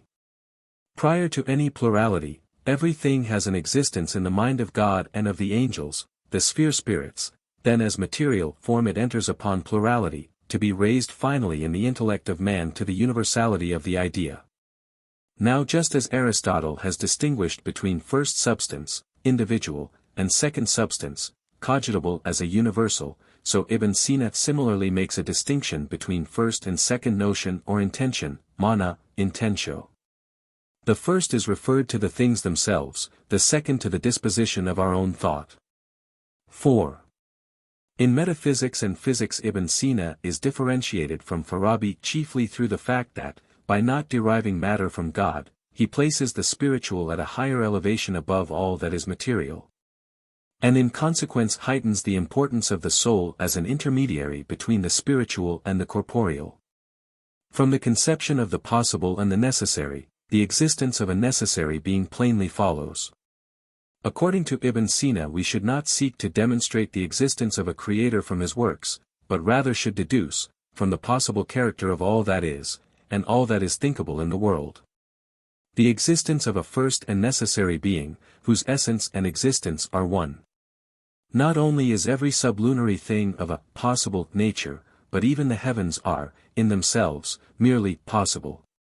Their existence becomes necessary through another existence which transcends all possibility and therefore all plurality and mutability. The absolutely necessary is an unbending unity, from which nothing multiplex can proceed. This first one is the God of Ibn Sina, of whom many attributes may of course be predicated, such as thought and, but only in the sense of negation or relation, and in such a way that they do not affect the unity of his essence. Out of the first one accordingly, one only can proceed, viz., the first world spirit. It is in this latter spirit that plurality has its origin. In fact, by thinking of its own cause, it generates a third spirit, the governor of the outermost sphere, when again, it thinks of itself, a soul is produced, by means of which the sphere spirit exercises its influence. And, in the third place, inasmuch as it is in itself a possible existence, there emerges from it a body, viz., the outermost sphere. And so the process goes on, every spirit, thus generated, except of course the last of the series, liberates from itself a trinity, spirit, soul and body. For, since the spirit cannot move the body directly, it needs the soul to bring its effectiveness into operation. Finally comes the active spirit, Aklef-al, closing the series, and generating no farther pure, separate, spirit, but producing and directing the material of what is earthly, as well as corporeal forms and human souls. The whole of this process, which is not to be represented as occurring in time, takes place in a substratum, that of matter. Matter is the eternal and pure possibility of all that exists, and at the same time the limitation of the operation of the spirit. It is the principle of all individuality. Now this teaching must certainly have presented a dreadful appearance to believing Muslims. Mutazilite dialecticians had doubtless asserted that God can do nothing evil, and nothing irrational. But now philosophy was maintaining that, God instead of being able to do all that is possible is only in a position to effect that which is in its own nature possible, and that only the first world spirit proceeds from him directly. As for the rest, Ibn Sina makes every endeavor to conform to the popular belief. Everything exists, he says, through God's appointment, both the good and the evil, but it is only the former that meets with his glad approval. Evil is either a non-existent thing, or, in so far as it proceeds from God, an accidental thing. Suppose that he, to avoid the evils which of necessity cling to the world, had kept it from coming into being, that would have been the greatest evil of all. The world could not be better or more beautiful than it actually is. The divine providence, administered as it is by the souls of the heavens, is found in the world's fair order. God and the pure spirits know the universal only, and therefore are unable to attend to the particular. But the souls of the celestial spheres, to whose charge falls the representation of what is individual, and through whom spirit acts upon body, render it possible to admit a providential care for the individual thing and the individual person, and to account for revelation, and so on. Farther, the sudden rise and disappearance of substances, creation and annihilation, in contrast to the constant movement, that is, the gradual passing of the possible into the actual, seem to Ibn Sina to indicate nothing impossible.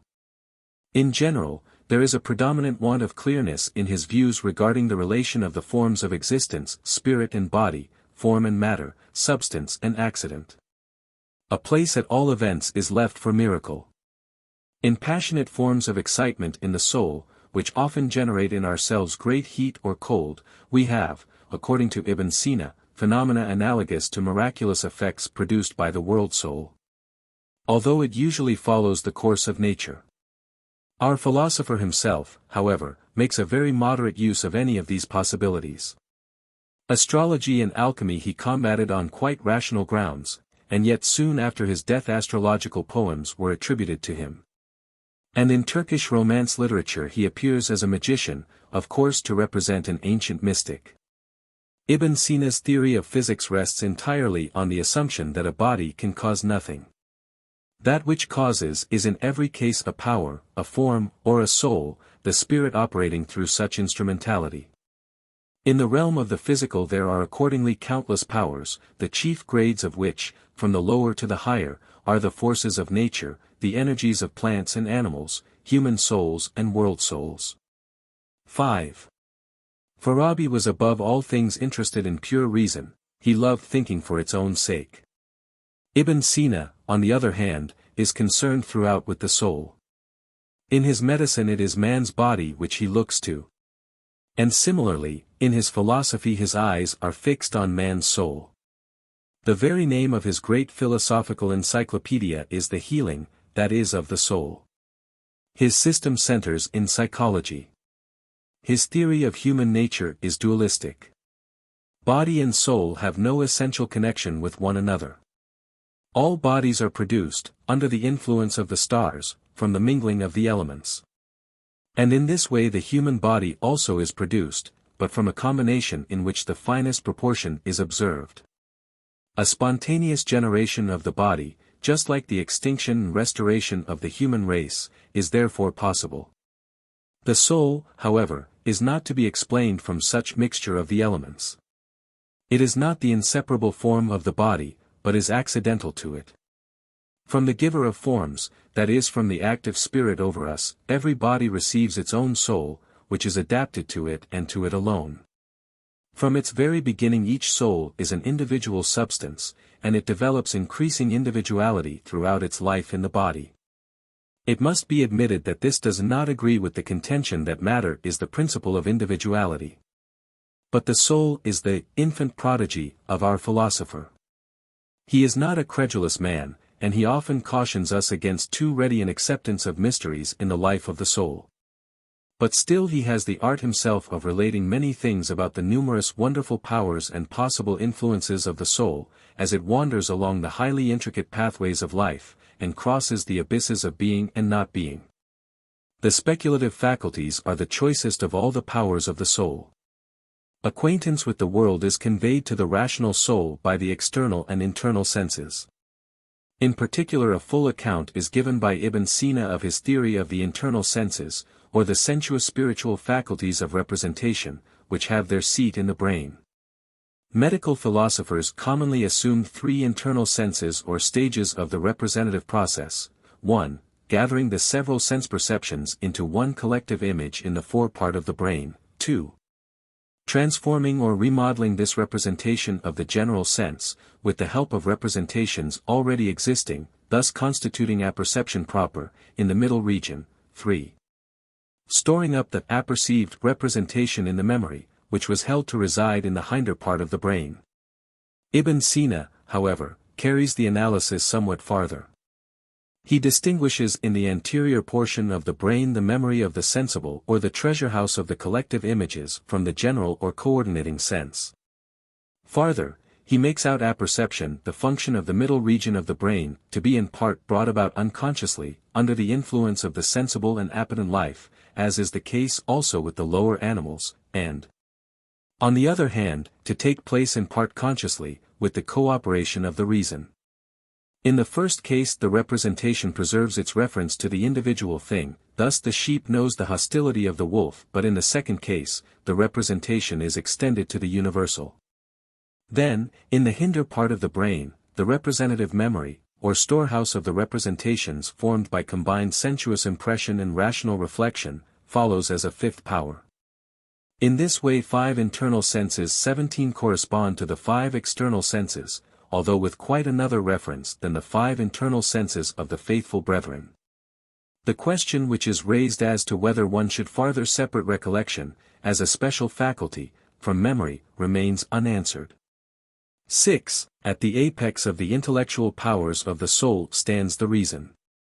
There is indeed a practical reason also, but in its action we have been only multiplying ourselves mediately. On the other hand, in self-consciousness, or the pure recognition of our essential nature, the unity of our reason is directly exhibited.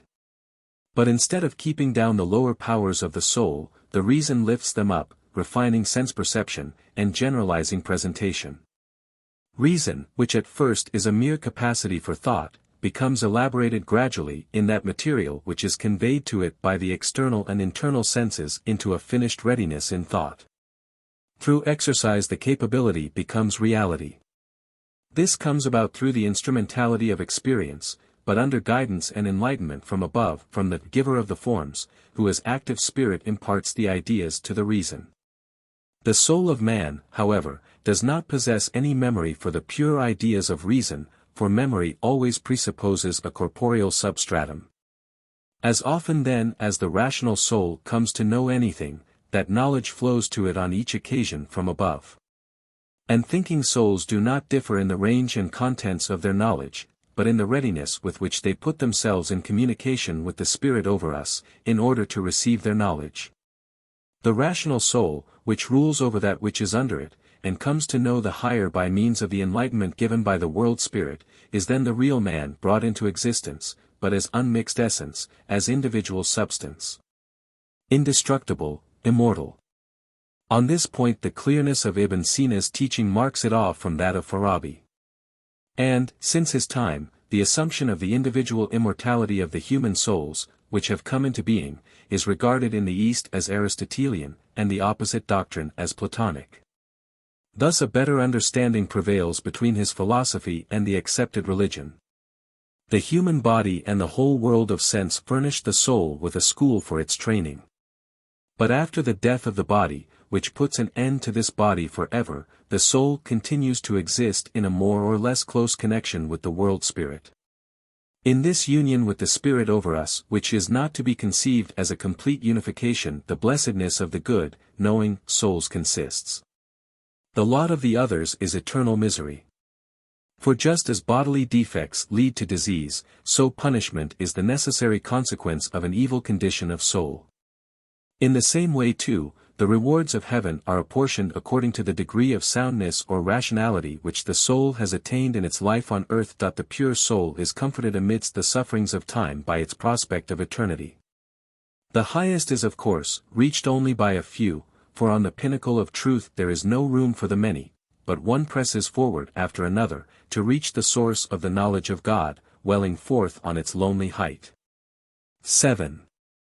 To express his view of the human reason, Ibn Sina employs and explains poetical traditions, a favorite proceeding in the Persian literature. First and foremost our interest is awakened by the allegorical figure of Ibn Yaksin. It represents the ascent of the spirit out of the elements, and through the realms of nature, of the souls, and of the spirits, up to the throne of the Eternal One. Presents himself to the philosopher in the form of an old man with an air of youth about him, and offers his services as guide. The wanderer has been striving to reach a knowledge of earth and heaven, by means of his outer and inner senses. Two ways open out before him, one to the west, the way of the material and the evil, the other to the rising sun, the way of spiritual and ever-pure forms, and along that way now conducts him. Together they reach the well of divine wisdom, the fountain of everlasting youth, where beauty is the curtain of beauty, and light the veil of light, the eternal mystery. Ibn Yaksin is thus the guide of individual, thinking souls, he is the eternal spirit who is over mankind, and operates in them. A similar meaning is found by our philosopher in the frequently remodeled late Greek legend of the brothers Solomon and Absal. Solomon is the world man, whose wife, i.e. the world of the senses, falls in love with Absal, and contrives by a stratagem to wile him into her arms. But before the decisive moment, a flash of lightning comes down from heaven, and reveals to Absal the wantonness of the action which he had nearly committed, and raises him from the world of sensual enjoyment to that of pure spiritual contemplation. In another passage the soul of the philosopher is compared to a bird, which with great trouble escapes from the snares of the earth, traversing space in its flight, until the angel of death delivers it from the last of its fetters. That is Ibn Sina's mysticism. His soul has needs, for which his medicine chest provides no resource, and which the life of a court cannot satisfy. 8. The theoretical development of ethics and politics may be left to the teachers of the fiqh. Our philosopher feels himself on the level of an inspired person, exalted like a god above all human laws. Religious or civil law is binding only on the many. Muhammad's object was, to civilize the Bedouins. And, in order to aid in accomplishing that object, he preached, among other doctrines, that of the resurrection of the body. They would never have understood the meaning of purely spiritual blessedness. And so he had to educate them by setting before them the prospect of bodily pleasure or pain. As for the ascetics, notwithstanding their willingness to renounce entirely the world and the senses, they chime in with this sensuous multitude, whose worship of God consists in the observance of outward forms. In respect that they practice their works of piety with an eye to a reward also, even though it be a heavenly one. Higher than the many or the pious stand those who truly worship God in spiritual love, entertaining neither hope nor fear. Their peculiar possession is freedom of the spirit. But this secret should not be revealed to the multitude. And the philosopher confides it only to his favorite pupils. 9. In the course of his travels Ibn Sina met with many of the learned men of his time, but it would appear that these interviews did not give rise to any enduring intimacies. Just as he feels indebted to Farabi alone, of all those who preceded him, so the only persons of his own day, whom he sees fit to thank, are the princes who patronized him. He criticized unfavorably Ibn Maskawaih, v. 4-3, whom he met with still more frequently. With Biruni, his superior in research, he conducted a correspondence, but it was soon broken off. Biruni, 973-1048, deserves a short notice here, to illustrate the character of the time, although Kindi and Masudi have a better claim to be called his masters, than Farabi and the younger Ibn Sina. He was particularly occupied in the study of mathematics, astronomy, geography and ethnology, and he was a keen observer and a good critic. For many a solution of his difficulties, however, he was indebted to philosophy. And he continually bestowed attention upon it, as one of the phenomena of civilization. Biruni brings into striking prominence the harmony which exists between the Pythagorean Platonic philosophy, Indian wisdom, and many of the Sufi views. No less striking is his recognition of the superiority of Greek science, when compared with the attempts and performances of the Arabs and the Indians. India, he says, not to mention Arabia, has produced no Socrates, their no logical method has expelled fantasy from science. But yet he is ready to do justice to individual Indians, and he quotes with approval the following, as the teaching of the adherents of Aryabhata: "It is enough for us to know that which is lighted up by the sun's rays. Whatever lies beyond, though it should be of immeasurable extent, we cannot make use of, for what the sunbeam does not reach, the senses do not perceive, and what the senses do not perceive, we cannot know." From this we may gather what Biruni's philosophy was: only sense perceptions, knit together by a logical intelligence, yield sure knowledge, and for the uses of life we need a practical philosophy, which enables us to distinguish friend from foe. He doubtless did not himself imagine that he had said all that could be said on the subject. 10. From the school of Ibn Sina, we have had more names handed down, than we have had writings preserved. Juz-Jani annexes to his autobiography an account of the life of the master. And, farther, we have one or two short metaphysical treatises by Abu el-Hasan Beminyar ibn al-Marzaban, which are nearly in complete agreement with the system of his teacher. But matter appears to lose somewhat of its substantiality, as possibility of existence it becomes a relation of thought. According to Beminyar, God is the pure, uncaused unity of necessary existence, not the living, all-producing creator. True enough, he is the cause of the world, but the effect is given necessarily and synchronously with the cause, otherwise the cause would not be perfect, being capable of change. Essentially, though not in point of time, the existence of God precedes that of the world. Three predicates thus pertain to the highest existence, viz., that it is, 1. Essentially first, 2. Self-sufficing, and 3. Necessary.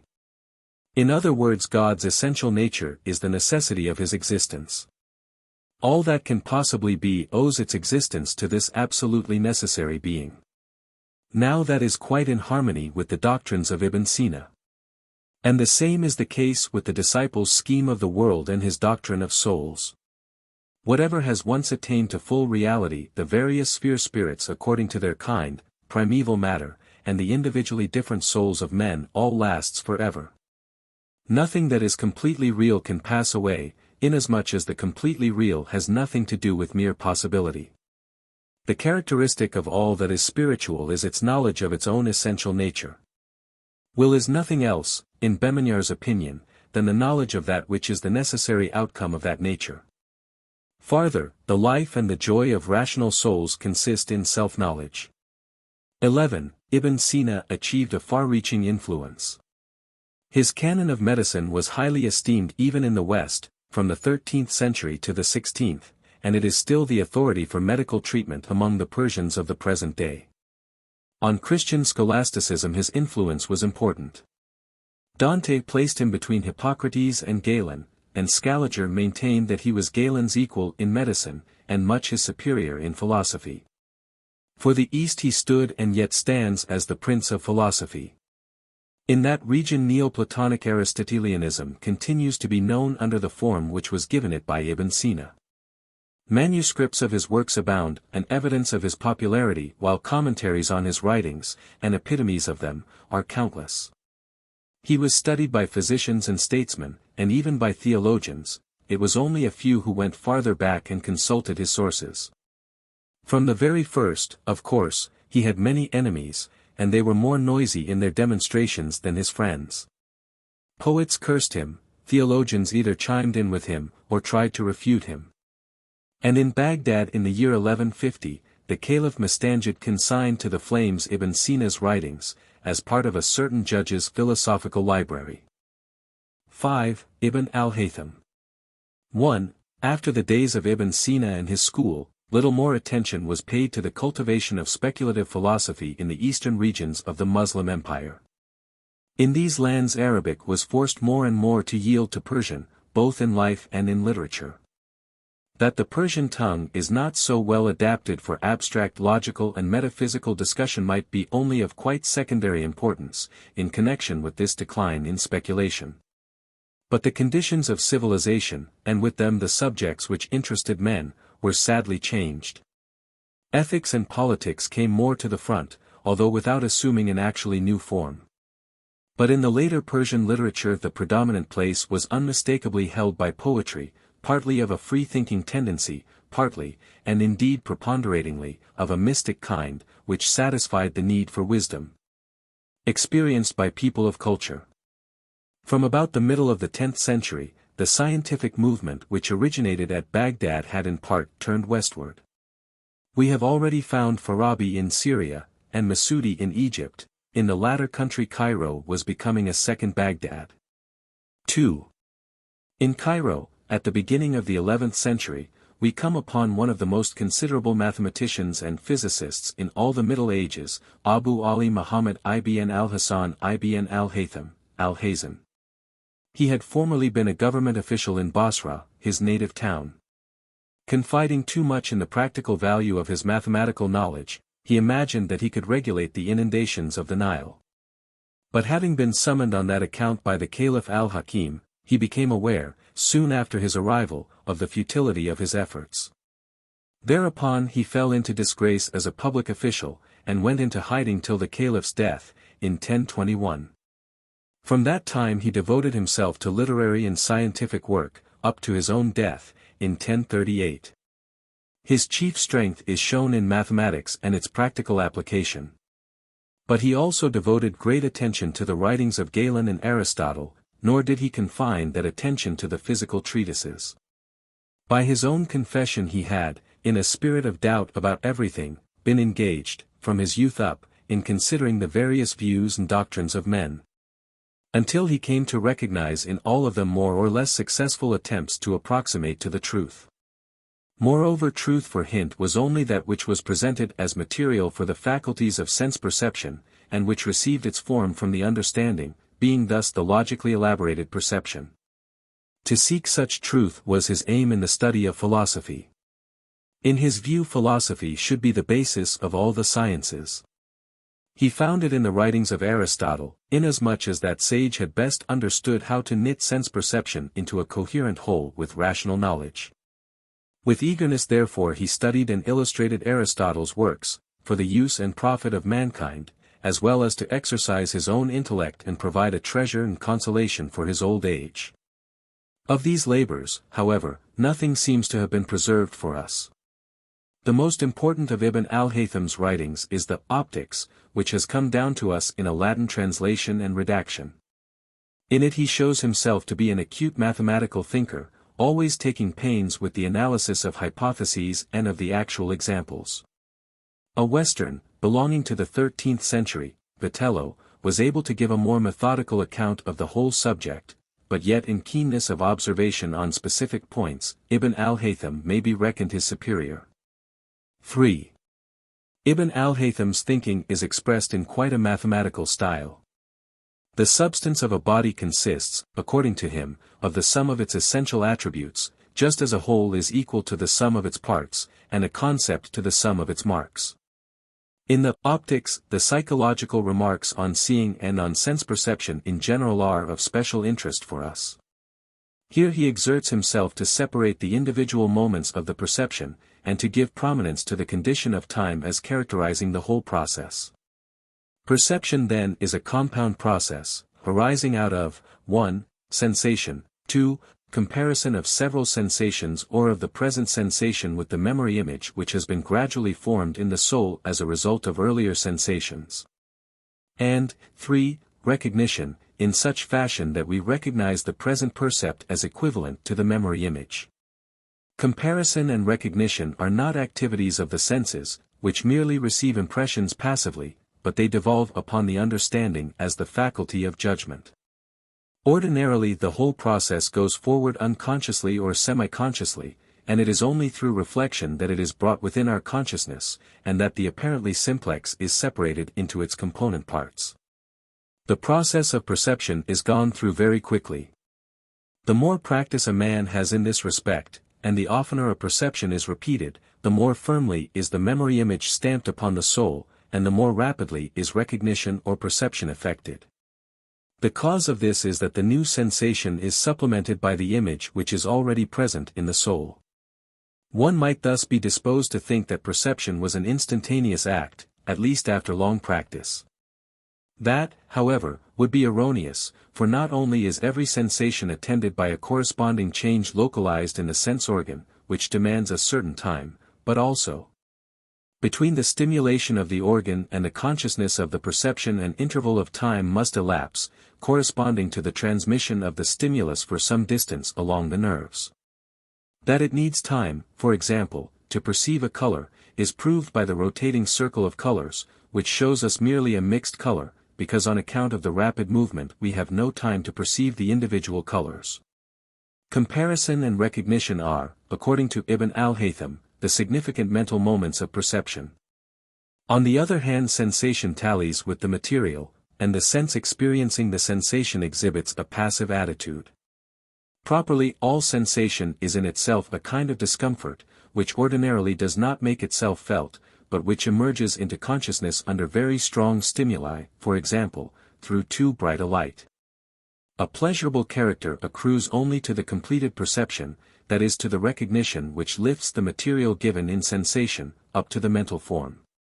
The comparison and recognition, which are put in operation in perception, constitute an unconscious judgment and conclusion. The child is already drawing a conclusion, when of two apples he chooses the finer one. As often as we comprehend a connection, we are concluding. But, since judging and concluding are quickly settled, men are easily misled in this matter, and frequently they regard as an original concept that which is merely a judgment derived by a process of ratiocination. In the case of everything which is announced to us as an axiom, we should be on our guard and trace it up, to see whether it cannot be derived from something more simple. For, this appeal of our philosopher had little effect in the East. It is true that in mathematics and astronomy he created somewhat of a school, but his Aristotelian philosophy had comparatively few admirers. We know only one of his scholars who is counted among the philosophers, Abu al-Wafa Mubashir ibn Fatik al-Qaid, an Egyptian emir, who in the year 1053 produced a work made up of proverbial wisdom, anecdotes and illustration of the history of philosophy, and so on. Hardly anything can be traced in it which is the result of his own thinking. It should have been pleasant reading. And the inhabitants of Cairo in after times found edification more even than in such a work, in the Tales of the 1001 Nights. The East set the stigma of heresy upon Ibn al-Haitham and his works, and now it has almost completely forgotten him. A disciple of Maimonides, the Jewish philosopher, relates that he was in Baghdad on business, when the library of a certain philosopher, who died in 1214, was burned there. The preacher, who conducted the execution of the sentence, threw into the flames, with his own hands, an astronomical work of Ibn al-Haitham, after he had pointed to a delineation therein given of the sphere of the earth, as an unhappy symbol of impious atheism. 5. The outcome of philosophy in the East. 1. Gazali. 1. We have already seen that the theological movement in Islam was strongly influenced by philosophy. Not only the Mutazilite, but also the Anti-Mutazilite dialectic drew its opinions and the arguments with which it supported its own teaching or disputed that of its opponents, for the most part out of the writings of the philosophers. Out of these one took just what he was able to make use of, the rest he left in peace, or else he endeavored to refute it. Thus numerous writings came into existence, directed against some particular philosophical doctrine, or some individual philosopher. No attempt, however, had been made before the time of Gazali, to direct an attack from general points of view and after thoroughgoing study, against the entire system of philosophy which had been built up in the East on a Greek foundation. Ghazali's undertaking had also a positive side. Along with the dialectic which sought to make the doctrines of the faith intelligible, or even to provide them with a rational basis, there were movements in Islam of a mysticism which tended to a conception of dogma, profound and full of feeling. Its wish was, not to comprehend or demonstrate the contents of the faith, but to learn them by experience and live in them through the Spirit. The highest certitude ought to belong to the faith. Ought it then to be in the power of any to transform it into a derived knowledge? Or must its tenets be principles of the reason, neither capable of farther proof, nor requiring it? But the fundamental principles of the reason, when once they are known, must be universally recognized, and universal recognition is lacking in the case of the tenets of the faith. From what other source does unbelief arise? Thus the questioning proceeded, and it seemed to many that the only way out of these doubts was to base religious doctrine upon an inner, suprarational illumination. At first this came about unconsciously, under a mystic impulse, whereby the contents of moral and religious teaching were often brought into neglect. Gazali took part in this movement also. That which had perhaps been typified by the Salamites and Karamites, and Mutazilite sects, he set forth completely and in a dignified style, and ever since his time mysticism both sustains and crowns the temple of learning in Orthodox Islam. 2. The story of this man's life is a remarkable one, and, in order to understand the effectiveness of his work, it is absolutely essential to examine it with a measure of detail. He was born at Tos in Khorasan in the year 1059, being thus a countryman of the great poet Ferdowsi. And just as the latter furnishes a proof of the old glory of the Persian nation, so Gazali was destined to be a testimony and ornament for all future Islam. Even his early education, obtained after his father's death, in the house of a Sufi friend, was rather cosmopolitan than national in its direction. Farther, any limitation was displeasing to the youth's restless and fanciful spirit. He did not feel at home in the hair-splitting casuistry of the teachers of morals with their precise formulas. He regarded it as a worldly knowledge, from which he turned away, to immerse his spirit in the knowledge of Allah.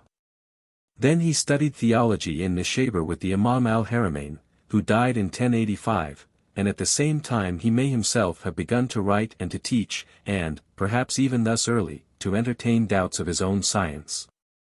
Thereafter he was in attendance at the court of Nizam al-Mulk, the vizier of the Seljuk prince, until in 1091 he was appointed a professor in Baghdad. It was during this time at all events that he busied himself most with philosophy. But it was not pure love for the science, which impelled him to that study, but the longing of his heart to find a solution of the doubts which assailed his understanding. Not any explanation of the events of the world, nor any clearing up of his own thinking, but peace of mind and the experience of a higher reality constituted the object which he strove to reach. He subjected to a thorough study the writings of the philosophers, in particular those of Farabi and Ibn Sina. And, following chiefly the system of the latter, he composed a compendium of philosophy, regarding it objectively, but still with some appearance of sympathy with its contents. He said, at first in a kind of whisper to pacify his own mind, but afterwards publicly in self-defense, that he composed that work in order that he might follow up the statement of the doctrines of philosophy with the refutation of the same. And that refutation did appear, probably not long after. It was the famous Destruction of the Philosophers, which was composed in all likelihood while he was still in Baghdad, or shortly after he had left it. But by the end of 4 years, viz. in 1095, Gazali had discontinued his work of teaching in Baghdad, attended though it had been with outward success. His mind, continually in a state of doubt, probably found no satisfaction in dogmatic prelections. He was alternately attracted and repelled by his own brilliant position, and he came to think that he could, and that he should, fight against the world and its wisdom in some other way, to more purpose. Ambition with him embraced far more than this world. Profounder still his musings became, and during an illness of his, the inner call presented itself to his soul. He had secretly to prepare for the work, by means of Sufi exercises, perhaps even to assume the character of a religious and political reformer. At the very time that the Crusaders were equipping themselves in the West against Islam, Gazali was preparing himself to be the spiritual champion of the Muslim faith. His conversion was not of a violent character, like that of St. Augustine, but was rather to be compared to the experience of Saint Jerome, who was summoned in a dream from his Ciceronian predilections to practical Christianity. For 10 years Gazali traveled here and there, dividing his time between pious exercises and literary work. In the first part of that period it may be conjectured that he wrote his principal theologico-ethical work, The Revival of Religious Sciences. Towards the end he endeavored to exercise influence as a reformer. His journeyings led him by way of Damascus and Jerusalem before it was taken by the Crusaders, Alexandria, Mecca and Medina, back to his home. After his return Ghazali once more engaged in teaching for a short time in Nishabur. And he died in Tos, his native town, on the 19th of December, 1111. His closing years were chiefly devoted to pious contemplation and the study of the traditions, which as a youth he could never remember. A beautifully complete and rounded life, in which the end comes back to the beginning. 3. Ghazali passes in review the spiritual tendencies of his time.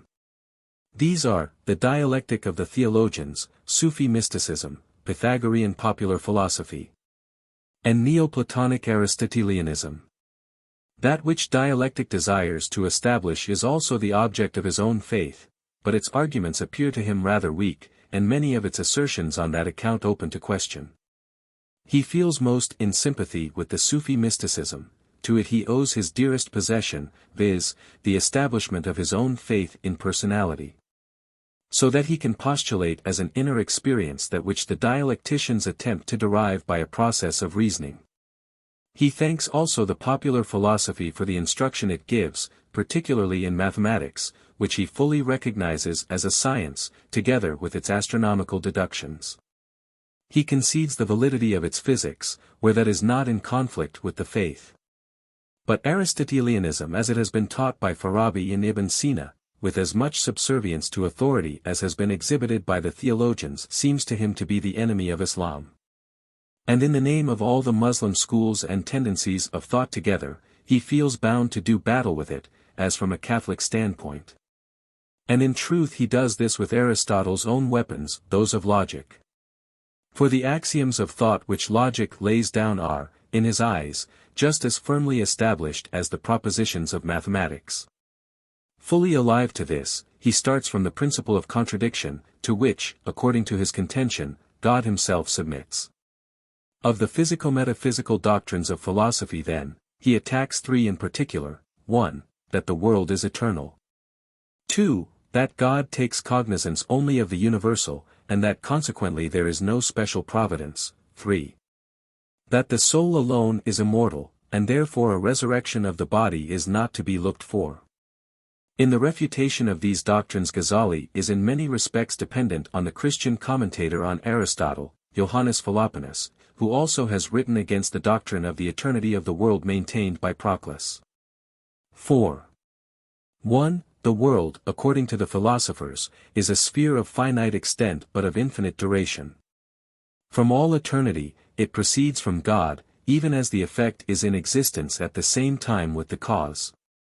Ghazali, on the contrary, is of opinion that it is not admissible to put such different constructions on the notions of space and time respectively, and he holds that the divine causality should be defined as free creative might. First then, as to space and time, we are as little able to imagine an outermost boundary of space as a beginning or end of time.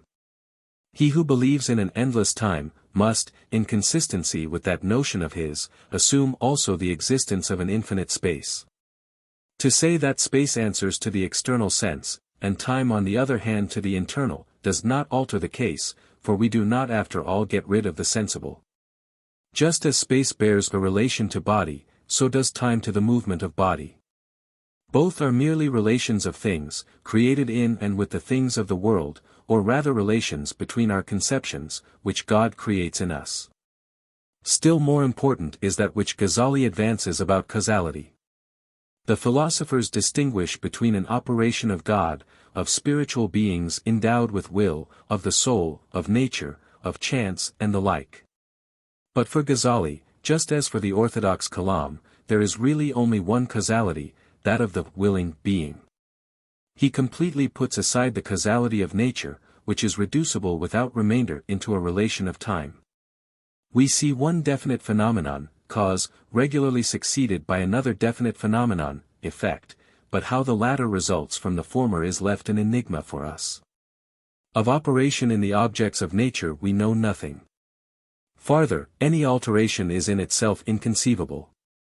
That any one thing should become a different thing is incomprehensible to thought, which may just as well ask about facts as about causes. A thing either exists, or it does not exist. But not even divine omnipotence can transform one existing thing into another thing. It creates or else annihilates. And yet it is a fact of our consciousness that we do effect something.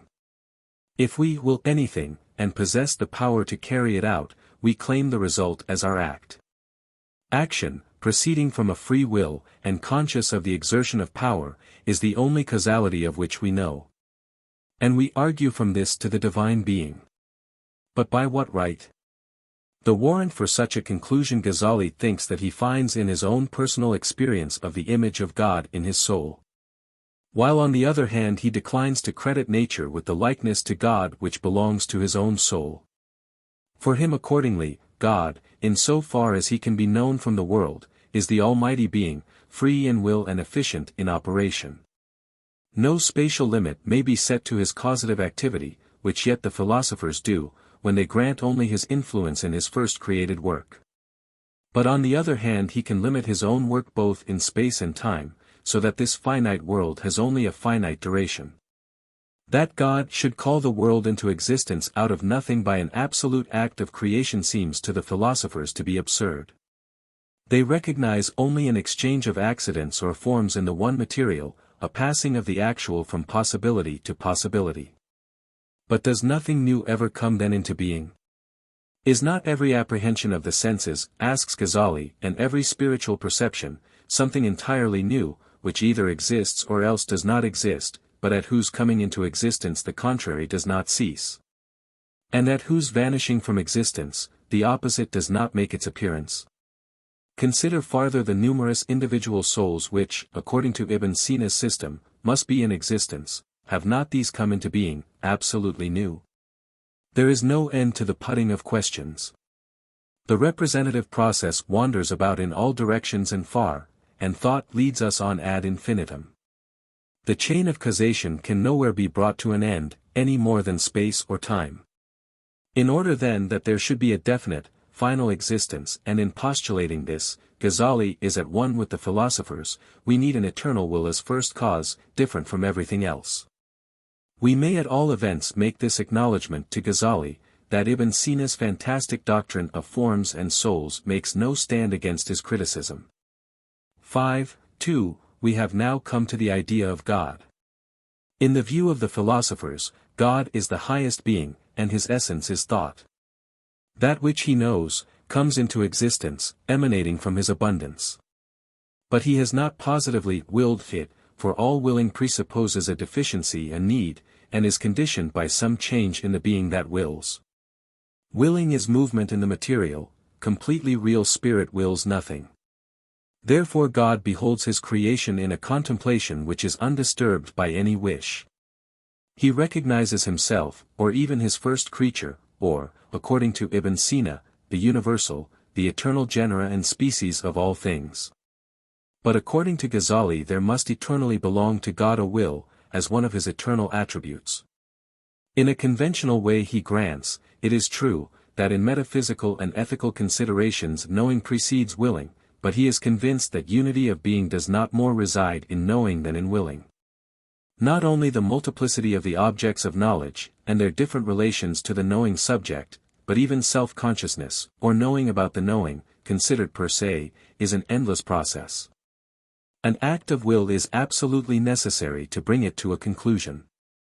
In directing the attention and in self-communing an original, willing, is in operation. And thus even divine knowledge comes to a conclusion as a coherent unity, in its personality, by means of an original eternal will.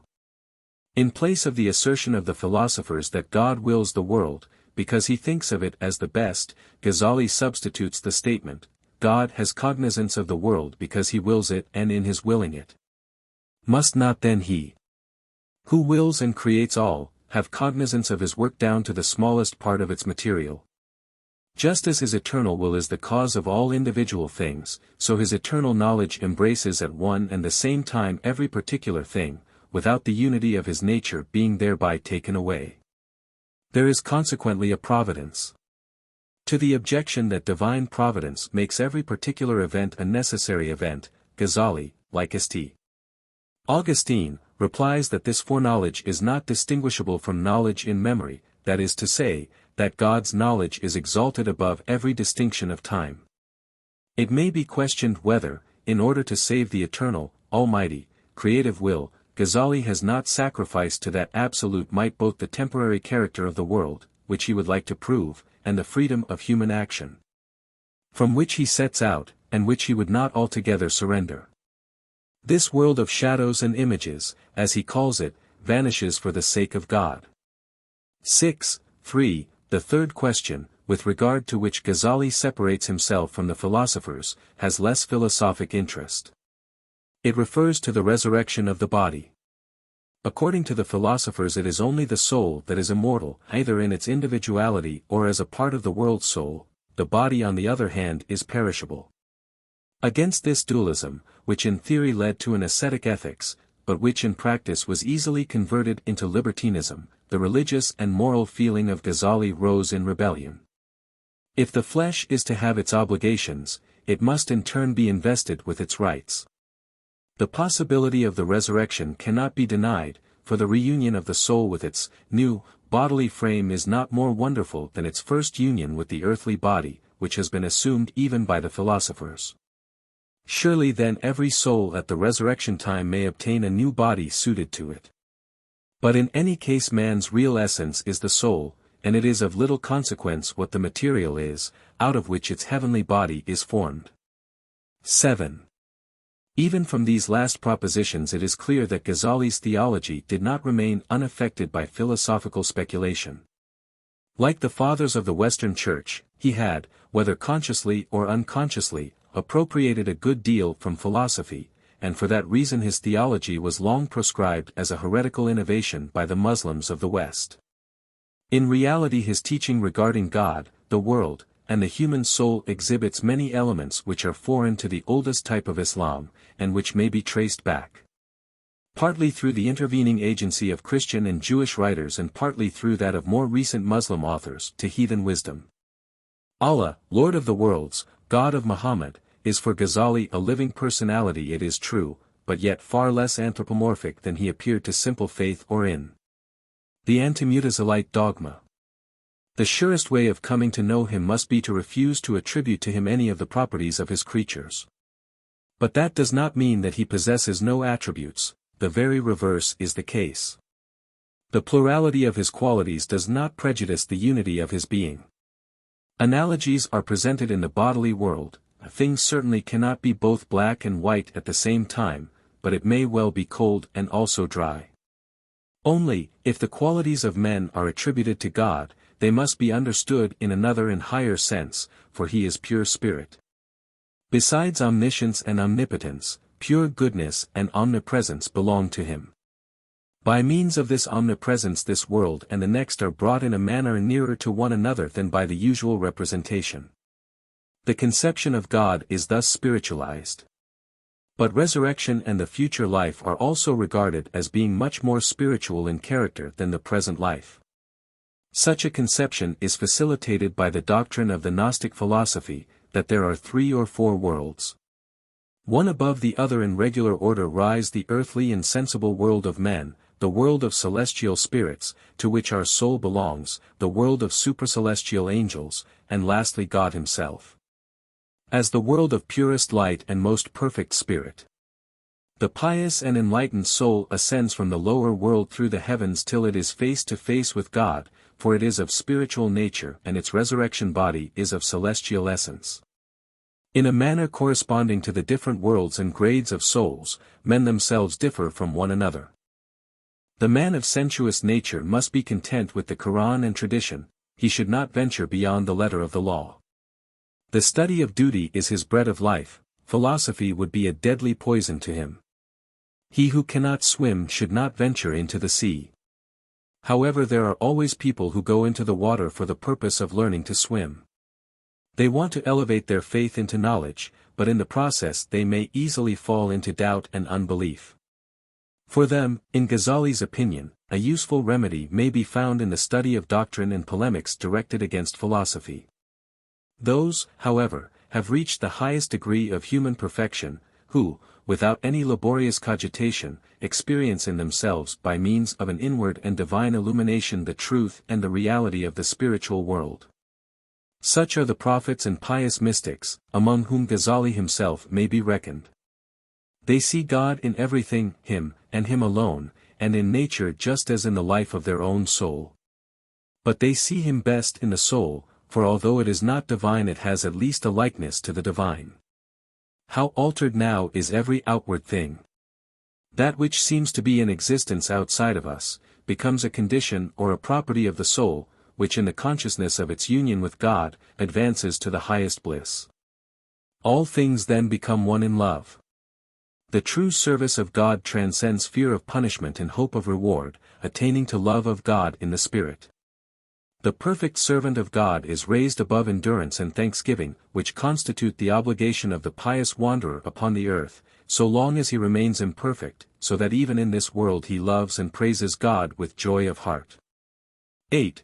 From what has been said it follows that there are three stages of belief or certainty. First, the belief of the multitude, who believe what some man worthy of belief declares to them, for instance, that so-and-so is in the house.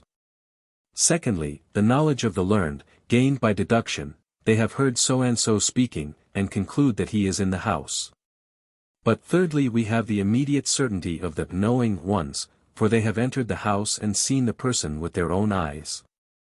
In contradistinction to the dialecticians and philosophers, Gazali everywhere lays stress upon experience.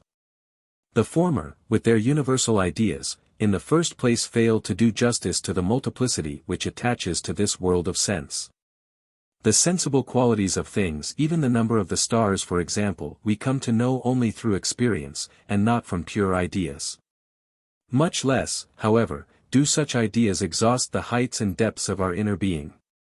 That which the friend of God knows intuitively, remains hidden forever from the discursive intellect of the learned. A very small number attain to this height of knowledge, where they meet with the apostles of God and prophets of all times. It is the duty then of the spirits who stand at a lower level to strive to follow them. But now how are we to recognize the superior spirit whom we need as our guide? That is a question, on which every religiously determined system, which cannot do without human intermediaries, must founder, if considered purely in the light of the understanding. Even Ghazali's answer is indecisive. This much is certain to him, that grounds furnished by the reason alone cannot decide this question. The prophet and teacher who has been actually inspired by God is recognized by merging ourselves in his peculiar personality, through the experience of an inward relationship. The truth of prophecy is authenticated by the moral influence which it exercises upon the soul. Of the truthfulness of God's word in the Quran we acquire a moral, not a theoretical certainty. The detached miracle is not capable of convincing. But the revelation as a whole, together with the personality of the prophet, through whom the revelation has been conveyed, produce an irresistible impression upon the kindred soul. Then, wholly carried away by such impression, the soul renounces the world, to walk in the way of God. 9. Ghazali is without doubt the most remarkable figure in all Islam. His doctrine is the expression of his own personality. He abandoned the attempt to understand this world. But the religious problem he comprehended much more profoundly than did the philosophers of his time. These were intellectual in their methods, like their Greek predecessors, and consequently regarded the doctrines of religion as merely the products of the conception or fancy or even caprice of the lawgiver. According to them religion was either blind obedience, or a kind of knowledge which contained truth of an inferior order. On the other hand, Ghazali represents religion as the experience of his inner being. It is for him more than law and more than doctrine, it is the soul's experience.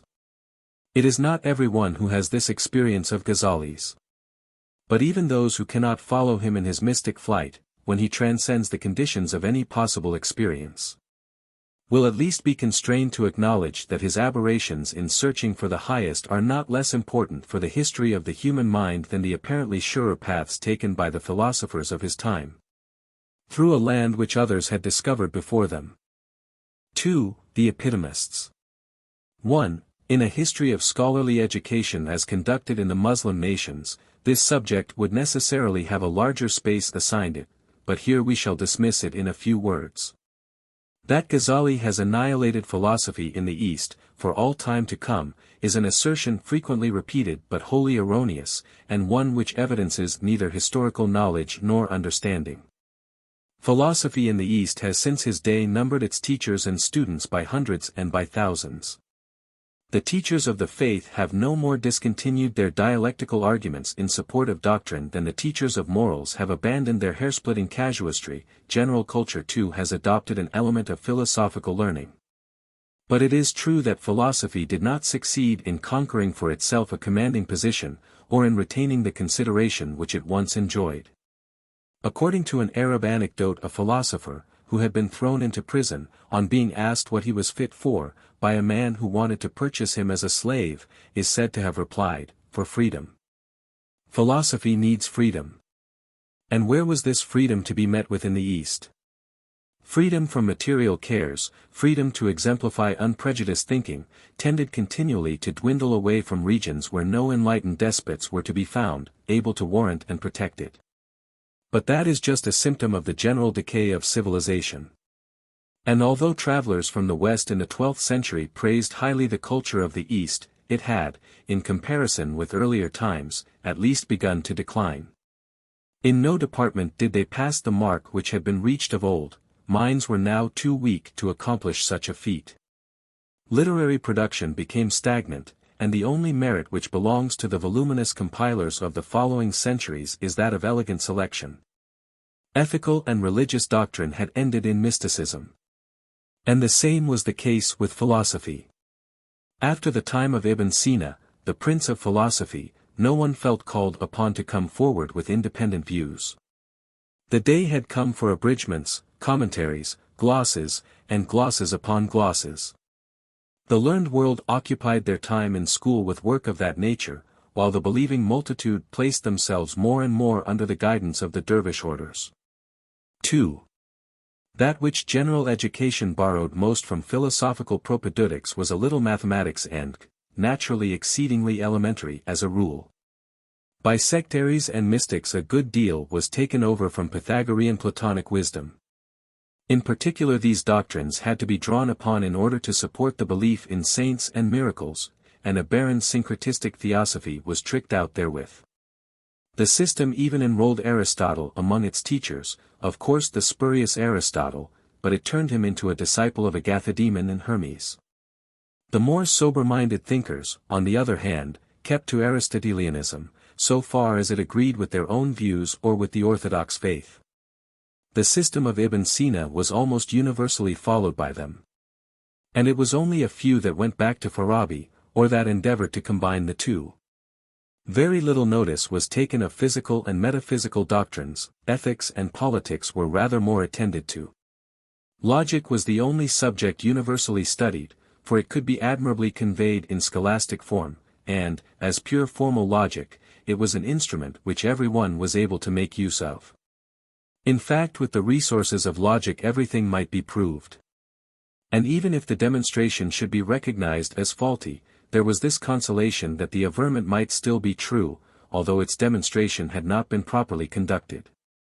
Even in the Encyclopedia of Abu Abdullah al-Khwarizmi, a production of the last quarter of the 10th century, a larger space was assigned to logic than to physics and metaphysics. The very same thing was done in many later encyclopedias and compilations. The dogmatists also commenced their system with logical and epistemological considerations, in which a traditional eulogy was pronounced over knowing. And from the 12th century onwards there arose a whole multitude of separate arrangements of the Aristotelian organon.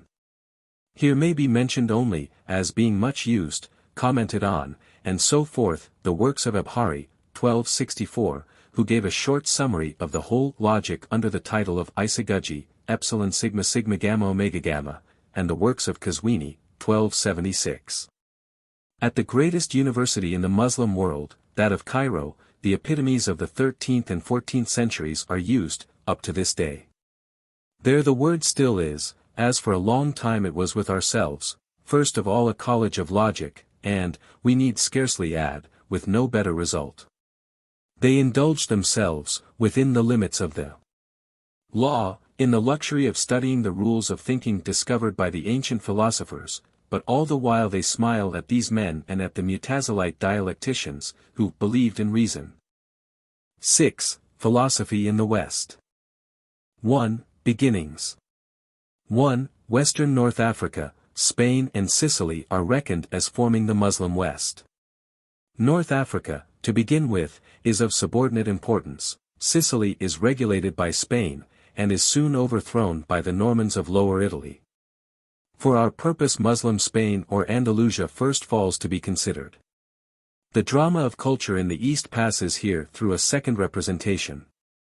Just as Arabs there intermarried with Persians, so in the West they intermarry with Spaniards. And instead of Turks and Mongols we have here the Berbers of North Africa, whose rude force is flung into the play of more refined civilization with a blighting influence ever on the increase. After the fall of the Umayyads in Syria, 750, a member of that house, Abdurrahman ibn Muawiyah, betook himself to Spain, where he contrived to work his way up to the dignity of Emir of Cordova and all Andalusia. This Umayyad overlordship lasted for more than 250 years, and after a passing system of petty states, it attained its greatest brilliancy under Abdurrahman III, 912–961, the first who assumed the title of Caliph, and his son Al-Haitham II, 961–976. The 10th century was for Spain, what the 9th was for the East, the time of highest material and intellectual civilization. If possible, it was more fresh and native here than in the East, and, if it be true that all theorizing betokens either a lack or a stagnation of the power of production, it was more productive also, the sciences, and philosophy in particular, had far fewer representatives in Spain. Speaking generally, we may say that the relations of intellectual life took a simpler form. There was a smaller number of strata in the new culture than in the old. No doubt there were, besides Muslims, Jews and Christians in Spain, who in the time of Abdurrahman III played their part in this cultivated life, of the Arabic stamp, in common with the rest. But of adherents of Zoroaster, atheists, and such like, there were none. Even the sects of Eastern Islam were almost unknown. Only one school of law, that of Malik, was admitted. No Mutazilite dialectic troubled the peace of the faith. True enough the Andalusian poets glorified the trinity of wine, woman and song, but flippant free-thinking on the one hand, and gloomy theosophy and renunciation of the world on the other, rarely found expression. On the whole, intellectual culture was dependent upon the East. From the 10th century onwards many journeys in search of knowledge were undertaken thither from Spain, by way of Egypt and as far as eastern Persia, for the purpose of attending the prelections of scholars of renown. And farther, educational requirements in Andalusia attracted to it many a learned Eastern who found no occupation in his own home. Besides, Al-Haitham II caused books to be copied, all over the East, for his library, which is said to have contained 400,000 volumes. The West was mainly interested in mathematics, natural science, astrology and medicine, precisely as was the case at first in the East. Poetry, history, and geography were cultivated with ardor.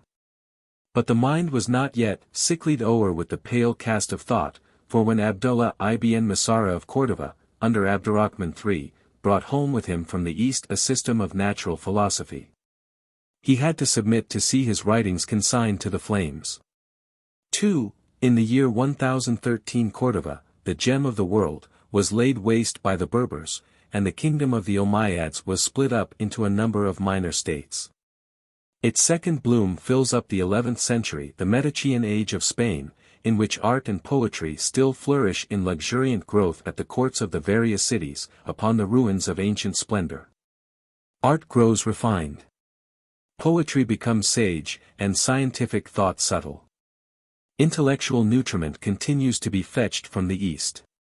And natural philosophy, the writings of the faithful brethren, and logic from the school of Abu Sulayman al-Sijistani find admission one after the other.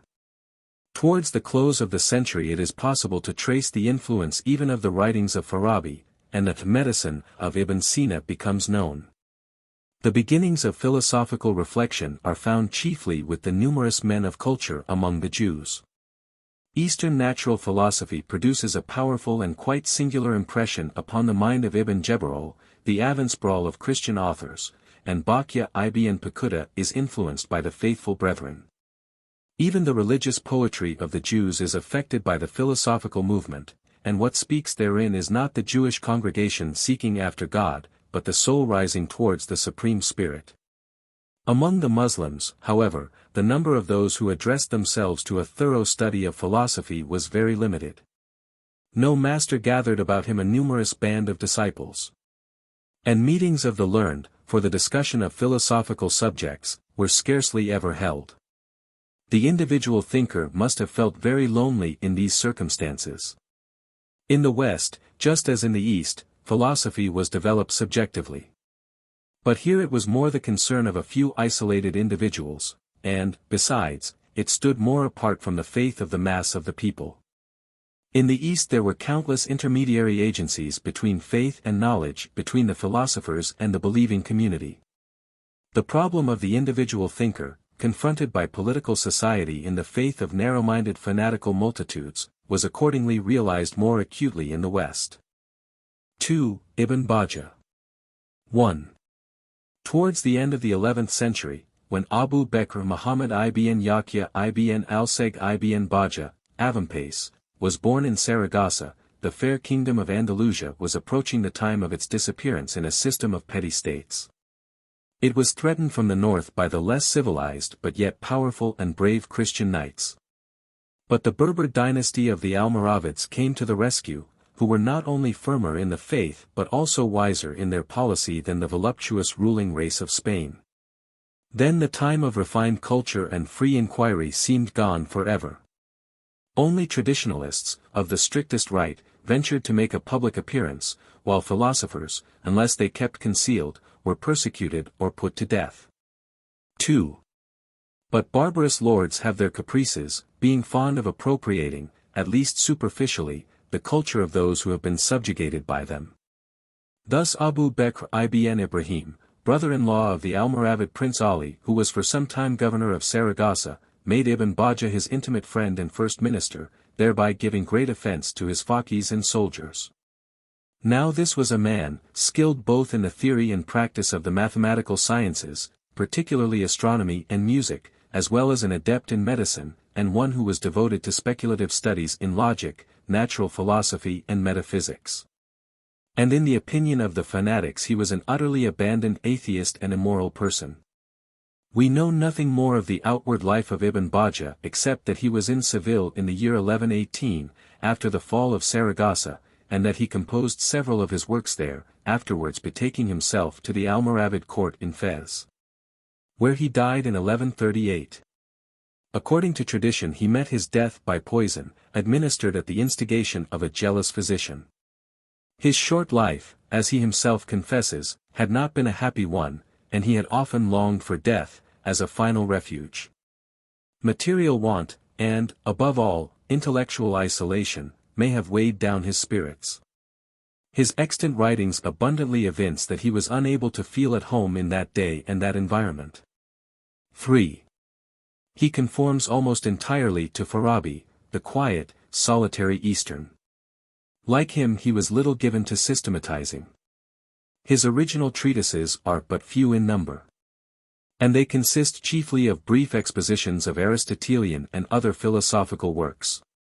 His observations are of a desultory character. Now he makes a beginning in one place, again, he starts afresh in another.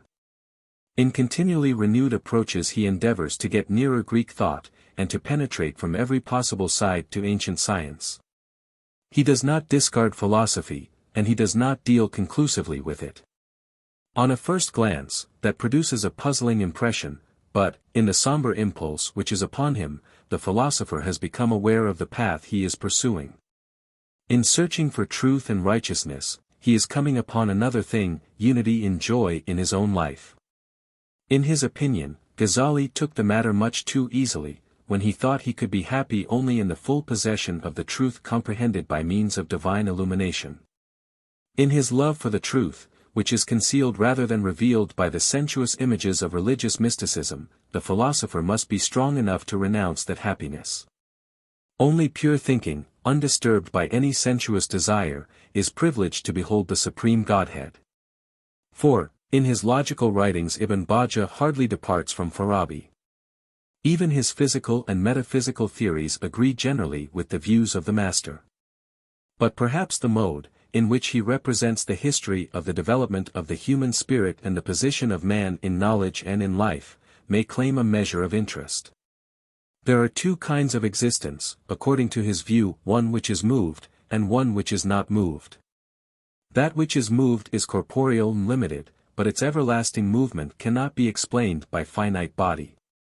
On the contrary, in order to explain this endless movement, an unending power is needed, or an eternal essence, namely spirit. Now while the corporeal or the natural is moved from without, and the spirit, itself unmoved, confers movement upon the corporeal, the soul substance occupies a middle position, being that which moves itself. The relation between the natural and the psychical presents as little difficulty to Ibn Baddja as to his predecessors, but the great problem is this: how are the soul and the spirit related to each other, that is to say in man? 5. Ibn Baddja starts with the assumption that matter cannot exist without some form, while form may exist by itself, without matter. Otherwise, in fact, absolutely no change is thinkable, because that is rendered possible only by the coming and going of substantial forms. These forms then, from the hylic up to the purely spiritual, constitute a series, to which the development of the human spirit corresponds, in so far as it realizes the rational ideal. Man's task is to comprehend all the spiritual forms together. First the intelligible forms of all that is corporeal, then the sensible spiritual presentations of the soul, next the human spirit itself and the active spirit over it, and lastly the pure spirits of the celestial spheres. By rising through successive stages from the individual and sensible, the presentation of which constitutes the material on which the spirit operates, man attains to the superhuman and the divine. Now his guide in this process is philosophy, or the knowledge of the universal, which issues from knowledge of the particular through study and reflection, aided however by the enlightening spirit from above. Contrasted with this knowledge of the universal or the infinite in which being, and becoming the object of cognition coincide, all perception and presentation prove deceptive. Thus it is by rational knowledge, and not by religious and mystical dreaming, with the sensuous invariably clinging thereto, that the human spirit arrives at perfection. Thinking is the highest bliss, for its very purpose is to reach all that is intelligible. But since that is the universal, the continued existence of individual human spirits beyond this life cannot be assumed. It may be that the soul, which apprehends the particular in the life of sensuous spiritual presentation, and notifies its existence in separate desires and actions, has the faculty of continuing that existence after death, and of receiving reward or punishment. But the spirit or the rational part of the soul is one in all. It is only the spirit of the entirety of mankind, or, in other words, the one intellect, mind or spirit in humanity, and that too in its union with the active spirit over it, which is eternal. This theory, which made its way into the Christendom of the Middle Ages, under the name of Averroes theory, is thus found even with Ibn Baddja, if not quite distinctly conceived, at all events more clearly given than with Farabi. 6. Every man does not rise to such a height of contemplation. The greater number grope about continually in the dark, they merely see the adumbrations of things, and like shadows they will pass away. Some see the light, it is true, and the colored world of things, but very few indeed recognize the essence of what they have seen. It is only the latter, the blessed ones, who attain to life eternal, in which state they themselves become light. But now, how does the individual man get to this stage of knowledge and blessed existence? Through action directed by reason, and the free cultivation of his intellectual powers. Action directed by reason is free action, that is, action in which there is a consciousness of purpose. If one, for instance, breaks a stone to pieces, because he has stumbled against it, he is behaving without purpose, like a child or a lower animal. But if he does this in order that others may not stumble against the stone, his action must be called manlike, and directed by reason. In order to be able to live as a man should, and to act in a rational way, the individual man must, as far as circumstances permit, withdraw from society. The name borne by the ethics of Ibn Baddja is guidance to the solitary. It demands self-culture. Generally, however, one may avail himself of the advantages attending social life in man, without including in the bargain its disadvantages. The wise may associate themselves in larger or smaller unions. Such indeed is their duty, if they light upon one another, and then they form a state within the state. Naturally they endeavor to live in such a manner that neither physician nor judge is necessary among them, they grow up like plants in the open air, and do not stand in need of the gardener's skill. They keep at a distance from the lower enjoyments and sentiments of the multitude. They are strangers to the movements of worldly society. And as they are friends among themselves, this life of theirs is wholly determined by love. Then too, as friends of God, who is the truth, they find repose in union with the superhuman spirit of knowledge. 3. Ibn Tofail. 1. The sovereignty over Western Islam remained with the Berbers, but the Almohads speedily took the place of the Almoravids. Muhammad ibn Tumurt, the founder of the new dynasty, had, from the year 1121, come forward as Mahdi. Under his successors Abu Yaqub Yusuf, 1163–1184, and Abu Yusuf Yaqub, 1184–1198, their sovereignty, which was centered in Morocco, reached its culminating point. The Almohads brought with them a startling novelty in theology. The system of Ash'ari and Gazali, which till then had been branded as heretical, was adopted in the West. That meant an infusion of intellectualism into the teaching of the faith, a proceeding which could not be altogether satisfactory either to the adherents of the old faith or to freethinkers, but which may have incited many to farther philosophizing. Hitherto an attitude of repudiation had been maintained towards all reasoning in matters of faith. And, even later, many politicians and philosophers were of opinion that the faith of the multitude should not be violently disturbed, nor elevated to knowledge, but that the provinces of religion and of philosophy should be kept scrupulously separate. The Almohads were interested in questions of theology, but yet Abu Yaqub and his successors manifested, as far as political conditions permitted, such an appreciation of secular knowledge, that philosophy was enabled to enjoy. 2. We find Abu Bakr Muhammad ibn Abdalmalik ibn Tofail al-Qaisi, Abu Basr, in the position of vizier and body physician to Abu Yaqub, after holding an appointment as secretary in Granada. His place of birth was the small Andalusian town of Guadix, and he died in Morocco, the seat of government, in the year 1185. The life that lies between appears to have been by no means eventful. He was fonder of books than of men, and in his sovereign's great library he gathered, by reading, much information which he required for his art, or which met his ardent thirst for knowledge. He was the dilettante of the philosophers of the West, and was more given to contemplative enjoyment than scientific work. Rarely did he set himself to write. We need not perhaps put absolute faith in his assertion that he could have fundamentally improved the Ptolemaic system. Many Arabs made a like assertion, without carrying it into effect. Of Ibn Tofail's poetic ventures, 1 or 2 poems have been preserved to us. But his principal endeavor, like that of Ibn Sina, was to combine Greek science and Oriental wisdom into a modern view of the world. That was to him a personal concern, just as it was to Ibn Baddja. He too occupied his mind with the relation of the individual man to society and its prejudices. But he went farther. Ibn Baddja, as a rule, made out the individual thinker or a small association of independent thinkers, as constituting a state within the state, a copy, as it were, of the great total, or a model for happier times. Ibn Tofail, on the other hand, turned to consider the original. 3. He states the case clearly, in his work, Hi ibn Yaksin. The scenery is contributed by 2 islands, on one of which he sets human society with its conventions, and on the other an individual man, who is being developed naturally. This society as a whole is governed by lower impulses, subjected only to some measure of outward restraint by a grossly sensuous religion. But out of this society two men, called Solomon and Asal, Absal, cf. 4, for section 7, rise to rational knowledge and control of their desires. Accommodating himself to the popular religion, the first, who is of a practical turn of mind, contrives to rule the people. But the second, being of speculative disposition and mystic leanings, wanders off to the island which lay opposite, and which he imagines to be uninhabited, there to devote himself to study in ascetic discipline.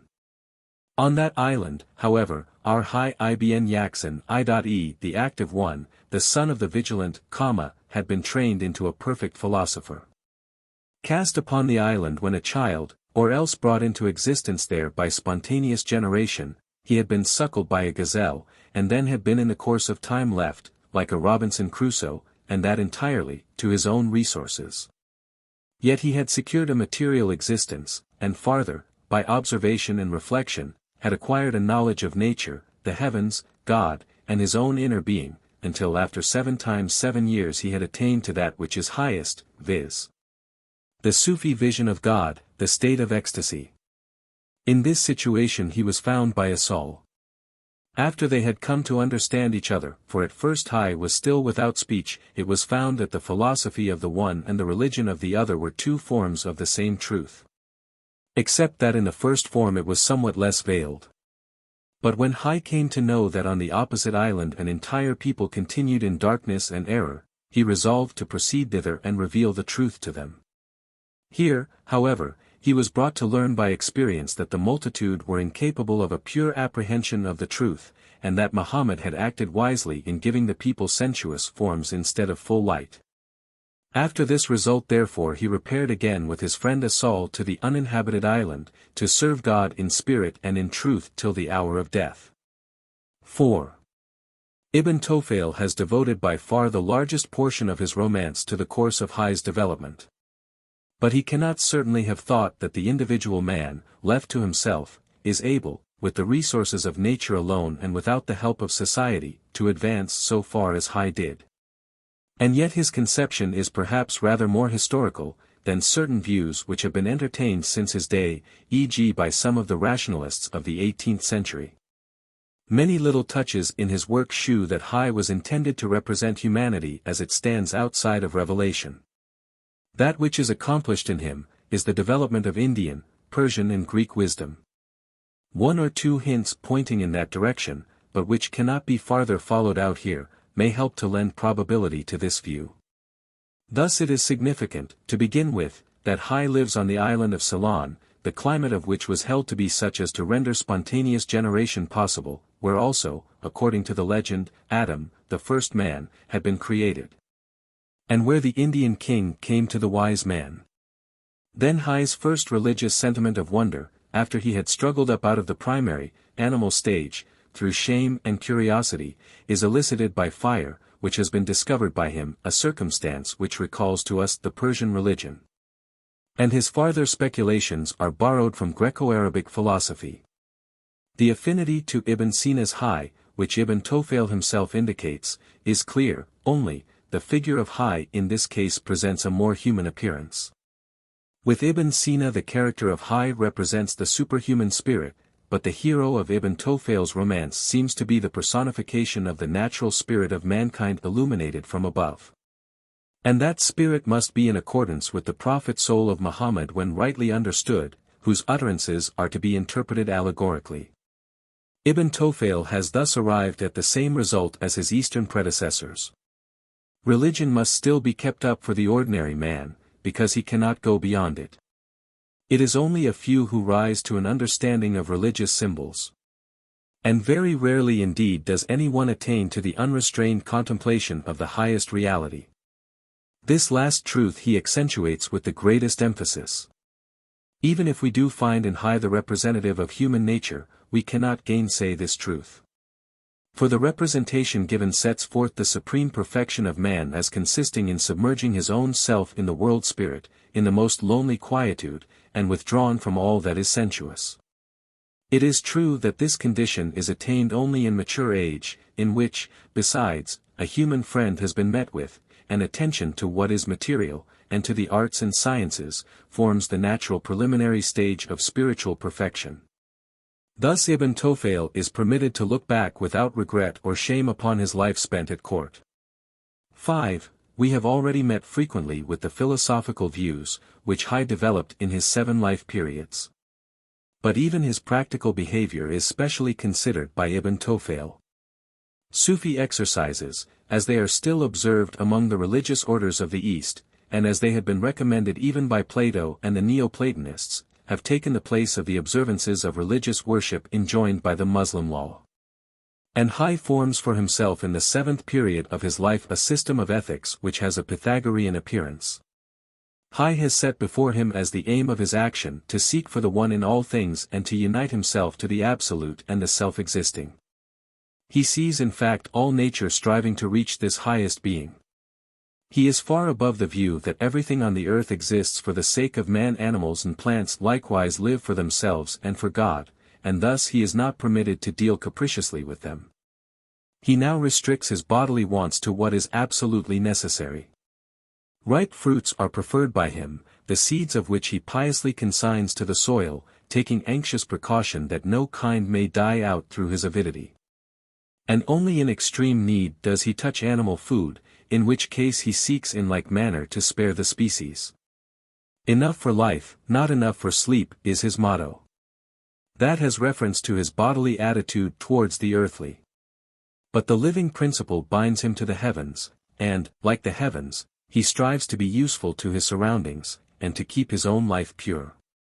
He therefore tends the plants and protects the animals about him, in order that his island may become a paradise. He pays scrupulous attention to the cleanliness of his person and his clothing, and endeavors to give a harmonious turn to all his movements, in conformity with those of the heavenly bodies.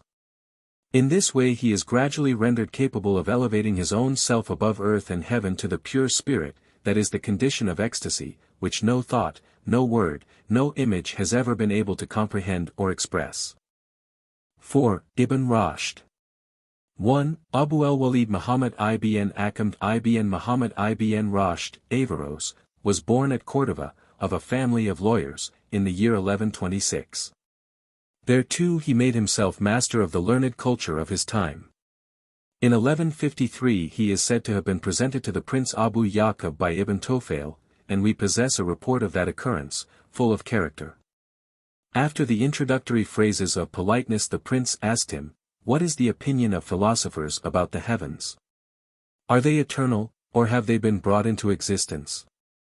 Ibn Roshd cautiously replied that he had not given attention to philosophy.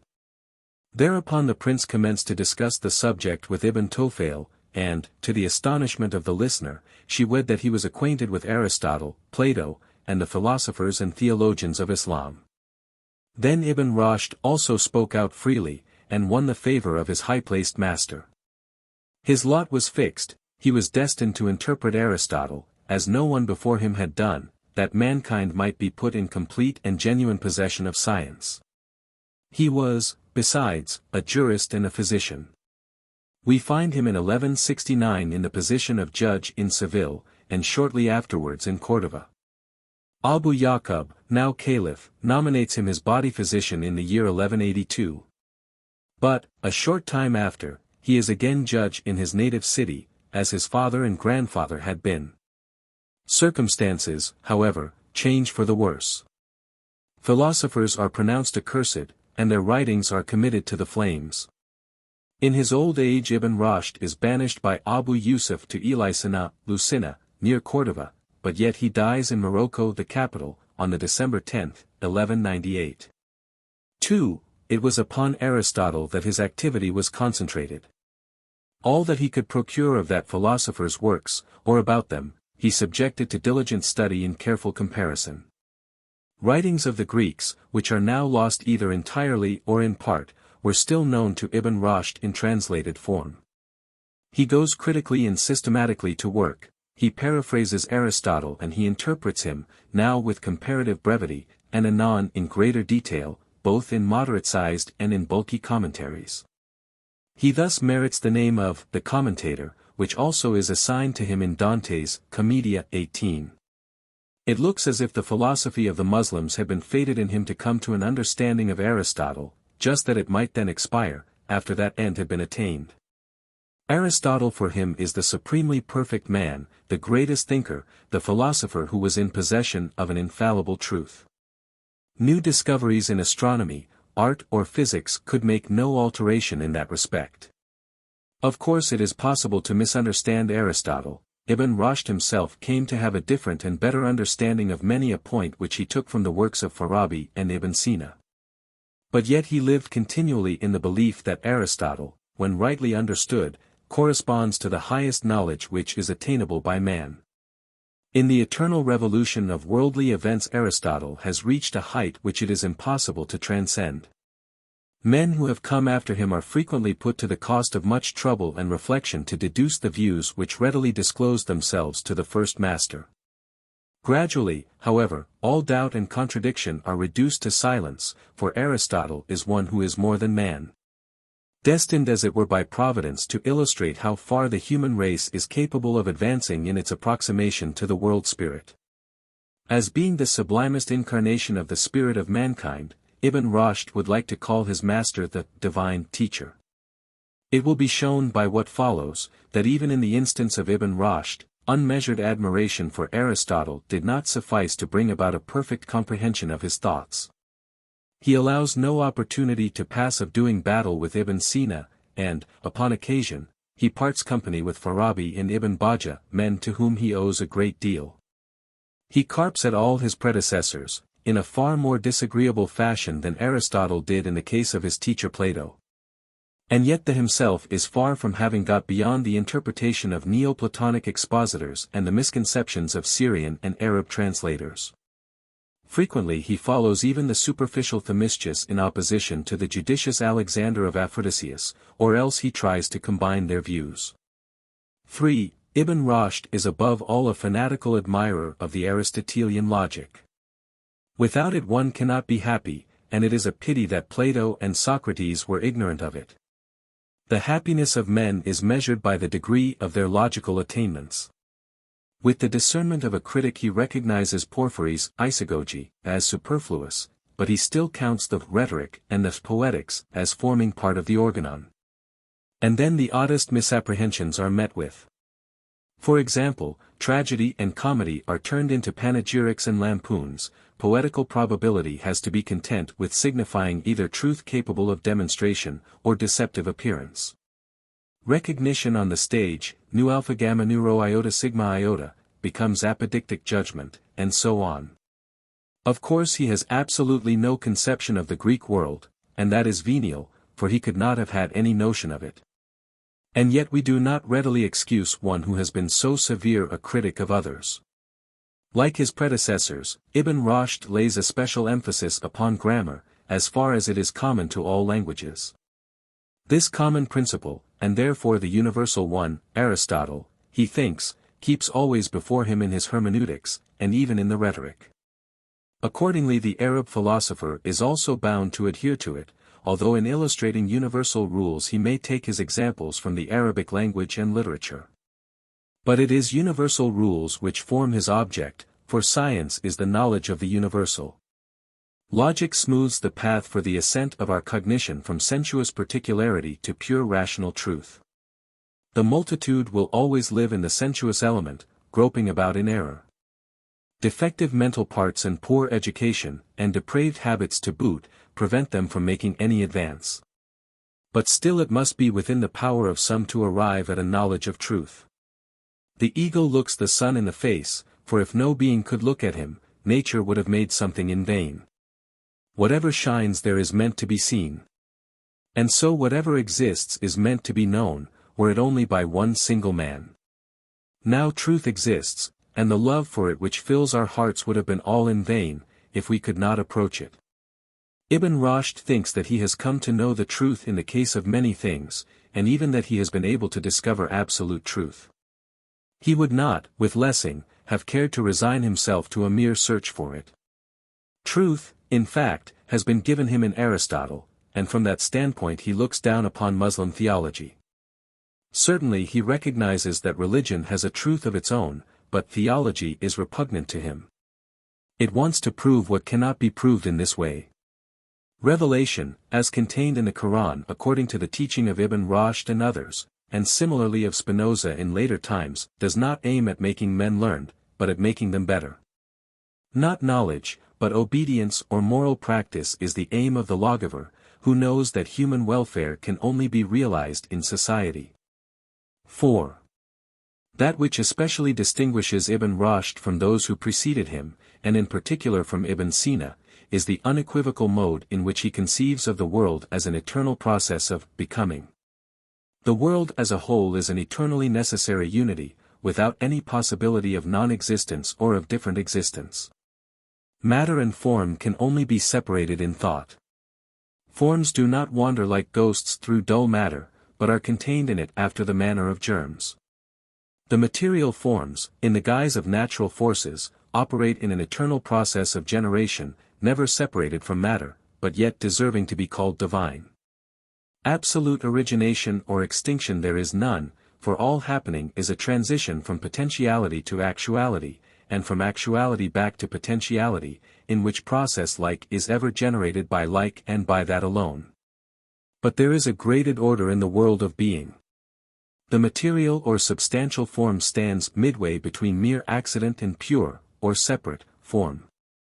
Substantial forms also exhibit varieties of degree, intermediate conditions between potentiality and actuality. And, finally, the whole system of forms, from the nethermost hylic form up to the divine essence, the original form of the whole, constitutes one compact structure rising tier upon tier. Now the eternal process of becoming, within the given system, presupposes an eternal movement, and that again an eternal mover. If the world had had an origin, we might have reasoned from it to another and a similarly originated corporeal world, which had produced it, and so on without end. If again it had been a possible entity, we might have inferred a possible entity out of which it had proceeded, and so on ad infinitum. And according to Ibn Roshd, it is only the hypothesis of a world moved as a unity and of eternal necessity, that yields us the possibility of inferring a being, separate from the world, yet eternally moving it. Who in his continually producing that movement and maintaining the fair order of the all, may legitimately be called the author of the world, and who in the spirits that move the spheres.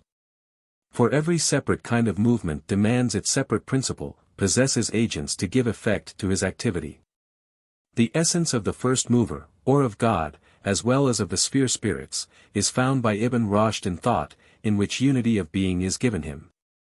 Thought which is identical with its object is the sole positive definition of the divine essence. But being and unity absolutely synchronize with such thought. In other words, being and unity are not annexed to the essence, but are given only in thought, just like all universals. Thought produces everywhere the general in the particular. It is true that the universal as a disposition is operative in things, but the universal qua universal exists in the understanding alone. Or, in possibility, or potentiality, it exists in things, but it exists actually in the understanding, that is, it has more being, a higher kind of existence in the understanding than in things. If now the question is asked, does divine thought take in merely the general, or does it take in the particular too, Ibn Roshd replies, it does not directly take in either the one or the other, for the divine essence transcends both of them. Divine thought produces the all and embraces the all. God is the principle, the original form, and the final aim of all things. He is the order of the world, the reconciliation of all opposites, the all itself in its highest mode of existence.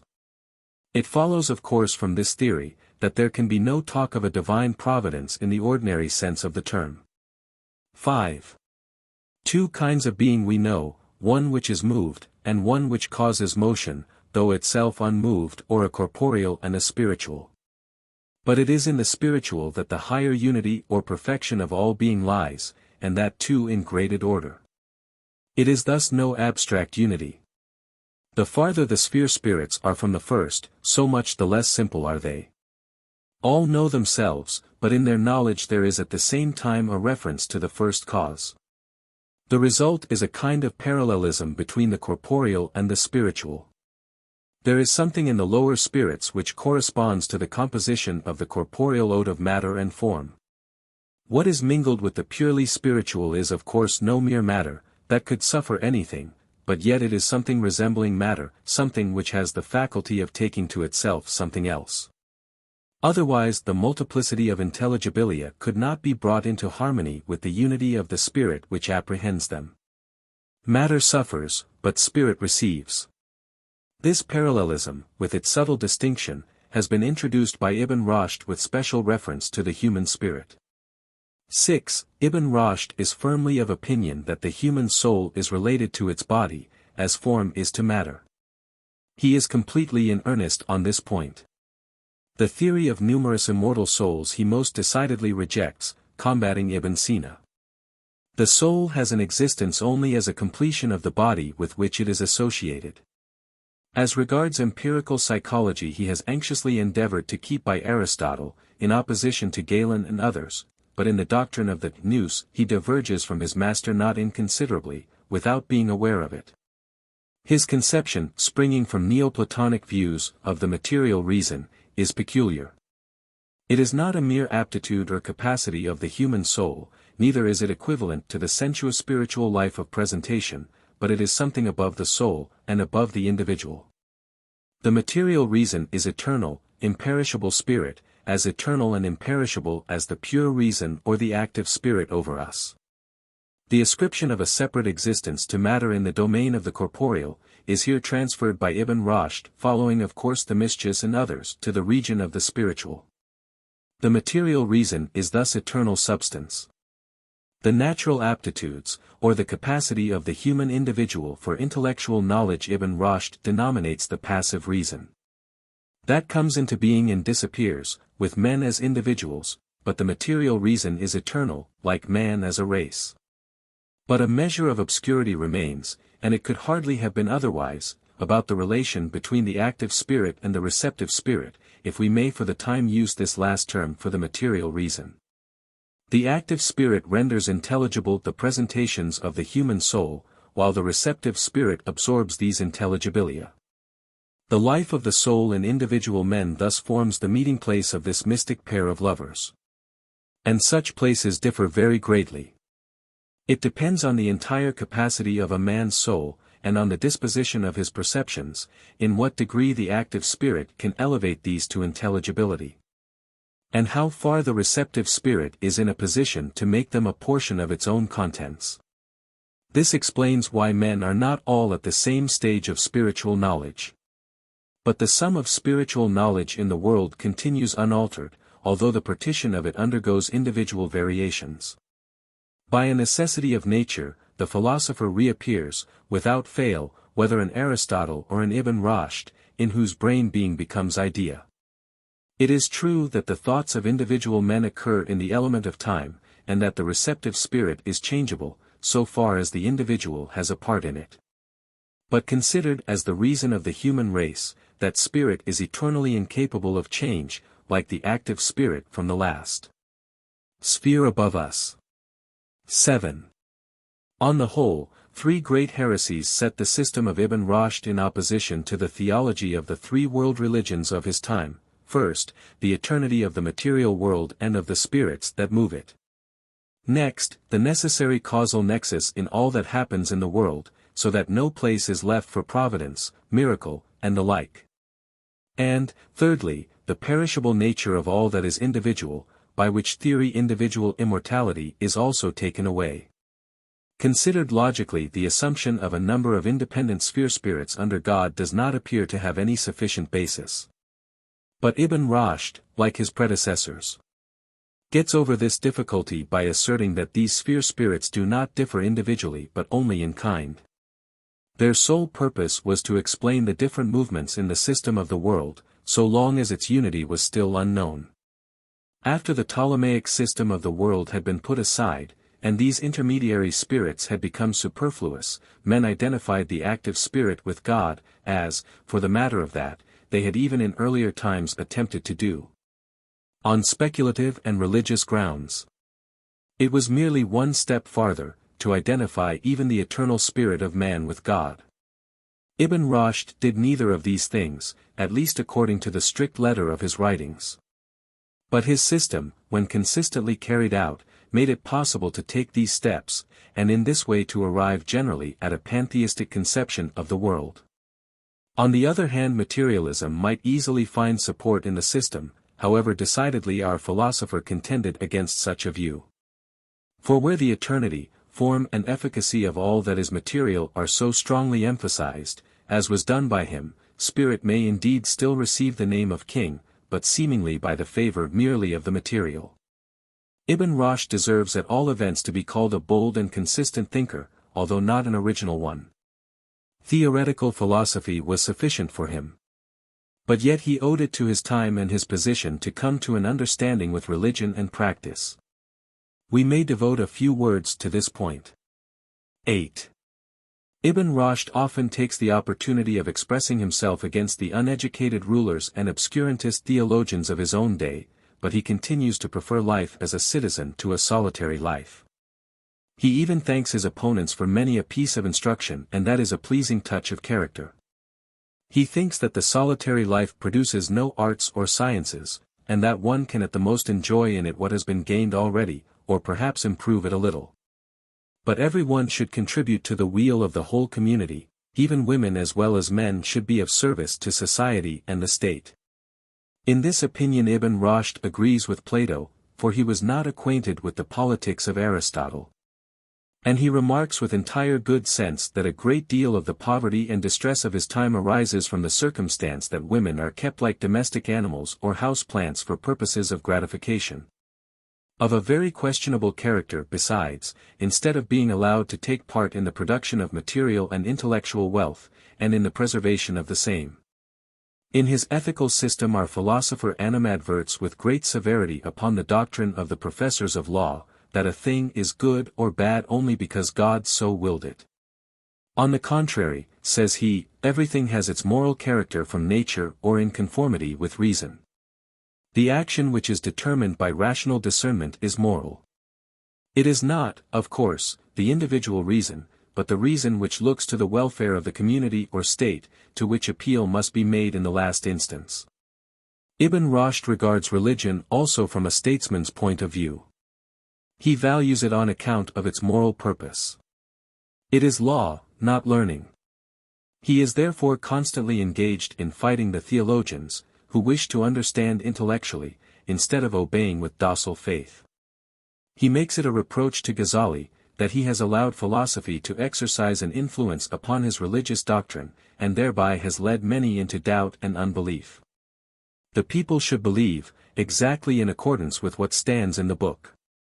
That is truth. Truth meant no doubt for a bigger sort of children, to whom we convey it in the form of stories. Whatever goes beyond this, comes of evil. For example, the Quran has two proofs of the existence of God, which are evident to every one, viz., the divine care of everything, especially of human beings, and the production of life in plants, animals.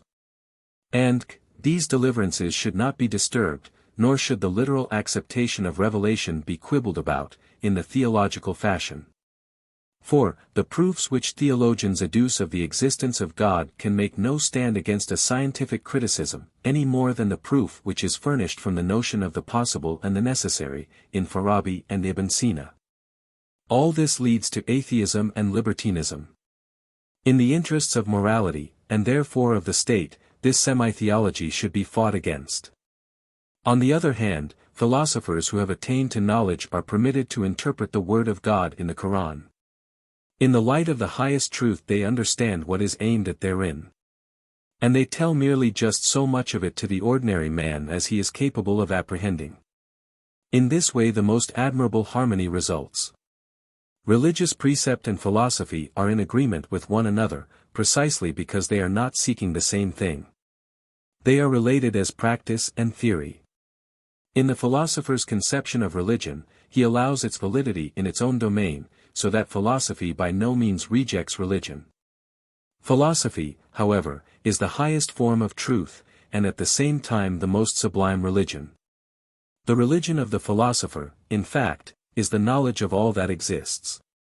But yet this view has the appearance of being irreligious. And a positive religion can never be content to recognize the leading position of philosophy in the realm of truth.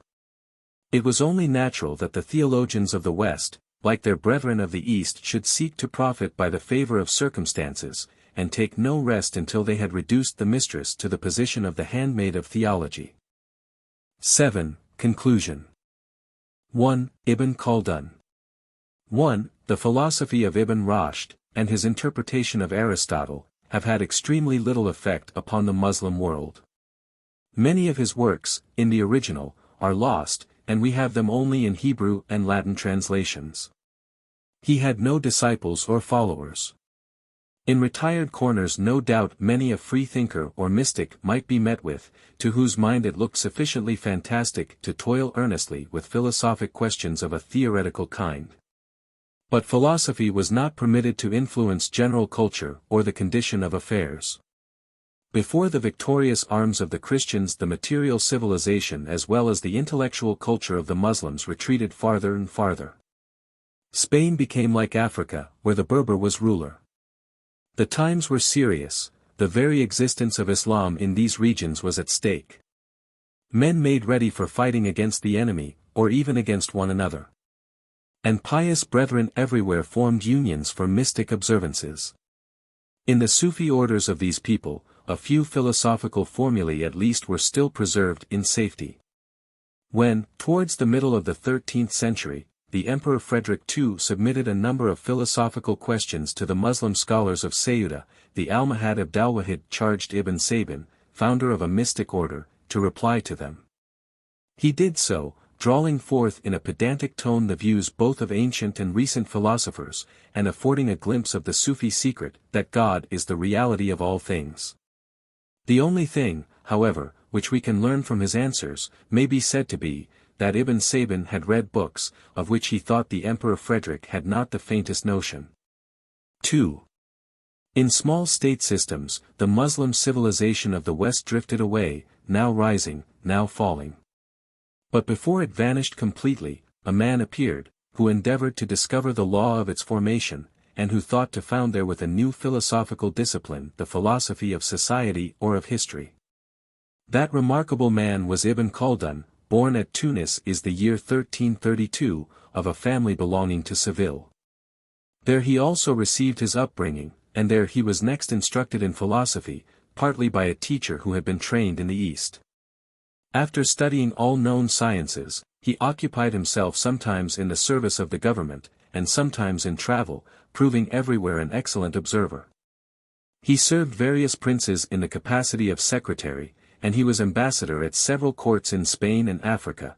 As such he visited the Christian court of Peter the Cruel in Seville. He was also at the court of Tamerlane in Damascus. He had thus acquired a wide and full experience of the world, when he died at Cairo in the year 1406. In character perhaps he does not take a high rank. But a measure of vanity, dilettantism and the like, may readily be forgiven to the man who, above all others in his time, lived for science. 3. Ibn Khaldun was not satisfied with the school philosophy, as he had come to know it. His picture of the world would not fit its conventional framing. If he had been somewhat more given to theorizing, he might no doubt have constructed a system of nominalism. Philosophers pretend to know everything. But the universe seems to him too great to be capable of being comprehended by our understanding. There are more beings and things, infinitely more, than man can ever know. God creates what you know nothing of. Logical deductions frequently do not agree with the empirical world of individual things, which becomes known by observation alone. That we can reach truth by merely applying the rules of logic, is a vain imagination. Therefore reflection on what is given in experience is the task of the scientific man. And he must not rest satisfied with his own individual experience. But, with critical care he must draw upon the sum of the collected experience of mankind, which has been handed down. By nature the soul is devoid of knowledge. But yet by nature it has the power of reflecting on the experience which is given, and elaborating it. In the course of such reflection, there frequently springs forth, as if by inspiration, the proper middle term, by means of which the insight which has been gained may be arranged and explained according to the rules of formal logic. Logic does not produce knowledge, it merely traces the path which our reflection ought to take, it points out how we arrive at knowledge. And it has the farther value of being able to preserve us from error, and to sharpen the intellect and keep it to accuracy in thinking. It is therefore an auxiliary science, and ought to be cultivated even for its own sake by one or two qualified men, called specially to that task, but it does not possess the fundamental importance which is attributed to it by the philosophers. The path which it indicates for our reflection to take, is at need followed by scientific talent in any individual science, quite independently of logical guidance. Ibn Khaldun is a sober thinker. He combats alchemy and astrology on rational grounds. To the mystic rationalism of the philosophers he opposes frequently the simple doctrines of his religion, whether from personal conviction, or from political considerations. But religion exercises no greater influence upon his scientific opinions than NEO-PLATONIC Aristotelianism. Plato's Republic, the Pythagorean Platonic philosophy, but without its marvel-mongering outgrowths, and the historical works of his Oriental forerunners, particularly of Masudi, have had most influence on the development of his thoughts. 4. Ibn Khaldun comes forward with a claim to establish a new philosophical discipline, of which Aristotle had no conception. Philosophy is the science of what exists, developed from its own principles or reasons. But what the philosophers advance, about the high spirit world and the divine essence, does not correspond thereto, that which they say on these subjects is incapable of proof. We know our world of men much better. And a more certain deliverance may be given regarding it, by means of observation and inner mental experience. Here facts permit of being authenticated, and their causes discovered. Now, so far as the latter process is feasible in history, i.e., so far as historical events are capable of being traced back to their causes, and historical laws capable of being discovered, history deserves actually to be called science and a part of philosophy. Thus the idea of history as science clearly emerges. It has nothing to do with curiosity, frivolousness, general benefit, edifying effect and it should, although in the service of the higher purposes of life, determine nothing except facts, endeavoring to find out their causal nexus. The work must be done in a critical, unprejudiced spirit. The governing principle which rules here is this, that the cause corresponds to the effect, that is to say, that like events presuppose the same conditions, or, that under the same circumstances of civilization the like events will occur. Now, as it is a probable assumption that the nature of men and of society undergoes no change by the advance of time, or no considerable change, a living comprehension of the present is the best means of investigating the past. That which is fully known and is under our very eyes permits us to form retrospective conclusions in regard to the less fully known events of an earlier time, it promises even a glance into the future. In every instance, therefore, tradition must be tested by the present, and if it tells us of things which are impossible now, we must for that very reason doubt its truth. Past and present are as like one another as two drops of water. If understood absolutely, that might have been said even by Ibn Roshd. But according to Ibn Khaldun it is only quite generally valid as a principle of research. In detail it suffers many a limitation. And in any case it has itself to be established by facts. 5. What then is the subject of history as a philosophical discipline? Ibn Khaldun answers that it is the social life, the collective, material and intellectual culture of society. History has to show how men work and provide themselves with food, why they contend with each other and associate in larger communities under single leaders. How at last they find in a settled life leisure for the cultivation of the higher arts and sciences, how a finer culture comes into bloom in this way out of rude beginnings, and how again this in time dies away. The forms of society which replace one another are, in the opinion of Ibn Khaldun, 1. Society in the nomad condition, 2. Society under a military dynasty, and 3. Society after the city type. The first question is that of food. Men and nations are differentiated by their economical position, as nomads, settled herdsmen, agriculturists. Want leads to rapine and war, and to subjection to a monarch who will lead them. Thus dynastic authority is developed. This again founds for itself a city, where division of labor or mutual assistance produces prosperity. But this prosperity leads to degenerate idleness and luxury. Labor has in the first place brought about prosperity. But now, at the highest stage of civilization, men get others to labor for them, and often without any direct equivalent, because regard or even servility to the upper classes, and extortionate treatment of the lower, secure success. But, all the same, men are coming to depend upon others. Needs are always growing more clamant, and taxes more oppressive. Rich spendthrifts and taxpayers grow poor, and their unnatural life makes them ill and miserable. 19. The old warlike customs have been refined away, so that people are no longer capable of defending themselves. The bond, formed by a sense of belonging to one community, or the bond of religion by the help of which the necessity in the will of the chief knit the individual members together in older days, is relaxed, for the citizens are not pious. Everything, therefore, is ready to break up from within.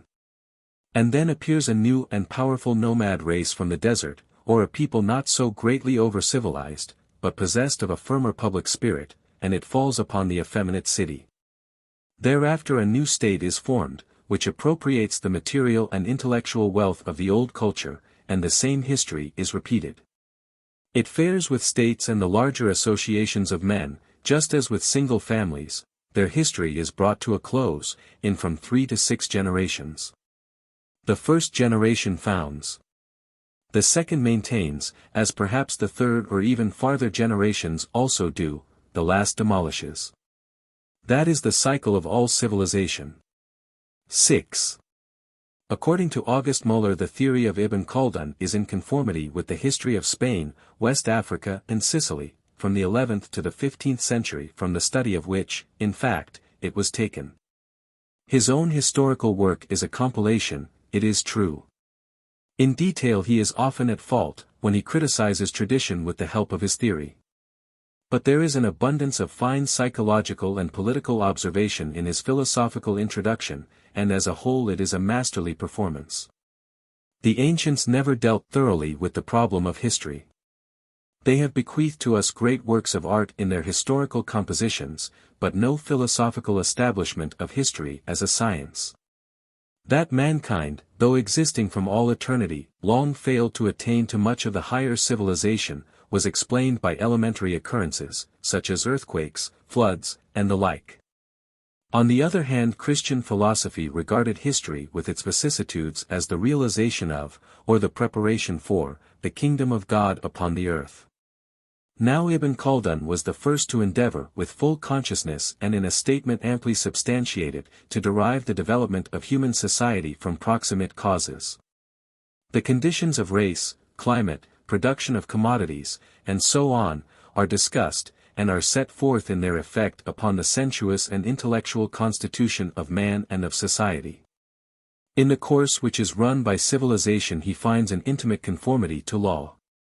He searches everywhere for natural causes, with the utmost completeness which was possible for him. He also asserts his belief that the chain of causes and effects reaches its conclusion in an ultimate cause. The series cannot go on without end, and therefore we argue that there is a God. But this deduction, as he calls it, properly means this, that we are not in a position to become acquainted with all things and the manner of their operation. It is virtually a confession of our ignorance. Conscious ignorance is even a kind of knowledge, but knowledge should be pursued, as far as possible.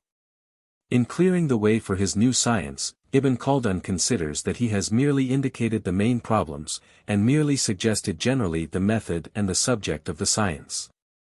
But he hopes that others will come after him to carry on his investigations and propound fresh problems, with sound understanding and sure knowledge. Ibn Khaldun's hope has been realized, but not in Islam. As he was without forerunners, he remained without successors. But yet his work has been of lasting influence in the East. Many Muslim statesmen who, from the 15th century onwards, drove so many a European sovereign or diplomatist to despair, had studied in our philosophers' school. 2. The Arabs and Scholasticism. 1. To the victor belongs the bride. In the wars which were waged in Spain between Christians and Muslims, the former had often come under the influence of the attractions of Moorish fair ones. Many a Christian knight had celebrated the 9 days religious rite with a Moorish woman. But besides material wealth and sensual enjoyment, the charm of intellectual culture had also its effect upon the conqueror. An Arab science thus presented the appearance of a lovely bride to the eyes of many men who felt their want of knowledge. It was the Jews especially who played the part of matchmakers in the transaction. The Jews had participated in all the transformations of Muslim intellectual culture. Many of them wrote in Arabic, and others translated Arabic writings into Hebrew. Not a few philosophical works by Muslim authors owe their preservation to the latter circumstance.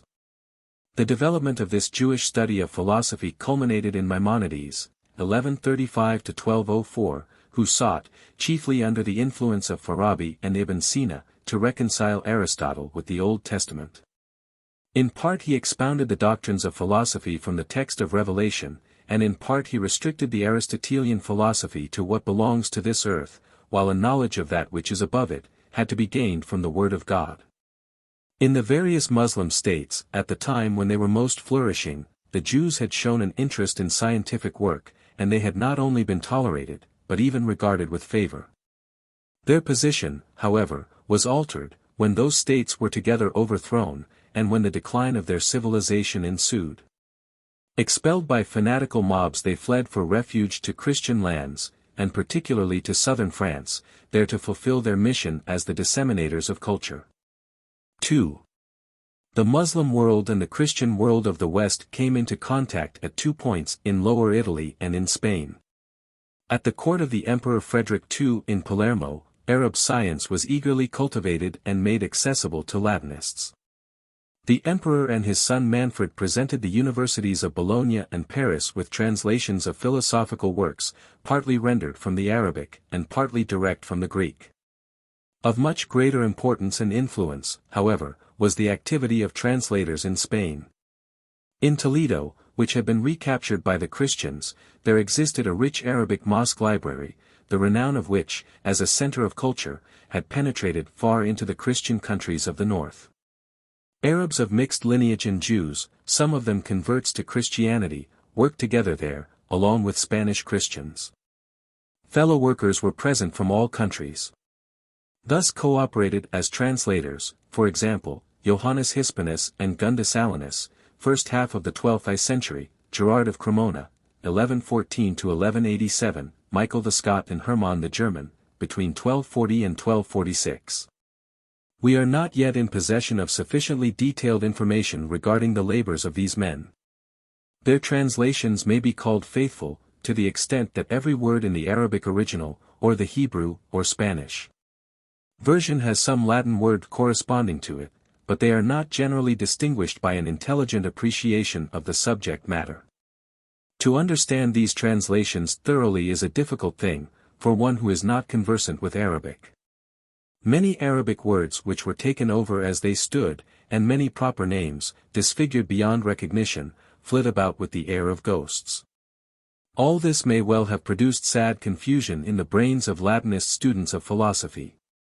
And the thoughts, which were being disclosed afresh, had themselves at least an equally perplexing tendency. The activity of translators kept pace generally with the interest shown by Christian circles. And this interest followed a development similar to that which we had occasion to observe in Eastern and Western Islam, cf. 6, 1 section 2.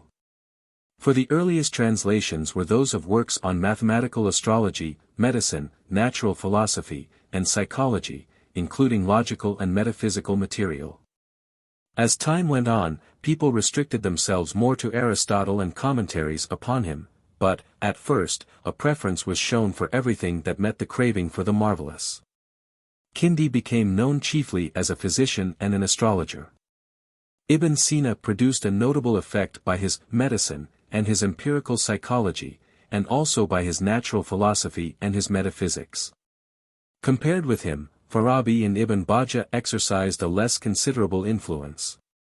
Lastly came the commentaries of Ibn Roshd, Averroes, and the reputation which they gained, along with that which was secured by Ibn Sina's canon of medicine, has been longest maintained. 3. What then does the Christian philosophy of the Middle Ages owe to the Muslims? The answer to this question lies properly outside the scope of the present monograph. It is a special task, which necessitates the ransacking of many folios, none of which I have read. In general terms it may be affirmed that in the translations from the Arabic a twofold novelty was disclosed to the Christian West. In the first place men came to possess Aristotle, both in his logic and in his physics and metaphysics, more completely than they had hitherto known him. But still this circumstance was only of passing importance, though stimulating for the moment, for ere long all his writings were translated much more accurately, direct from the Greek into Latin. The most important result, however, was that from the writings of the Arabs, particularly of Ibn Roshd, a peculiar conception of the Aristotelian doctrines, as constituting the highest truth, came to the knowledge of men. This was bound to give occasion for contradiction, or for compromise, between theology and philosophy, or even for denial of the Church's creed. Thus the influence of Muslim philosophy upon the scholastic development of Church dogma was partly of a stimulating, partly of a disintegrating character. For, in the Christian world, philosophy and theology were not yet able to proceed side by side in an attitude of mutual indifference, as doubtless happened in the case of Muslim thinkers. Christian dogmatic had adopted too much Greek philosophy already in the first centuries of its development, to admit of such an attitude. It could even assimilate a little more. It was therefore relatively easier to get the better of the simple teachings of Islam than the complicated dogmas of Christianity. In the 12th century, when the influence of the Arabs commenced to operate in that field, Christian theology exhibited a NEO-PLATONIC, Augustinian character. That character continued to be kept up with the Franciscans, even in the 13th century. Now the Pythagorean Platonic tendency, in Muslim thought, harmonized well with this. Ibn Jabral, Avansbrol, v. 6, 1 section 2, was, for Duns Scotus, an authority of the first rank. On the other hand, the great Dominicans, Albert and Thomas, who decided the future of the doctrine of the Church, adopted a modified Aristotelianism, with which a good deal out of Farabi, but especially out of Ibn Sina and Maimonides, agreed quite well. A more profound influence emanates from Ibn Roshd, but not till about the middle of the 13th century, and, in fact, in Paris, the center of the Christian scientific education of that time. In the year 1256 Albertus Magnus writes against Averroes, and 15 years later Thomas Aquinas controverts the Averroists. Their leader is Sigier of Brabant, known from 1266, member of the Parisian Faculty of Arts. He does not shrink from the rigorous, logical results of the Averroist system. And just as Ibn Roshd censures Ibn Sina, so Sigier criticizes the great Albert and the saintly Thomas, although in terms of the utmost respect.